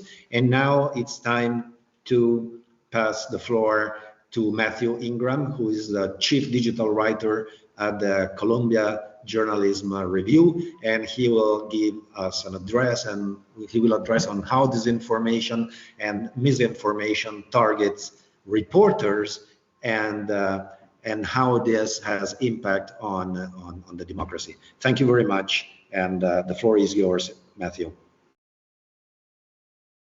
Thank you, Stefano, and good afternoon to everyone there. Thank you for asking me to speak with you today. I wish I could be there in person, but that is not possible. I'm here to talk about, as Stefano said, how disinformation and misinformation targets journalists and how they attempt to delegitimize and neutralize them by doing so in order to destabilize democracy. This is something I've written about a lot in the past few years, because there always seems to be a new example of this phenomenon happening all around us, particularly in the United States. If you're very old, as I am, you might remember a time when the word disinformation wasn't used quite as widely as it is today. That doesn't mean it didn't exist. Propaganda and weaponized misinformation have existed for a long time. Soviet and American spy agencies used to call this kind of deliberate disinformation campaign active measures, and these tactics have been around for more than half a century. That said, as the events of the past decade or so have shown us, the internet, and in particular social media, have accelerated this phenomenon and made it easier for bad actors of all kinds to use it for specific political purposes. In that sense, I think the internet is not the fire, it is the gasoline that helps the fire spread. So in the United States, at least, journalists started to become intimately familiar with these kinds of tactics during the run-up to the 2016 election, the rise of Donald Trump. This is when terms like troll army started to become commonplace, referring to groups like the Internet Research Agency, a Russian government-affiliated entity that helped engineer many disinformation campaigns on social media. And of course, it wasn't just the US. Similar problems started to arise in the UK around Brexit, as well as other countries like Brazil or Myanmar. And in Myanmar, disinformation quickly became deadly and helped fuel a brutal genocide against the Rohingya people. One of the biggest factors in the spread of disinformation is that much of it is distributed by actors or groups that either pretend to be reputable journalistic outlets or somehow convince mainstream media and journalists to help spread their messages. So disinformation is powered by either destroying the trust that audiences have in traditional media or by imitating traditional media, or both of these at the same time.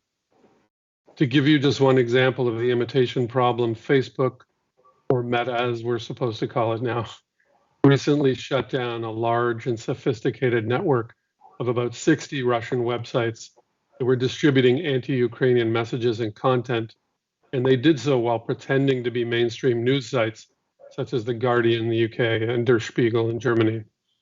And Facebook said that this was one of the largest and most complex networks of this kind that it had detected and shut down.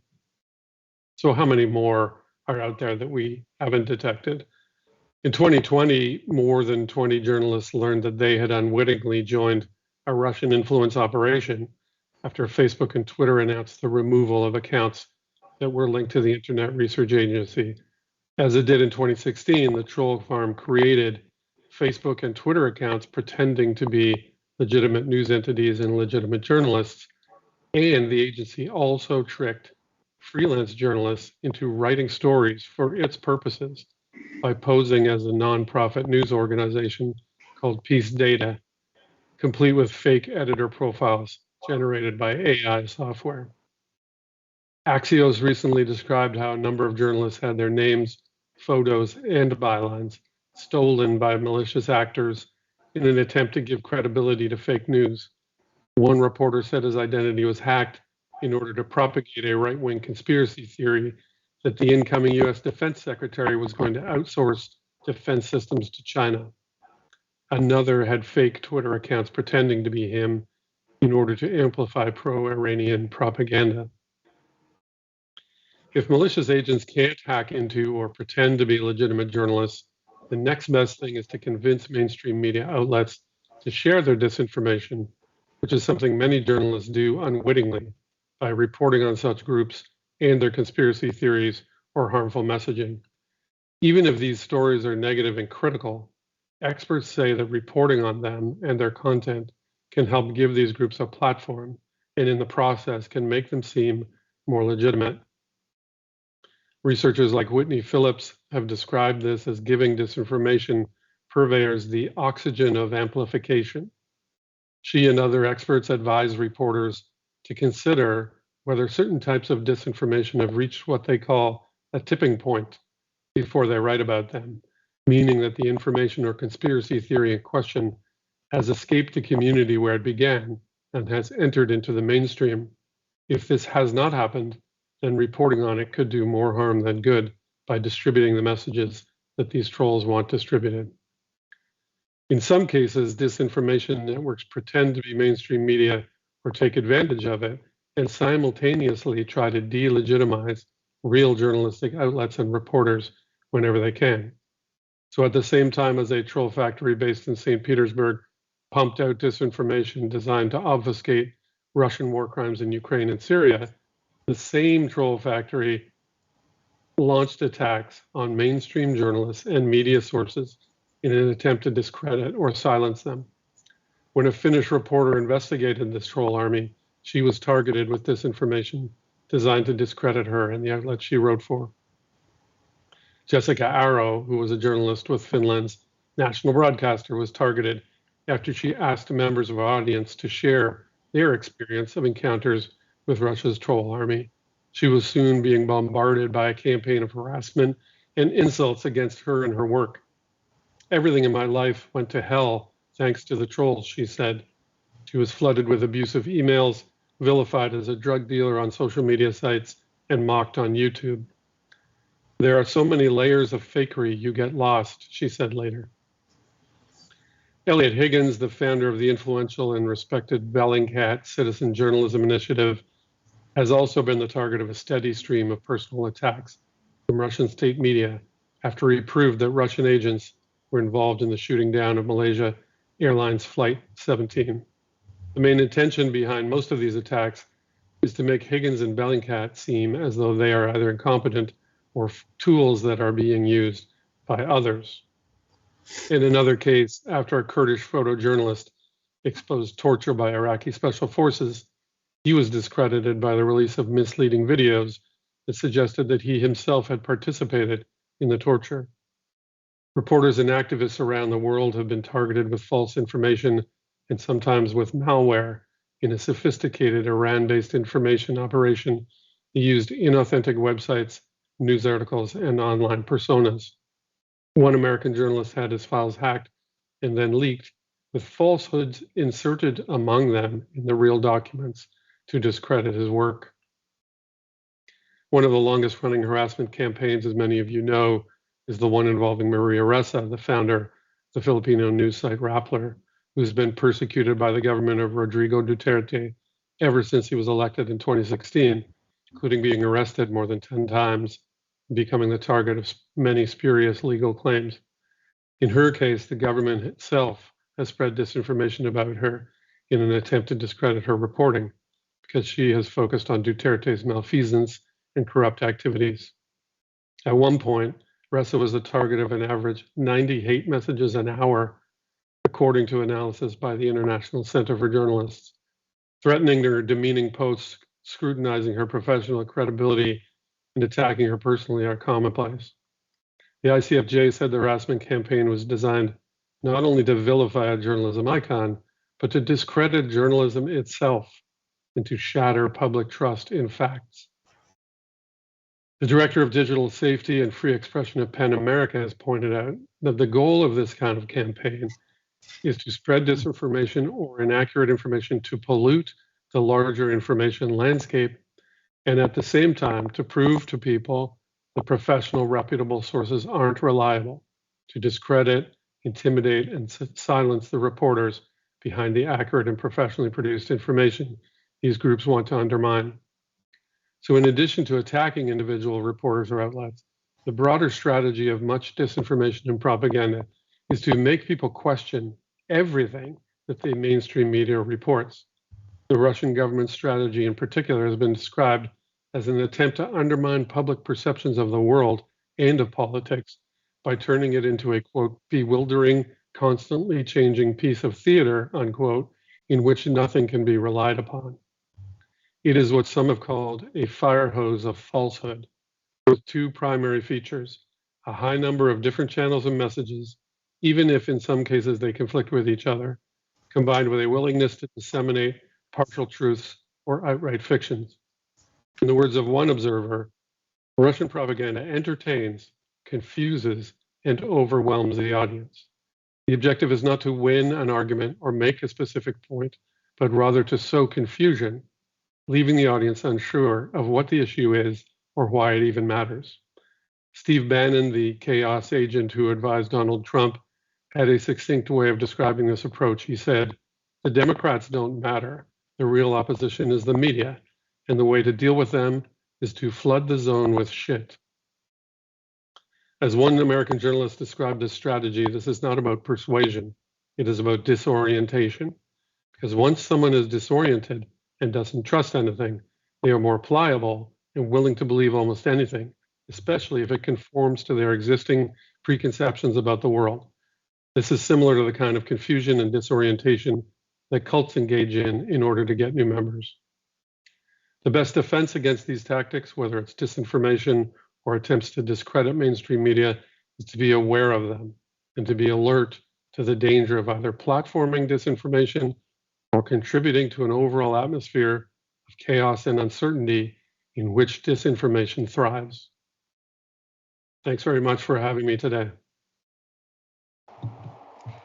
Thank you very much, Matthew, for joining us here today at IFTAD and for raising the important issue of the importance of a healthy journalism for democracy and the challenges that currently journalists are facing all across the world.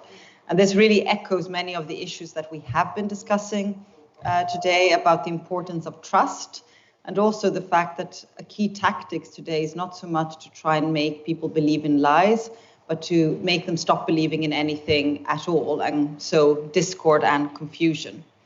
And I think this leads us very well into our last session of the International Forum of Digital and Democracy, which is the technology session.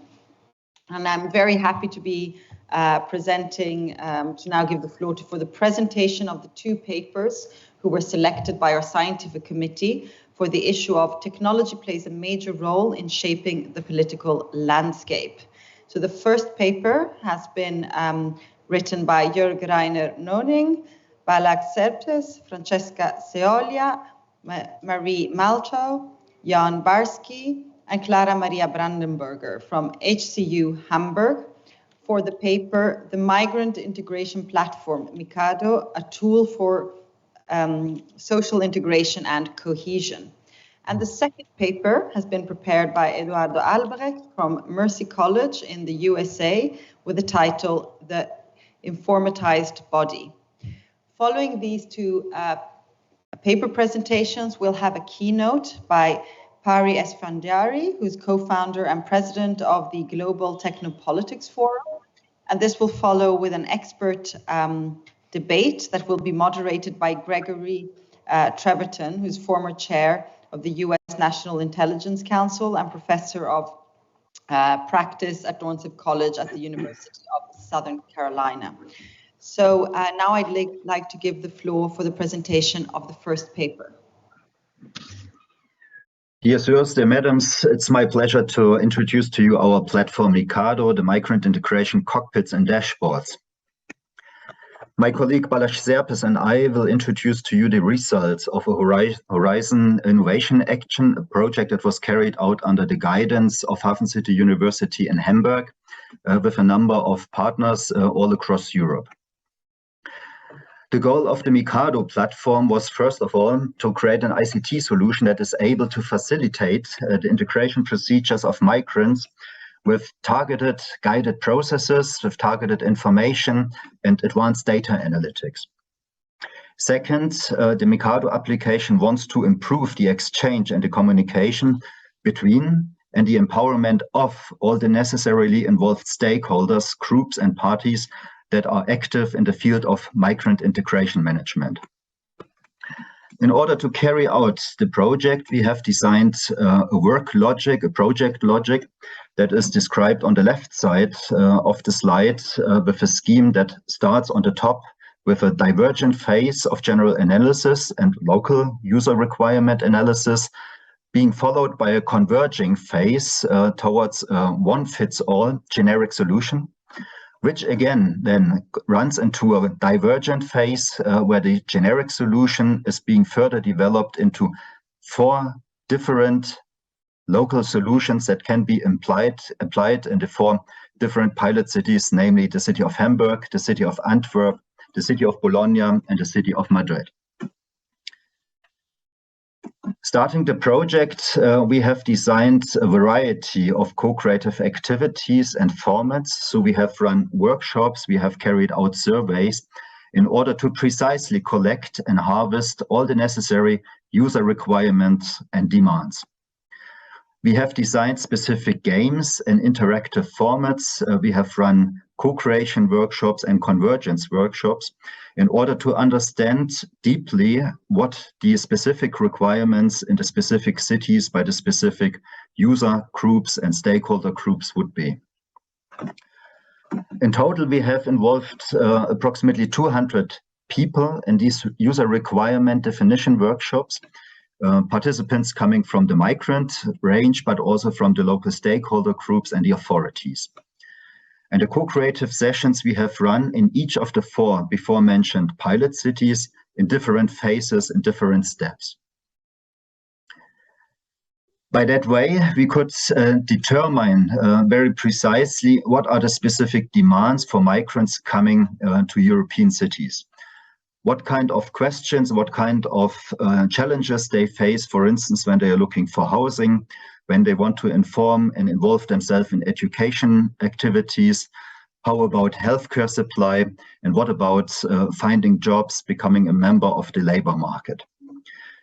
To support these 4 application scenarios, these 4 generic fields and challenges for any migrant most probably coming to a city, information, features, finding and search functionalities, profiling functionalities, and a diversity of guidances and assistance systems we have targeted to design in the Mikado application. The application itself features 3 different interfaces. So it looks to the outside as if there are 3 different applications. One application for the public administration, so to say the administrative solution. Then we have a second application that targets the local communities, the civil society organizations. And a third application, a smartphone application, targets the migrants themselves. But these 3 applications are connected in the back end of the system on the Mikado platform in order to exchange the data, in order to connect the services and the offers.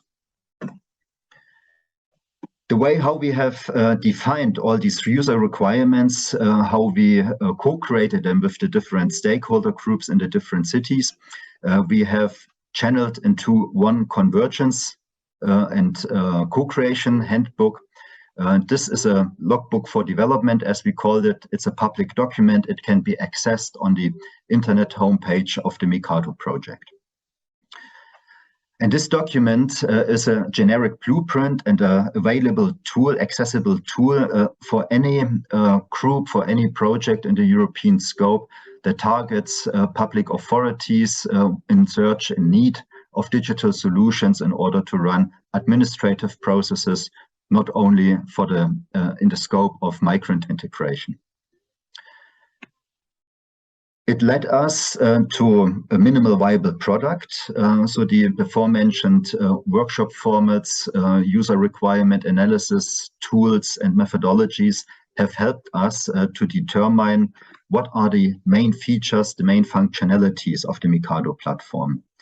And in short, it brings together all kinds of guided processes, all kinds of relevant and important information for migrants.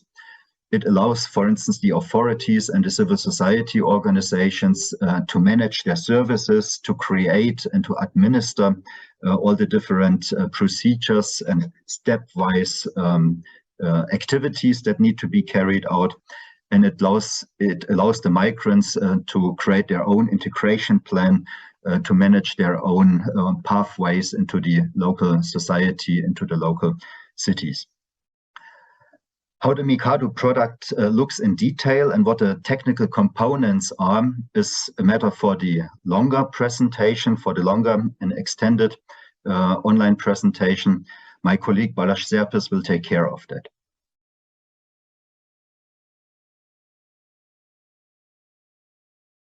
Hello, everybody. Welcome to this portion of the International Forum on Digital and Democracy. My name is Eduardo Albrecht, and I'll be presenting today on the topic of the informatized body.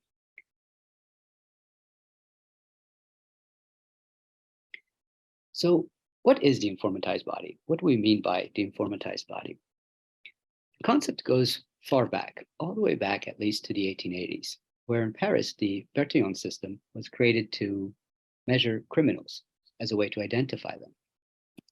South Africa was further developed when the British in the 1920s started using mass fingerprinting, also the Japanese in Manchuria, as a way to construct identity. But there was also obvious issues of power and control.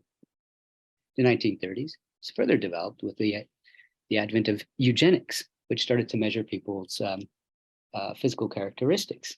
And obviously, trying to find more and less desirable characteristics. In fact, eugenics introduced two novel approaches to the body. First, there were an interest in the body as a resource for the greater good of the nation. But it also introduced a deductive approach to data collection on the body, which I believe is still in use today. Physical characteristics were used as a way to deduce more psychological characteristics or personality characteristics. For example, if Bob was seen to have a pronounced brow, then Bob is a potential alcoholic. In the 1990s, we have the introduction of facial recognition technology developed in the United States, which utilizes computer vision to identify people. And it's used in border control, airports, and many other places. Some critiques of facial recognition technology, for example, when it was used in Detroit during a project called the Green Light Project, was that it was used in wealthier areas to monitor people that came from less wealthy areas. And of course, there's some issues of bias and racial profiling there. The informatized body is not only physical, but it's also psychological. And we have to understand that it's not just our physical characteristics that are on file, but also emotional and psychological ones. In the 2000s, the introduction of facial emotion recognition, which purports to identify emotions in individuals based on the expression that they have, which is in turn based on the 6 universal expressions, according to Paul Ekman, is part of this effort to identify psychological characteristics through physical expression. It was used in 2003, for example, by the US Transportation Security Administration. Officers were trained to screen passengers according to their facial expression and identify potential terrorists. Some critiques of facial emotion recognition are that emotions cannot be so easily classified. According to Lisa Feldman Barrett, emotions emerge as a combination of the physical properties of your body, a flexible brain that wires itself to whatever environment it develops in, your culture and upbringing. So it's not really possible, according to Lisa Feldman Barrett, to classify emotions so easily. Future directions for the collection of data, I think we'll see more cameras that have sensors that can collect information on temperature, heart rate. I believe we're going to see more information uploaded to the cloud through our wearables, for example, on our blood chemistry, our cortisol levels. There's some concerns here, obviously. The main concern is that all of these data streams will converge into a kind of data river, and different type of private and public entities might be able to capitalize on that information in ways that I believe it's good for us to be aware of. In addition to facial emotion recognition, we should also add speech emotion recognition and other types of technologies that are out there. In the future, we might see more information being pushed to software through things like reading our brain waves or directly tapping into our emotions through technologies that can do that.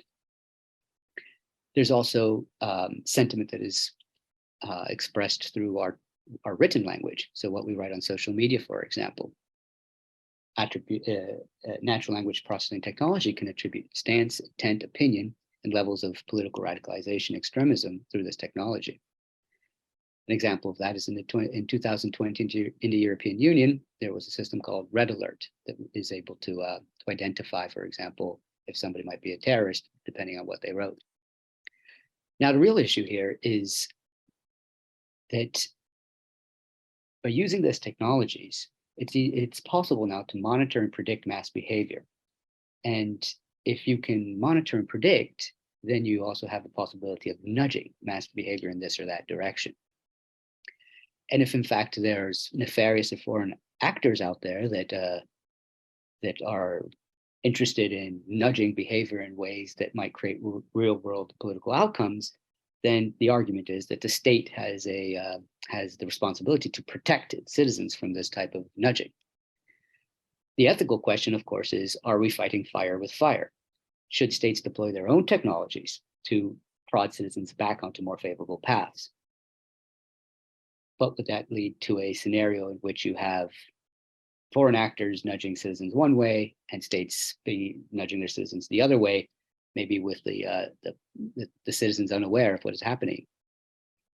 NATO, in fact, identifies this as the 6th level of warfare, or the human domain. The questions that I would like to bring up today are, what does this mean for democratic society? How autonomous are our political decisions, for example, voting, if we're being nudged unaware this way and that? And the second question, will cognitive hacking, security, AI models become so complex that officials do not really understand how they're making their decisions? And if so, will humans lose control over certain aspects of governance? Will it progressively matter less who we vote for? Can these systems adequately govern and represent the people? And I believe that my time is up for today, but it's been a pleasure. I hope you enjoy the rest of your conference.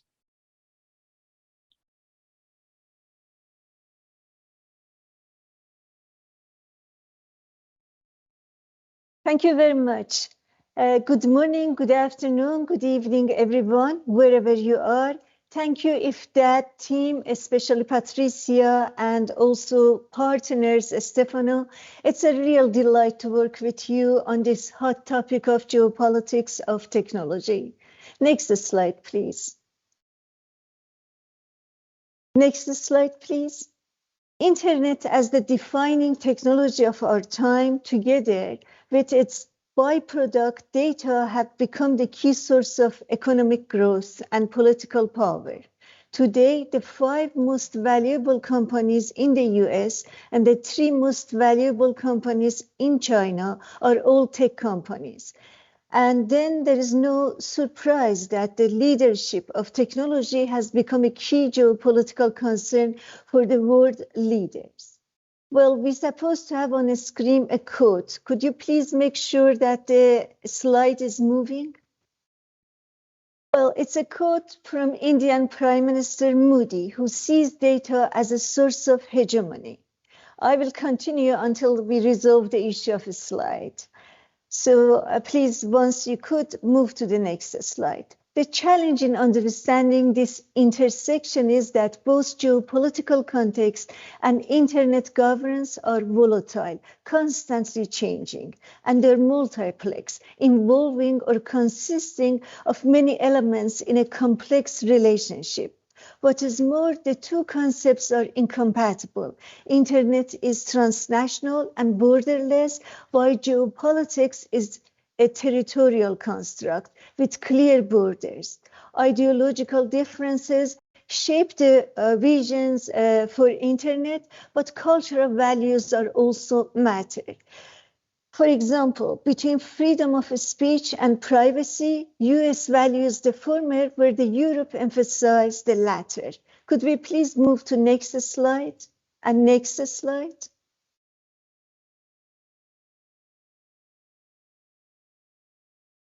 Next slide, please. I think you moved too fast. Previous one, please. Next one, please. Sorry. Yes. Here is a good demonstration of internet governance multiplexability. As you can see in this slide, internet is layered. The top layers, or the content and application layers, are where most end users interact. The middle layers are the logic layer, where codes reside. The bottom layers are the physical infrastructure layers, where all the pipes and fiber optics are located. The unique combination of physical and virtual properties of the cyberspace poses complex governance challenges. As a basic rule, bottom layers are maintained collaboratively by the countries involved as a cross-border and global technical structure. But the top application and content layer are more susceptible to national laws. What makes it particularly hard to govern is that attacks from the information layer, where costs are low in one country, can be launched against the physical domain, where resources are expensive and located in another country. Next slide, please. This is a regime complex for mapping global cyber activities. It's particularly useful in locating internet governance within the larger context. It shows the wide range of actors and activities, issues and regimes, reflecting the DNA of the internet. The multi-stakeholder model is usually adopted for its governance. As shown in this slide, it includes many actors, the technical community, private sector, civil society, government agency, standards bodies, as well as various regimes from human rights to intelligence and law enforcement to intellectual property. Next slide, please. Next slide, yes. In this slide, the top line is a vision of the Cold War. Iron Curtain symbolized the bipolar geopolitics of that era. There was an East and West bloc, Soviet Union and the United States and their allies. There was essentially no China to speak of.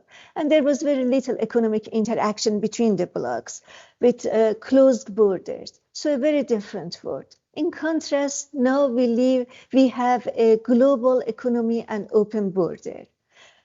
Next slide, please. Then alignments were ideological. Today, they are loose and opportunistic. Then the key debate was capitalism versus communism. Now it's over democracy versus autocracy. Geopolitics have shifted from bipolar to multipolar. And has become more inclusive. China is a major and rising power, but there are other important countries like India, which is technologically sophisticated yet very poor. Tech giants have become independent geopolitical forces. Local governments' power was at full display during pandemic. We also see civil society's power and at the global scene. So it's a very different context. Next slide, please.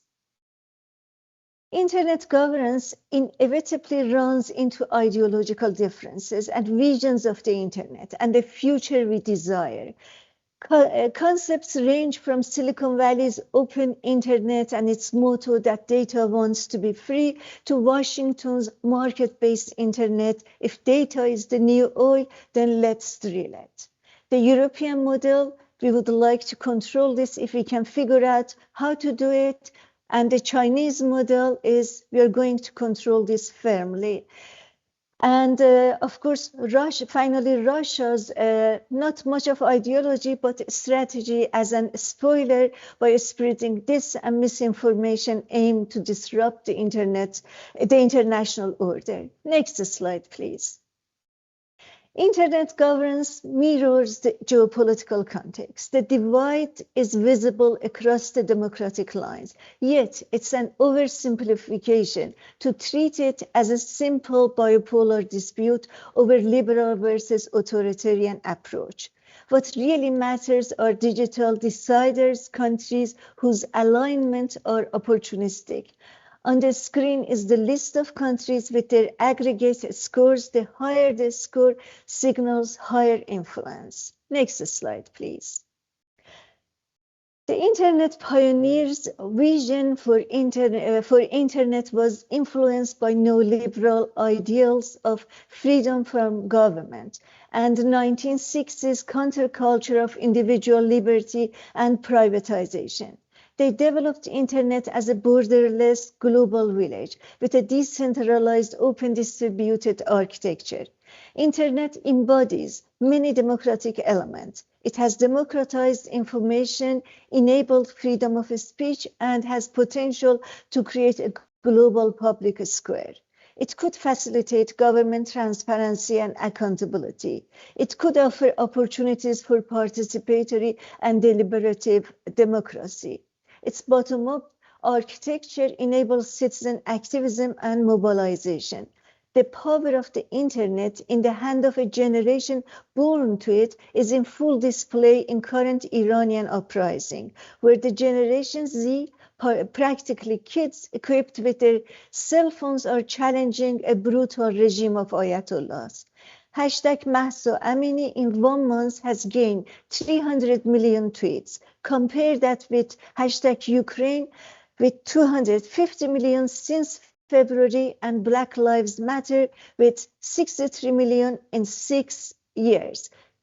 We now see the power in the hand of young generation. Next slide, please. But as internet became commercialized and popular, it gave rise to undemocratic trends and geopolitical tensions. Today, rise of populism, political polarization, loss of trust in political system and traditional media, and disinstitutionalization are all blamed on internet technology. While blaming the internet as a cause of democracy setback is debatable and current problems cut much deeper, but there is no doubt that internet not only exacerbated these trends, but also created new ones, especially in geopolitical scene. Next slide, please.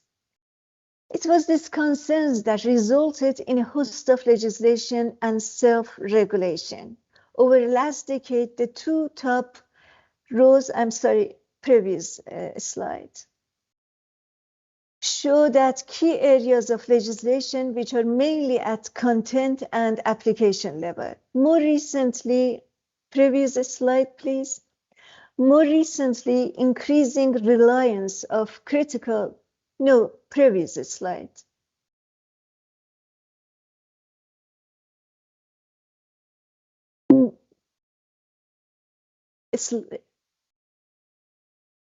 More recently, increasing reliance of critical services on digital technology elevated national security concerns, while pandemic highlighted dependency for services on foreign-owned controlled enterprises, sensitizing concern over sovereignty and posing doubts on the wisdom of globalization and open internet as its poster child.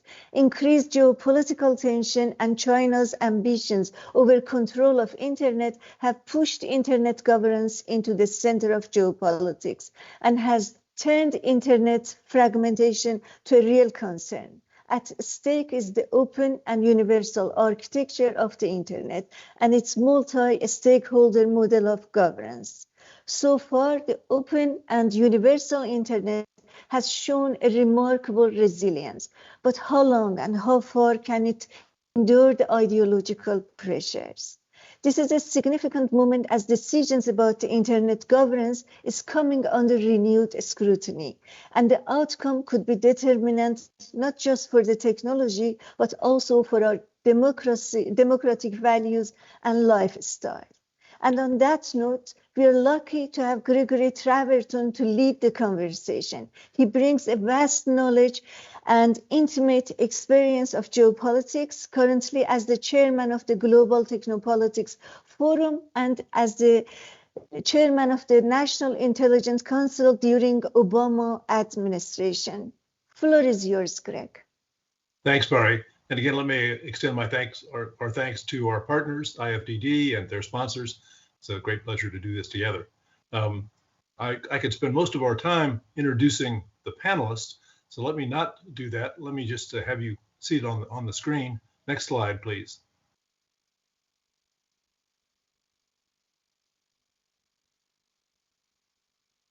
Next slide. David Bray, I've had the opportunity to work with in several different capacities. We wrote a paper together some years ago, and then he was head of the Geotech Center at the Atlantic Council. As I said, I could spend all our time talking about his bio and the others. Suffice to say, great to have you with us, David. Next slide.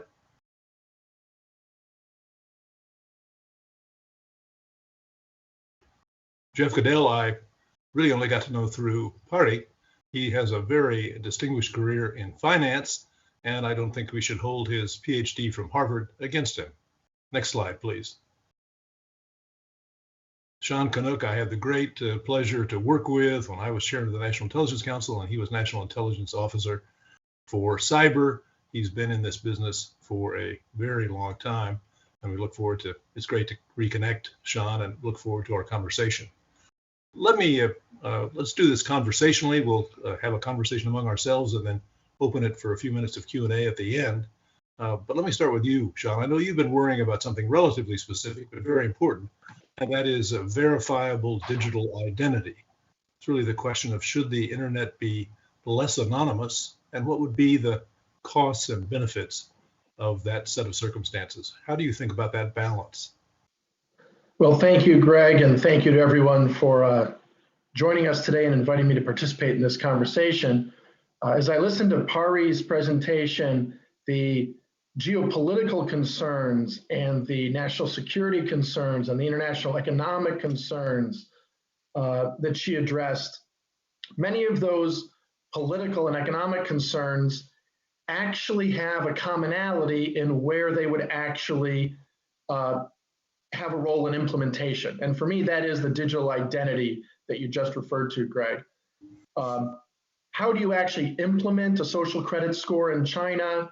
How do you maintain secret ballot voting in an American or European style election? You know, it's all based on whether or not you can identify the actor in an authoritative way. And when we talk about online activity, whether it's for financial transactions, political participation, privacy and free speech, as I've studied this over the years, it continuously comes back to whether or not individuals can operate with strong digital identities that are confirmable, or whether they are permitted, and that's both technologically and legally, whether they are permitted to join in online activities without specifically identifying themselves. And you talk about the pros and cons for each.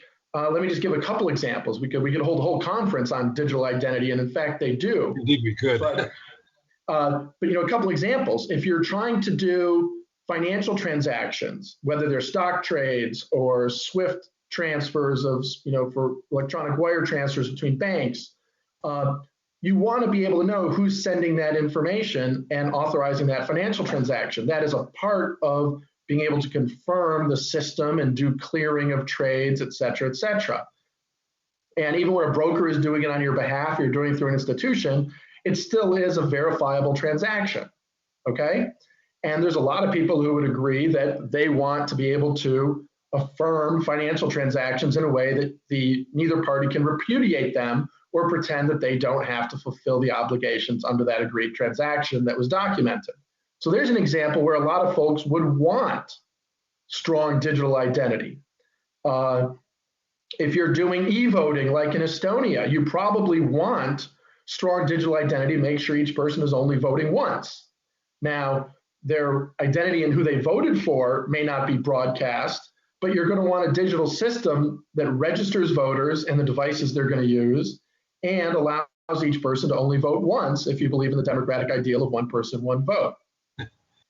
Now, let's think about some of the cons of having strong identifiable information of users. You know, we see it in America where people have always wanted to have freedom of anonymous political speech. And, you know, I come from a political culture there where I do see the benefit of that, or privacy of your interactions and your communications, certainly in a social and cultural context, what organizations you may choose to belong to. You may not want all of that broadcast, or your social media that you don't put on your public-facing wall or broadcast elements. So I see that desire too from a political culture.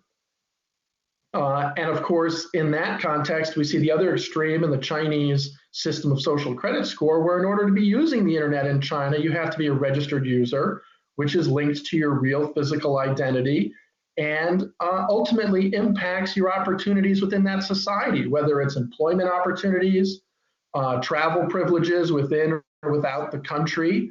Those all get impacted by your online activity, including what you say about the central government there. So I think I've hopefully given a couple examples, not only of why identity is so critical, but also of different instances where people may want strong identification or weak identification, depending on, you know, the context and which political culture you're coming from.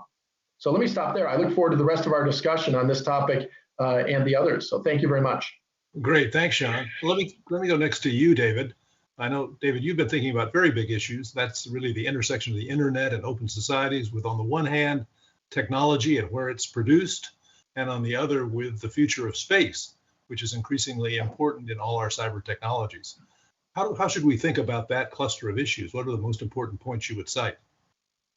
Sure, and again, thank you, Greg. Thank you, Pari, to be here. Thanks for this great conversation. Let me try to build on what both Sean and Pari just said, which is, what if we're in a world in which there is no easy button to these issues, even if we are pitching it as such? I can remember on the identity question, the United States has had at least 20 years of the government trying to solve the federal identity issue. First, it was the government was going to do it, then the private sector was going to do it. None of those have worked out. And having worked with Vint Cerf, he said, we always intended to circle back to TCP/IP and have an identity layer that was going to be tackled in the 70s, but events overcame events, and it never got tackled. But I raise that because as I was looking at Pari's conversation, what if, again, it's that challenge of you want to have free speech for certain societies, but that also means you now permit disinformation and misinformation unless you have the truth police. What if you want to have identity, but you don't want to have surveillance state or surveillance capitalism? What if the cat's already out of the bag in the sense that 2013 was the year there was actually the same number of network devices on the planet as there were humans? 2 years later, there was 15 billion network devices on the face of the planet, not all connected to the internet, and only 7.3 billion human beings. We're now at about 50 billion network devices relative to just hitting 8 billion people this week on the planet. So we are the minority. The number of bot-related traffic, 2013 was the year that we humans were now the minority on the internet as well. And it's only going to get harder. You may have just seen, I believe it was Intel is now heralding that they now have a machine that can actually supposedly verify deepfakes.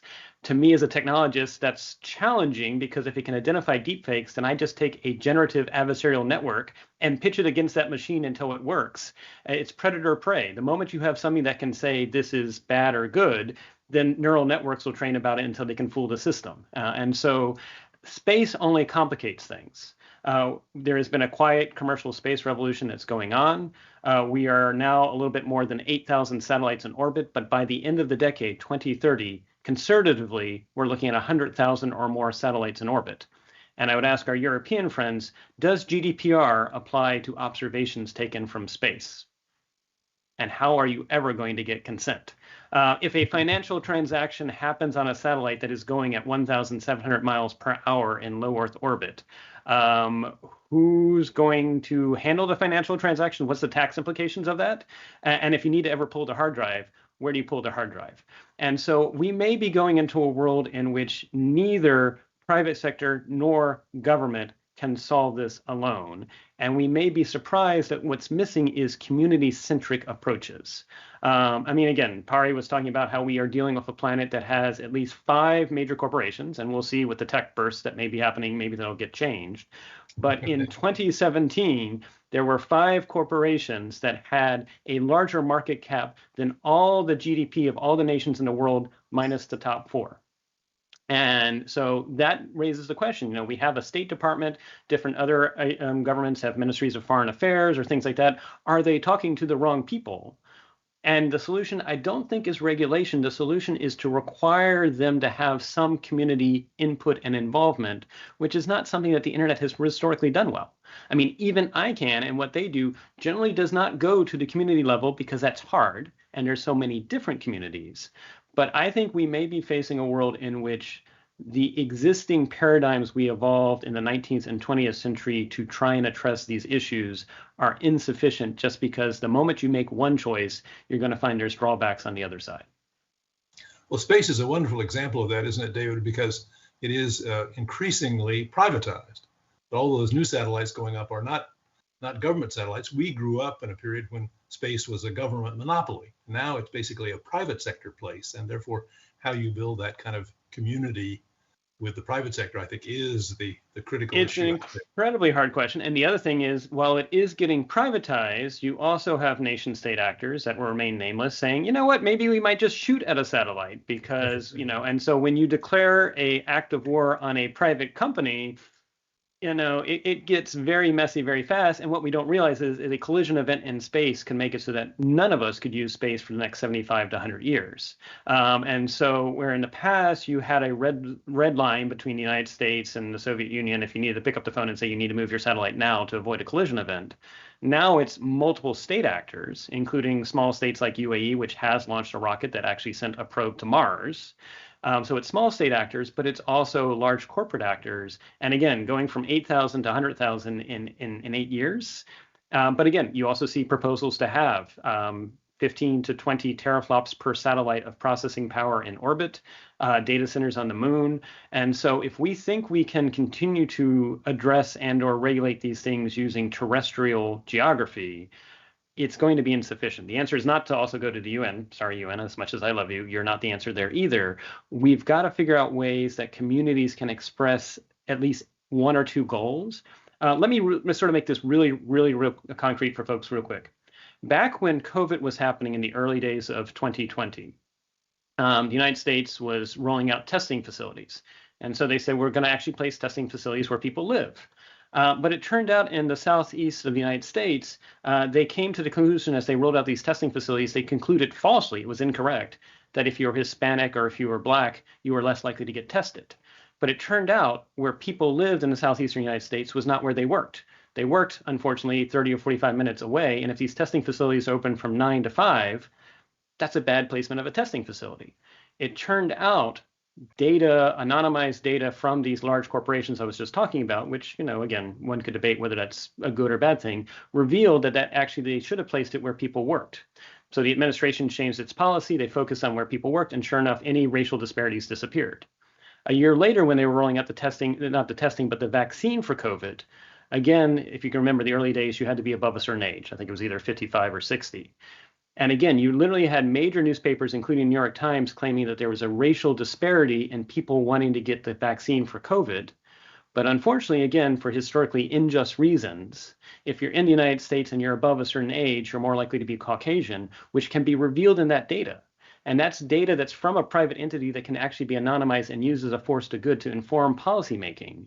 But we rarely have those interactions between what the private sector is seeing and what the government is seeing to inform better policymakers and actually to overcome misplaced or displaced beliefs in which, you know, once they removed the age restriction, there was no racial disparity in wanting to actually get COVID vaccine. But for a while there, the narrative was running there was vaccine hesitancy in groups when in fact it was a policy choice on the age. And so I'm not a fan of the idea that data is the new oil, because oil, once you use it up, you use it up. Data is one of those things that you can give it to someone and keep a copy. That's both a good and bad thing. But we've got to think about more community-centric ways of aligning goals for the use of data to benefit communities at the ground level and then bubble up from there. Thank you, David. That's a good background to my question for Jeff. I want to bring you in. You've been thinking about whether there are features intrinsic to the design of the internet that have set the stage for the abuse of power, and whether there's anything we can do about it. What are the important points there? Thank you, David. Gregory, can you hear me? Yes. Excellent. Just checking. We can't yes. see you, but we can hear you. No, perfect. And apologies for that. Well, I think that this actually is the answer to the question about. Well, the answer to your question is actually related to the question of why you can't see me, which is that as it turns out, Microsoft Teams does not work with privacy protecting user agents, such as the Firefox browser in particular, unless they're with certain exceptions, and they cannot do video yet. And this is an example of a principle that seems to have been a reality on the internet for quite some time, which is that basically if you can exploit network effects to get people onto your platform, then you can set the rules. And if you can set the rules, then you can force people to reveal information about themselves and lower their defenses and so on. So I think the core of the question was about the design of the internet, though, and this was something that I had the good fortune to actually have a conversation with Bob Kahn, who was effectively Vint Cerf's sponsor back in the day, and one of the co-founders of the internet, and he had effectively said that, well, in the beginning, we had to create a network that people would want to use and would be able to use easily.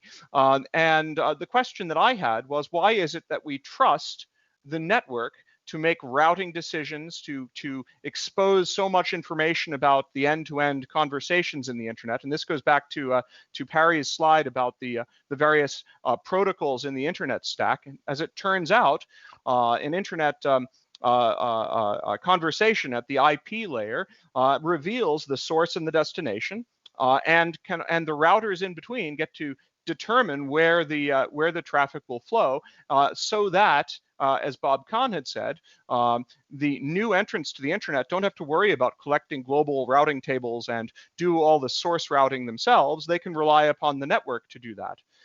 But unfortunately, when we made that decision with the internet, we created this massive control point, or set of control points, that could ultimately be exploited. And exploited they were.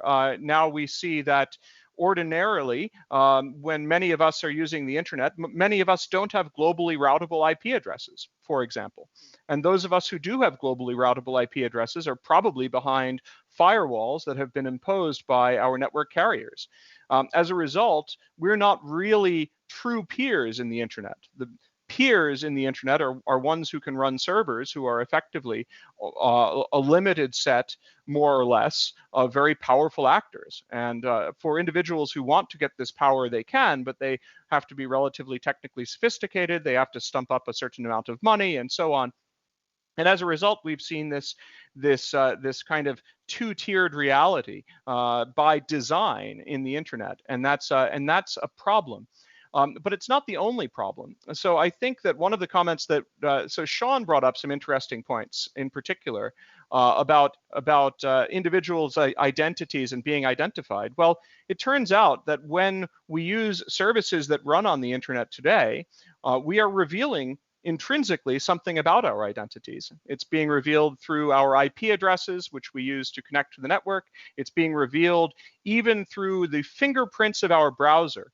And you'll be surprised perhaps to know that many CAPTCHA engines that allow us to input pictures of fire hydrants and chimneys and such, often what they're relying upon increasingly is not user input, but rather browser fingerprints to be able to make judgments about whether someone is the same someone who existed here before and did a particular thing, whether there are certain profiles that are more likely to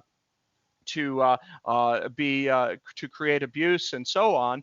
But the power to do that is the power to segment users into populations. And if someone were to log into a website and using a browser that is fingerprinted, then ultimately later, when they use the browser not logged into a website, but they still have the same fingerprint, all of the credentials that were linked to that login that they used can now be linked to their other browsing habits, and that's quite dangerous. And furthermore, while there in the context of the internet, there are approaches to avoiding this kind of profiling and discrimination. Ultimately, these, such as, for example, using the Tor browser, ultimately, there are gatekeepers such as Akamai and Cloudflare that have very vast networks of web hosting services that run many services around the world and effectively discriminate explicitly against users who are trying to be anonymous. And effectively, they are requiring de facto users to identify themselves as a prerequisite for using the various sites that use them as hosting engines. And yet, we know that they're common, and this is a big problem. Well, thank you. Thank you. Shano, a reaction from you? I thank Jeff for introducing some of those concepts. I wholeheartedly concur with everything he said. He took my varsity level discussion and raised it to the university or graduate school level, and I think it's very worthwhile for this audience that, you know, the different levels of sophistication by different users and the positioning of different entities who can force compliance with by individuals who want to use their platforms, and it really becomes, you know, a supply side ability to force actions by individual users. So thank you, Jeff, for elevating our conversation. All very good points that I concur with. Great. David. So if I could pull from two events that are currently making headlines and are obviously a train that is playing itself out, how badly it's off the rails is to be decided. First is clearly Twitter is not doing a great job with its blue checkmark. When you see multiple cases of supposedly former US presidents getting the blue checkmark that their identity has been validated. I'm not saying Twitter should be the beacon. If anything, it should not be the hallmark of how to go about do user verification, but it's one of those things that you currently do not see a nation state government at the moment following up. We'll see if January or February, once the US Congress is back in session, what happens next. But the other one is talking about crypto. For a long time, there was the misperception that if you were using Bitcoin, somehow you were anonymous, when in fact it was anything but. If you go and spend a Bitcoin at Starbucks, Starbucks actually knows not only that you are specifically there, but all the miners of Bitcoin know that you are specifically there, and they know everything you bought in the past, and they will know everything you buy in the future, which is a surveillance state or surveillance capitalism's dream. And we talk about compliance, and supposedly SEC, the Security Exchange Commission of the United States, was about to give the blessing to FTX, and yeah, how did that work out as the gold star? And so I think the challenge we really have is that these issues are nuanced, and a lot of open societies, I'm not going to use the word democratic because I'd like to include our colleagues in Singapore and other places that may not wave the quote unquote democratic banner, but I think they're a part of open societies. Not only do they lack within their own legislatures the technology expertise to actually address these nuanced issues, but then they lack the ability for a cohesive framework to work across borders, because the technologies we're dealing with, whether they are the internet or the things that write on the internet, cross borders, and we lack effective ways of getting things done. And so that's where I keep on coming back to. The only way through this is to go back to first principles, which is what do communities want at the local level, because you won't find one size fits all, particularly in the United States, which we know there's increasing polarization. And also, I would say balanced transparency, which is important, with the awareness that some of the problems we might even be having on reaching compromises and solutions might be because now we have radical transparency and nobody can go back to their individual constituents and say, look at the victory I got you, and not tell the things they gave up. We may discover that our era of polarization is a linked consequence of increasing 24/7 news and supposed transparency, making it difficult to do the difficult job of globalism, which is compromises versus absolutism.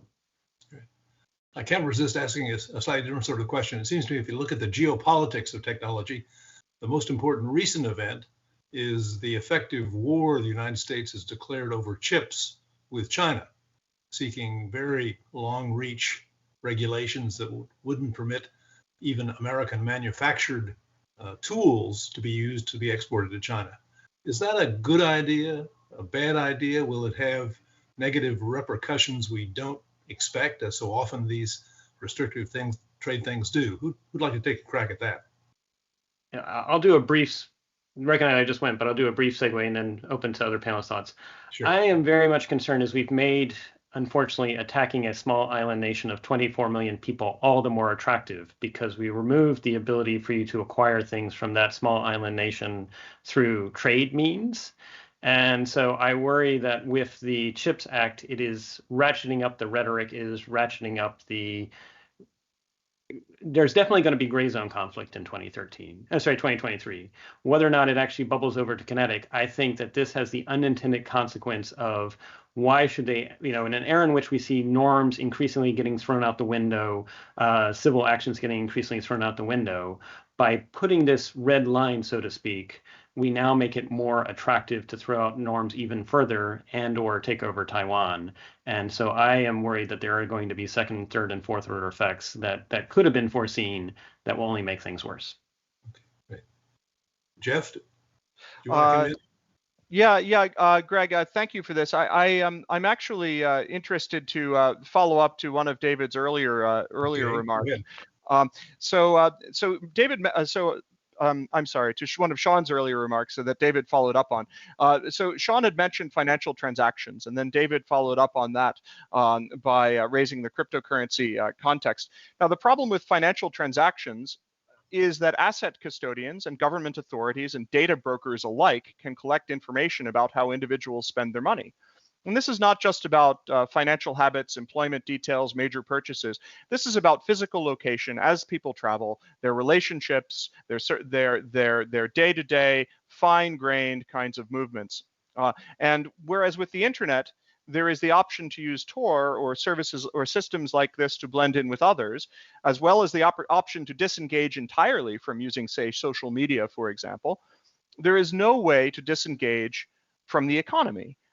So we need to really think about payments in particular in the context of this kind of privacy and ownership question, because ultimately the data that are involved in these kinds of payment transactions. Look at ISO 20022 standards that are used by the SWIFT network, for example. I mean, this is this is assuming that everyone has asset custodians on both ends, every user is identified, every account can be seen in the system, and so on, much like Bitcoin that David mentioned.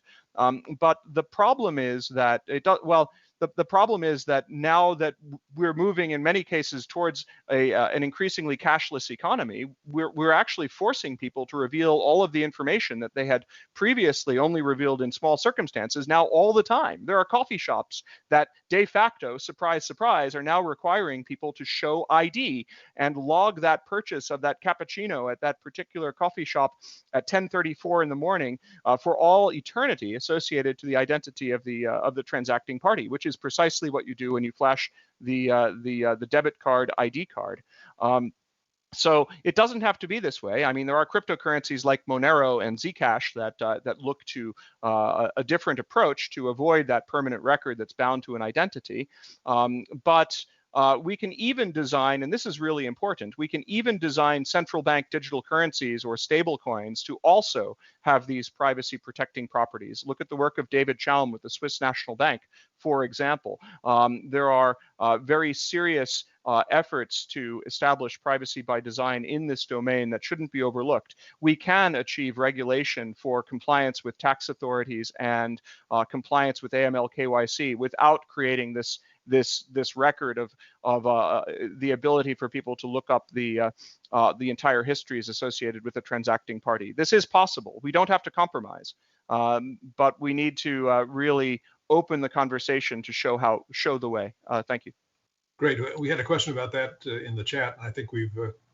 Well, I'll give one quick 30-second rejoinder on that to build on what was just said. Is not only is it possible, it's actually, you should look at a company called MobileCoin, which is currently what they do is the chain itself stores no identifying information. It's when a wallet talks to a wallet that you do your KYC, your know your customer, know your client check, which is just like cash. You know, nothing about cash says that Greg had it before Pari had it, before Sean had it, before David had it. But when Greg goes and plunks $10,000 at a bank, that's at a level in which you're going to say, who is this Greg character and do we know anything about him? And so when you check at the wallet level and not at the chain level, that allows you to have privacy, but at the same time compliance with the rule of law as determined by the local area. Well, totally agree with that, David. Just to respond briefly, totally agree that that's possible. We just have to watch out how that's implemented, right? We for example, we want these wallets. They need to be totally under the control of the users who use them, and they can't be accounts. And wallets that have trust elements inside or secure elements are actually just accounts that people carry with them. They're not really under the control of the users.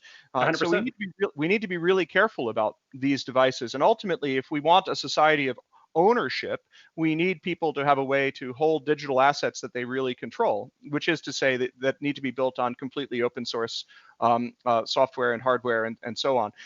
And yes, we can build it, but we have to be really careful and totally agree that what gets stored in the ledger should be made to be almost nothing in terms of identifying information. It can be made to be zero, both theoretically and practically.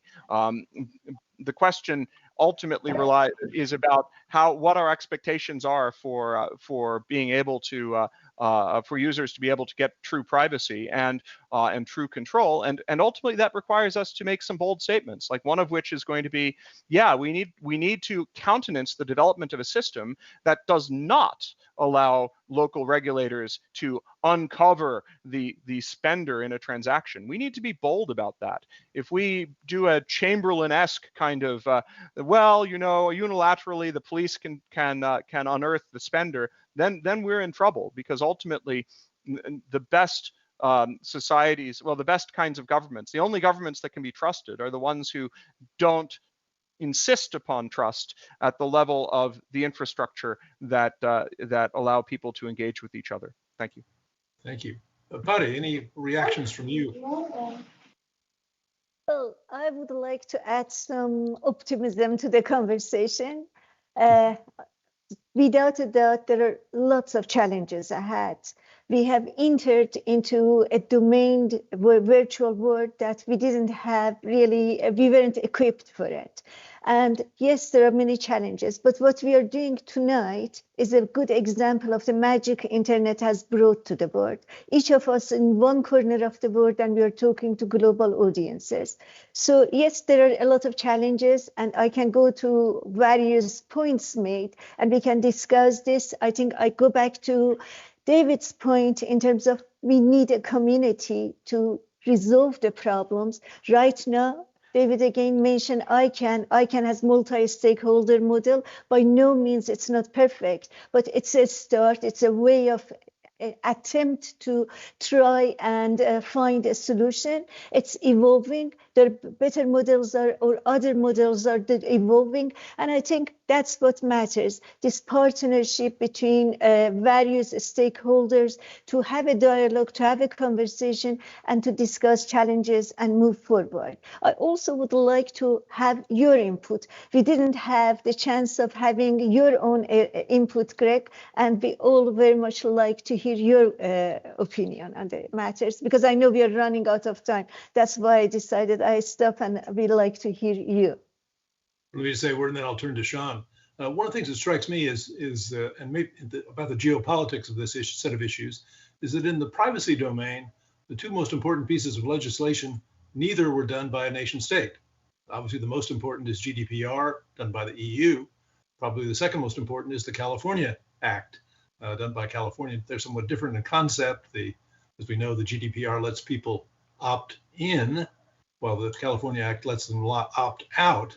So they're quite different. But it is striking to me that that nation states haven't done either. They've done lots, but that the most important have not been nation states. It says something about the geopolitics. This is a more American point, but it's worth noting that while we've been stuck in gridlock, we've been debating Section 230 for years now with no particular outcome. Meanwhile, California has actually passed recently legislation about curating, trying to make more transparent the algorithms that the big platforms do, and also about safety, trying to protect minors on the platform. Just an interesting observation to me that as we think about communities, it turns out that nation states are obviously still the biggest game in town, but that as David started us talking about the private sector in space, but also states and other units of government are going to be part of the communities we need to build. It's a striking piece of the geopolitics for me. Over to you, Sean. Thanks, Greg. And I know we're coming up on time here. I just wanted to offer a couple, again, high-level observations. I greatly appreciate Pari's optimism, and I've been involved in meetings at a lot of those same organizations. But from a very realist perspective, I want to offer three thoughts. First, that I think David mentioned earlier, everyone may not be able to get what they want here. There are going to be trade-offs, and not everyone is going to get their cake and eat it too. And we just have to accept that. At the UN, everyone is not going to go home saying we got everything our constituency wanted. Secondly, we're going to have to decide who we want to trust. Is it sovereign governments? Is it giant tech companies? Is it our local police? Is it supranational governments producing digital privacy legislation? We're actually going to have to decide who we want to put our full faith and credit in. And more, we're seeing that a lot of individuals and companies don't turn to the sovereign as that most trusted entity, especially not when the internal politics of specific entities are incredibly confrontational between the different elements in society. And then my third high-level observation is the decisions that do get made about the technology infrastructure, whether it's the protocols or the actual physical systems themselves that are installed, will affect what you are and are not able to do. We often think of technology as just expanding opportunity and increasing the things you can do. Well, technology, once implemented, can also limit the things you were able to do. Imagine the difference between roads and rail systems, right? Trains have much less freedom of movement than cars do, which have much less freedom of movement than boats do on the open water. And if you create a structure that's more like a rail system of approvals and authorizations to be allowed to transact, don't expect freedom of mobility. So there are trade-offs. We have to pick who we're going to trust and realize that technology can both empower or delimit. Thank you. Thanks, Sean. We are running out of time. Can I get both Jeff and David to give us a final comment, 2 or 3 minutes most? Sure. Jeff, do you want to go first? I also invite people to look at the chat. There's a very interesting chat going on between our panelists in the chat function. So take a look at that. Yep. So we're basically just talking about the trust envelopes of mobile phones and these assumptions that mobile phones are the future with respect to payments, or even with respect to how we communicate. I mean, mobile phones are a real problem, right? As David said correctly. Right now, every mobile phone has an IMEI number that speaks to cellular towers and must reveal that IMEI number when it speaks. And in many countries, including the UK, there are laws that say that you must not change the IMEI number of your phone, that your phone presents to a cellular tower. And this, strictly speaking, doesn't just apply to phones. It's any kind of device that speaks to cellular towers. But the problem with this, of course, is that number becomes bound very tightly to the particular travel that device had made. And if a person is carrying that, then that person's history is completely knowable by the network of towers in the space. These devices are compromised by design. What I've always encouraged people to do, to the extent that they can, is to not use mobile phones for ordinary conversation, to just not have these devices to the extent that they can afford not to. And if they want to make phone calls, they can use VoIP lines and make calls using the internet, using devices that have MAC addresses that they can rotate, rather than IMEI numbers that are ultimately identifying. This is entirely possible and achievable with devices that look like phones, including devices such as the Pine phone or the Librem phone, and we can see that there is a future in this. Now, as for the particular points about these technologies with money and these kinds of systems, we have to be really careful about these services. For example, people think that services like Signal are private. They're not. Ultimately, all of the metadata that are associated with an identity on that network is still captured by the center of the network, even if the content of conversations is not known. I mean, Signal isn't different from WhatsApp in that sense, right? I mean, at some level, you've basically got all of the information about the graphs that people use when they communicate with people, and that information is available to the center. And it's much more interesting to have the graph that shows who talks to whom, when, and how often. That's much more interesting than the content of a conversation. So we have to be really careful about the kinds of technologies that underpin these sorts of things. I would like to just close this on the financial transactions, just suggesting it's really, really important for individuals to be able to conduct transactions without revealing their identity. That's really the core of it. It has to be unbound and unlinked, and if this means that these are devices that people can use, that are open source, that are not phones because phones are linked, then so be it. That's actually the topic of a grant that I have with the in the UK to explore design options for devices that are not phones, that allow people to hold digital assets precisely for that reason. These questions are hard, and it needs to be discussed in the open and with policymakers, because ultimately this is about not just privacy but ownership. Can people own their own assets? Thank you. Great, thank you. David, a last word from you. Right. So as much as I appreciate the perspectives of privacy, it is also worth noting, as I was trying to say earlier, that sometimes the problems we're facing are precisely because of choices we have made. The problems we have with spam calls, especially calling the elderly, and not being able to trace where those calls are coming from are precisely because of those phones that don't have the ability for law enforcement to track where they come or using VoIP. And this is a significant problem. We know that there are billions of dollars being scammed out of especially elderly individuals using these techniques. And so I just raise that to think that the world is going to reach a universal solution on these issues is probably not a reality check. There will certainly be certain communities that say we want to make privacy paramount. There's going to be other communities that say, look, I want to fly on airplanes. And if I want to fly on an airplane, guess what? I have to show photo ID. Otherwise, yes, I can take a car or I can take a train. If I want to fly on the airplane, then I have a choice. I can go in the long line, which takes a lot of screening, or I can give up a little bit of information and be in the faster line because I gave up information up front. And so I'm not looking for a silver bullet that will solve all these issues because they're multifaceted. And the moment you make one choice, you're going to have negative trade-offs on the other side. You know, if you have complete privacy, you also allow scammers to abuse that privacy. You allow certain nations to get around sanctions. I mean, we mentioned Zcash and Monero, and the trouble is Zcash and Monero are actually being actively used by nation states to get around sanctions. So again, I get back to it needs to be a more nuanced dialogue at the community level. And the challenge and the question that has not been answered in my mind is, are these going to be communities by geography or are these going to be communities by ideology?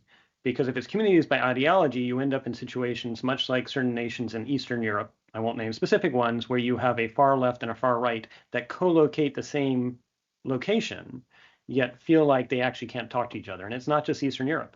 In 2020, December of 2020, according to Pew Research, 85% of people on both sides of the political aisle in the United States felt like the other party not only was someone they disagreed with, but actively hurt the country. And so I think we've got to figure out a way to resolve this rift. Otherwise, we may find that I would say the last 15 to 20 years has been the neo-Victorian era of virtue signaling, where signaling matters more than what actually gets done. And the way that, of course, got ended was World War I happened. I hope that's not what we're going to see in the future ahead. But I raise that because I think we need to not go for absolutism, but instead community-centric recognition that it's going to be different choices around the globe.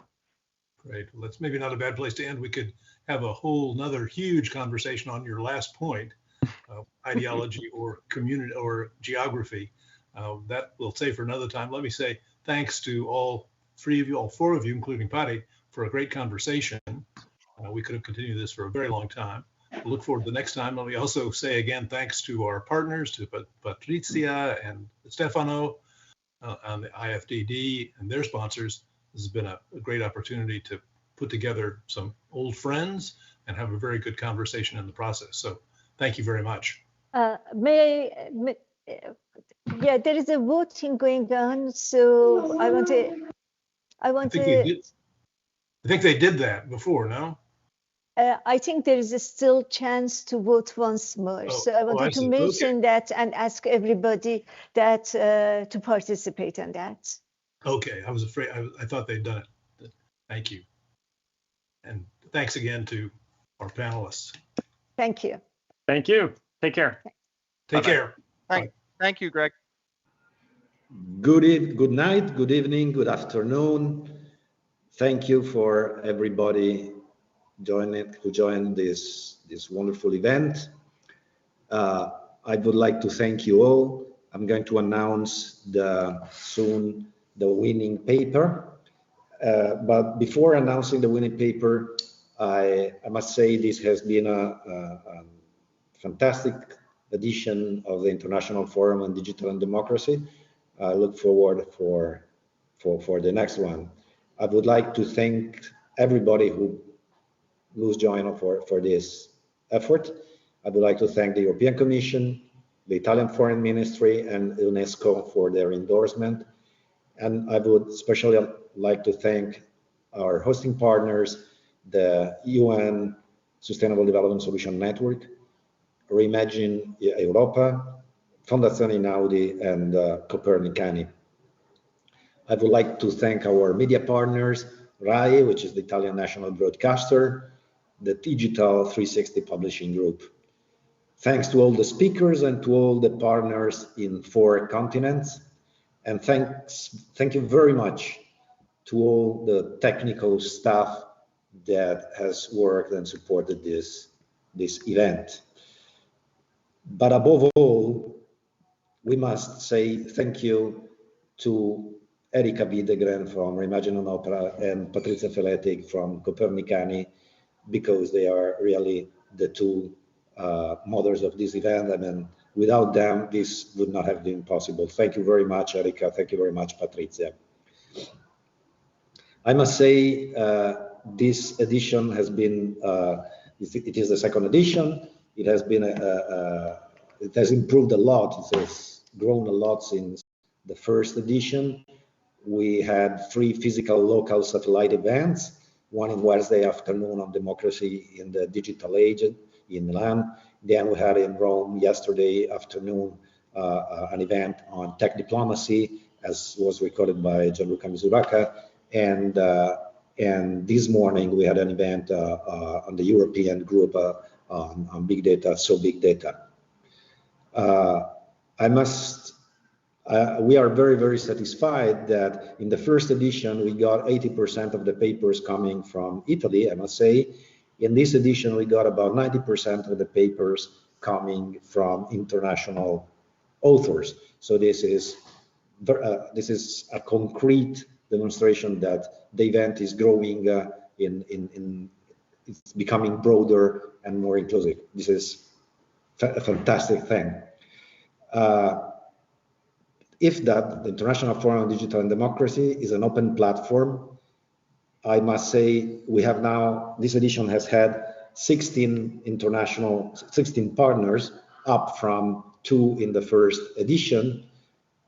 We are an open platform. Other partners are welcome to join for the upcoming editions.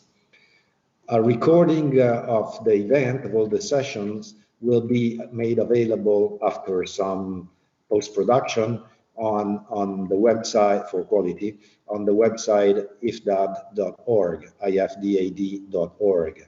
And the proceedings of the conference are going to be published by SEOR, which is a free open access publication service of Sunside in Central Europe. And now, without any further ado, I will announce the winner of the paper.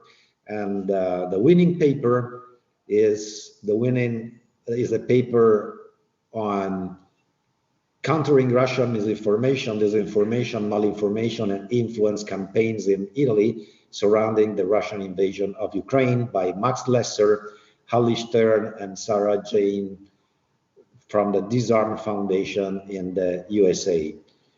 Thank you very much for all the authors for their submissions, and big congratulations to Max, Hallie, and Sarah, and hope to have you again in the next edition of the IFDAD Forum. The sun has set in Rome, and the sun has set in this event, in this IFDAD edition. Thank you very much, everybody, and see you next edition. Thank you.